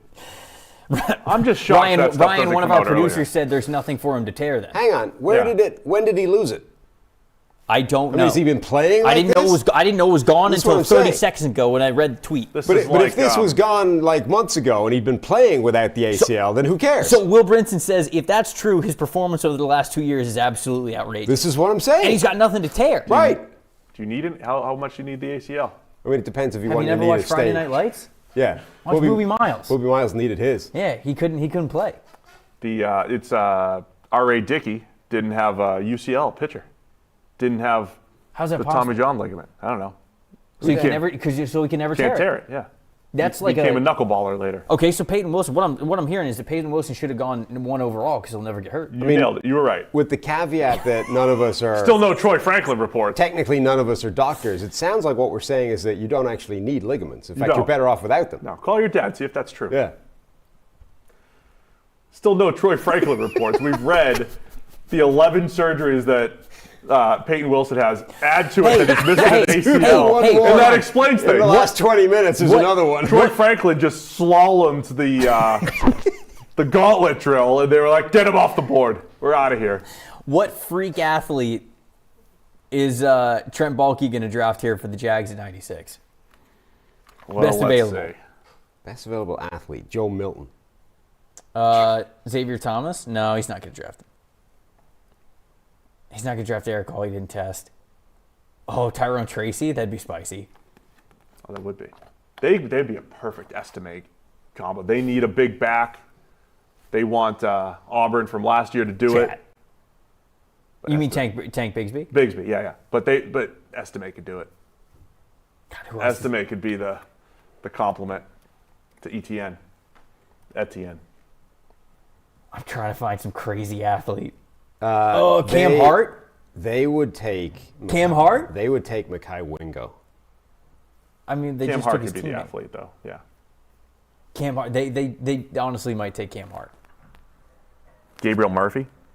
I don't know if he's good. I don't know if he's. Yeah, because they haven't He's a taken a good- corner yet. I'm Mike Mayock calling my shot here.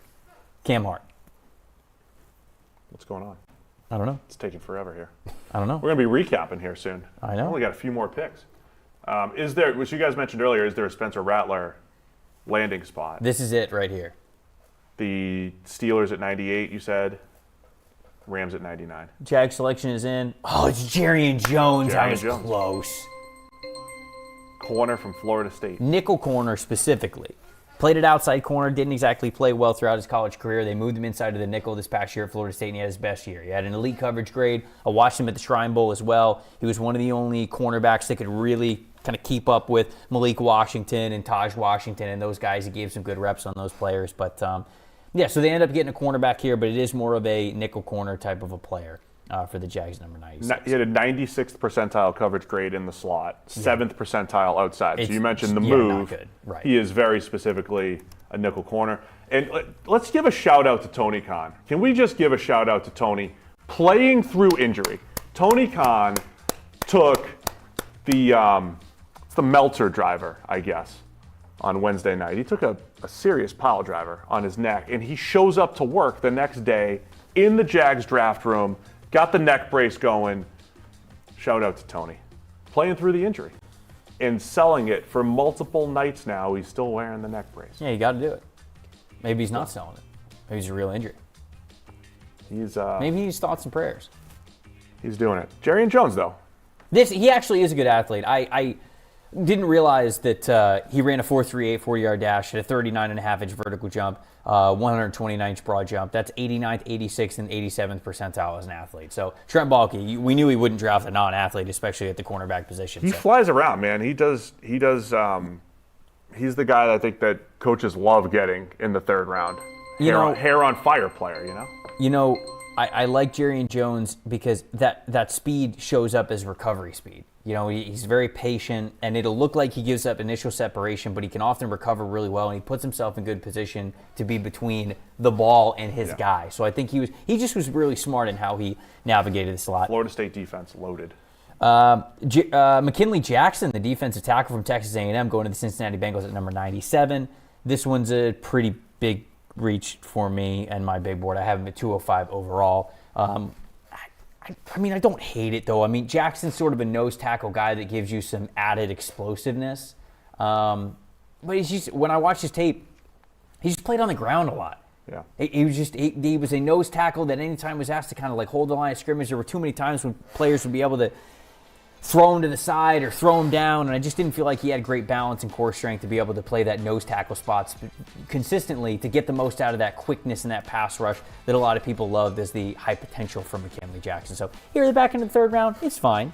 Maybe it'll turn into something, but I felt like he didn't have the strength and balance levels to be reliable. I don't think he has a nose tackle skill set, really, because you have to not only hold the point, but actually shed, make plays. Yeah. Gap control was not very good. A lot of big runs right through. I just don't think McKinley he has. Jackson's gap. There's just no technique at the moment. Yeah. Like, he's a big, strong guy who just tries to plow forward into either a gap or through the body in front of him, and there's no attempt to do any of the things you're describing, right? Like, engage the block, hold the point, shed the block, occupy a gap. He's just, I'm trying to go through into the backfield, right, regardless of what's in front of me, and you need more than that. Model comps are kind of interesting, at least to me. Broderick Martin, so I got him 18th percentile. It's not good. Broderick Martin, the defensive tackle that went to Detroit last year, was the guy right next to him and went the same pick last year, pick 97. Wow. Fam. The other comps, Kentavious Street is probably the best one, close to him. I like Street, but he got hurt. Yeah, very different. These are all backups, basically. So. Steelers are on the clock now at number 98. At least they have Jermaine Burton, though. This could be a Spencer Rattler spot. This could be. I think we got the Steelers here at 98, Rams at 99. Could be Spencer Rattler landing spots. What's the best Ardrick estimate landing spot that we have left? Washington's at pick 100. Is that it? No, because they got Brian Robinson Jr. I really thought Jacksonville was a potential good fit. Pittsburgh Steelers said, don't care about the ACL. Don't care if you don't have an ACL. No ACL, no problem. Don't Peyton need Wilson it. off the board here at number 98. Obviously, this is really big value for me. I have Peyton Wilson 30th overall. I understand the injury concerns, so that's why he's much, much, much later here in this draft. But I think tape alone, Peyton Wilson's LB1 in this draft. Yeah. Look, the Steelers overall, we talked about Wilson quite a bit. Just to cover the Steelers for a minute here, last year they had one of our favorite drafts. I thought and then this offseason, I think their quarterback process, I don't know what the results are going to be, but the idea that they have Russell Wilson and Justin Fields in the quarterback room for the price of like a fullback, basically, right? I mean, it's the cheapest quarterback room, and they add, Peyton Wilson here in the third round, who's got starter potential right away at linebacker, a position that they have struggled with the last few years. Have him and Patrick Queen now with Cole Holcomb. They have a good roster. I don't know what's going to happen at quarterback with Russell Wilson and Justin Fields, if that's going to be good enough. But I love what the Steelers have done these last few years, the roster that they've built. Still might have question marks at quarterback a year from now, but they're creating a really good infrastructure there. Talk about Wilson more. Trey Feltano. Dude can play, makes plays. Zach Frazier, Roman Wilson, Peyton Wilson. Real quick, Peyton Wilson's he plays in coverage really well. He's one of the best blitzers at linebacker in this draft as well. Chris was talking about him yesterday as a guy that could potentially play on the edge and have some sort of a hybrid role as well. Classic Steeler. They brought in Herbig last year, who does the same thing. Rams pick is in. They do not pick Spencer Rattler. It is safety Cam Kinchins. Ooh. All right, I'll go to you with that reaction. Kitchen's an interesting player. Like he's got a really good tool set to be a high level NFL safety. Like he's not coming off a good year. Last year was not as good, or the year before last was much better than last year. He has some horrendous tackling, like absolutely abysmal attempts at not breaking down, just sort of standing there and watching a guy go by him, or diving at ankles, like double-digit missed tackles in each of the last 2 years. But he's got the talent to be a really good player. His ball skills are good. He understands route concepts. He understands plays. He just made a bunch of really big mistakes, and all the big mistakes ended up resulting in either huge plays or touchdowns. Right. Which again, he was the guy overly aggressive in the Georgia Tech game and the crazy comeback that Tech made against them. Yeah. Going back to the Kalen Bullock thing, you're playing a position that's literally titled safety. Right. Like you are the last defender. You can't, for as much as we want you to make a play on the ball, you can't be that. We cannot work with that. You cannot give up these massive plays. And you see these grades from last year. I mean, they're in the 60s all around. Cam Kinchin's grade the year before was, he had an elite grade in coverage. Yeah, it was like 90. Yeah, it's like 6 interceptions. Yeah. This dude's an incredible playmaker on the ball. He just, this year, was too reckless and over-aggressive and ended up giving those big plays. But it's also, and we know that, safety is coverage generally, but safety as well. It's a volatile position. It's also, it's really difficult to figure out, are those bad plays? We're talking about half a dozen or a dozen of these plays that are big mistake plays. Is that a significant problem in his game that is just inherent in who he is and going to be the reason that he doesn't become a good NFL player? Or did he just go on a bad run where he made a sequence of mistakes and it's like, oh, that guy can't play. Look at these. We can't have that. You do that in a game, we're losing 3 games and we've lost our season, right? So it's that balancing act between trying to figure out how much of that is who he is and how much is that's a nightmare of a position to play, and it's really easy to take a misstep and immediately you're going up against elite athletes. It's a touchdown. Yeah, and it's a little bit like the offensive line conversation, right? Where you could play 60 snaps in a game and you could play really great for 58 of them. And if in 2 of them you give up 2 sacks, you had a bad game. Yep. You had a bad game. And if you're a safety, you're playing a lot of snaps and you could be in great position, bait some throws, maybe hold some quarterbacks from making some big throws. But if you give up 2 big catches, well, you had a bad game. And that's kind of just the game of football. I think that's just the nature of playing the position. But it did feel like a tale of 2 seasons with Cam Kinchins, and it'll be interesting to see kind of which one is more the truth of which kind of player he is. Very clearly, the Rams taking him back into the 3rd round. They're betting on that upside for him. So lots of inconsistency that you guys highlighted for Cameron Kinchins. They've got a chance now to have a starting safety duo, both named Cameron with a K. So they brought in Cameron Curl, the Rams. You don't get that kind of analysis everywhere. You think NFL Network? These are the analytics that you cannot get anywhere else. You think Kuiper has this knowledge? So I'm doing some research behind the scenes. I love Mel. Shout out to Mel, the Godfather. Up until week 10 last year, Peyton Wilson was playing with completely bare knees, Shorts pulled up way high, just nothing but knee. That's why he's got no ACLs. No. Then, week 10 against Miami, all of a sudden a knee brace appears on the right knee. So is that when the ACL went bye-bye? Sleuthing. What do you mean it went bye-bye? It just disintegrated in his body? Somewhere between the end of the end of his participation in the Clemson game and the start of his participation in the Miami game, a knee brace appeared on his knee, and I presume an ACL disappeared from his knee. I don't know why it happened or how, but I'm assuming that's the mechanism. We have a legacy pick here for the final pick of the third round of the 2024 NFL Draft. Legacy. It is Luke McCaffrey going to the Washington Commanders, son of legendary Super Bowl winning wide receiver Ed McCaffrey and the brother of San Francisco 49ers running back Christian McCaffrey. So a legacy pick there. I had McCaffrey at 146 overall. He ends up going 100. McCaffrey, smaller in size, not as athletic, not as big as his dad, not as athletic as his brother, but really savvy player. He played quarterback actually throughout high school for his junior and senior year. Actually played quarterback during his early years in college as well. I believe it was at Nebraska where he played before he transfers over to Rice. Goes to the wide receiver position, so still learning it, but just a high football IQ guy. And I don't say that like stereotypically. I mean, like he is. You could tell that he grew up in a football family because he just understands how to win at the position. He's a tough as nails type of wide receiver. You're seeing some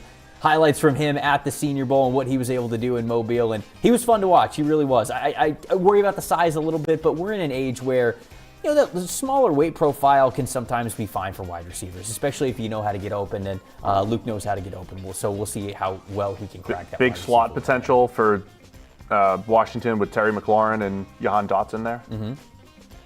What, did you say Jahan Dotson? Was that a soft Jahan. J? Somebody dropped that a couple years ago. Jahan Dotson. It's the last pick. I look at me. I just wanted to know. Like, it was a soft J. Yeah, big slot potential. It's called yogging. Yeah. For Jaden Daniels in Washington. He's a good player. Like, this is the thing that's relevant to the player, the receiver whose name we must not mention. But it's a ridiculously loaded wide receiver group. Like, these guys are still very good players coming off the board. And we were always saying there was going to be, we said like wide receiver 4 through 20 is almost interchangeable. You can just like fire them in whatever order you want. If this is the order you came to, somebody's going to fall, right? And there's also the stylistic things, right? If you were saying, if teams are looking for a bigger slot, they're saying, okay, Jalen McMillan, who went to Tampa Bay about 10 picks ago, whatever it was, Luke McCaffrey might be the next guy for that particular position. If you're looking for a Luke McCaffrey type of player, you're not looking for a Troy Franklin type of player. Those are two different positions on the field. Right. All right, there we go. That wraps up day 2 of the draft. I'm going to ask you guys your favorite picks that we saw in rounds 2 and 3, but I would love to hear from the chat as well. You guys have been rocking with us the entire time. You've been watching all of day 2 of the 2024 NFL Draft. Let us know what your favorite pick was, whether it was for your favorite team or not. Maybe it was just a good maneuver, trade up, a trade down. Maybe it was just somebody capitalizing on the value of how many good players that we have in this draft. Fire off in the chat. Sound off. Let's hear it. Who some of the favorite picks from day 2 were. Sam, I'm going to start with you, though. Do you have separation between like a round 2 guy and a round 3 guy? I just got one. Okay, all right, who you got? Let's talk. Jonah Ellis to Denver at pick number 76, I think. Nice. I really like that pick. I think, again, I wrote down in my notes, he was the mid-round edge rusher that I would target in this draft. I think he can be an immediate contributor as a pass rusher. Who got Steve? I mean, Jermaine Burton's my favorite one. Yeah. The Bengals. Look, everybody takes different strategies, right? And every year this happens. A team's taking, I always use the example, a blocking tight end, right? All right, he's going to go out there and you might get 300 snaps out of him as your blocking tight end. The teams that take something like the upside of Jermaine Burton hitting is through the roof. I think it's one of the most important picks in the draft. It could be nothing, but it's one of the most important because it really, I think, could make the difference in the Bengals making a Super Bowl run, making team-building decisions. If they keep him in line, I think Burton's potential makes that the most important pick at pick 80. I honestly loved both Giants picks. Tyler Nubin in the second round, and then you get Andru Phillips as well. I think both of them are really good scheme fits for what this team is going to want to do. I know it's a little bit different because we don't know exactly what that defense is going to look like now that Wink Martindale is not there as the defensive coordinator, but those are two players that continue to build off of the CB1 that you think you drafted in the first round. So I really like the Nubin pick. I also really want to shout out, I liked what the Green Bay Packers were able to do today. You get Edgerrin Cooper, you get Javon Bullard, you get a lot of guys that I think can really help out this organization. So I think that they definitely got a lot better. The Eagles, just because they drafted Keon Mitchell in the first round, that did not stop them from getting Cooper DeJean here, and that was another one of my favorites. Two top 10 players for me in this class, now going to the same secondary, whose main need was the cornerback position. So I really did love that for the Eagles. I'm going to check out the chat, see. Biggest stories going into tomorrow. Our guy, Johnny Newton. Johnny Newton. Johnny Newton right at the top of the second. Yeah. Look, I liked what Washington did a lot of the time, too, where they didn't necessarily force needs. They grabbed a lot of good football players. They had the extra draft capital, and I think they're going to reap the benefits of having those and just sticking to their board. Washington. I think Washington, has done – well, they did a good job, I think, certainly early on with getting two really good football players, and Mike Samerstill and Johnny Newton. I think those are high-impact guys. Yeah. Anything else before we get out? I want to know the chat's best available. I want to know who the chat I can imagine thinks should be going. So let's hear. All right, from the chat. Now we got your favorite picks. You guys fired them off in the comments. Let's hear who you think that is the best available. Now, if you go to the big board, obviously Troy Franklin is sitting there. Jatavian Sanders, TJ Tampa. Those are some guys that I have really high on my big board. But even if you go beyond that, I'll give some less obvious players. Brandon Dorlus, I love him now in the fourth round. I think it's a really good value. You mentioned Jalen Wright still being available. Could be a difference-making running back for a team. I think Javon Baker, the wide receiver from UCF, I think has a lot of value at this spot. Now we get into the point where Xavier Thomas and Kyrie Jackson have really high upside as well. Jeremiah Trotter Jr. Okay, Jeremiah Trotter Jr. Malik Washington is still there. You've still got some good tight ends. A guy like Mason McCormick, Cedric Van Pran, who I think could be future starters at the NFL level. Jared Wiley, who I like as a tight end. Hunter Norzad, who I think could be a starting center. One of my favorite sort of offensive weapon players in Blake Watson from Memphis, a former wide receiver who moved to running back, and he's got such a unique skill set. Like, these are some of my best available, but of course, the number one best available is Audric Estime, who is in the chat. Shout out to Audric Estime. Absolutely. It's definitely Estime. Yep.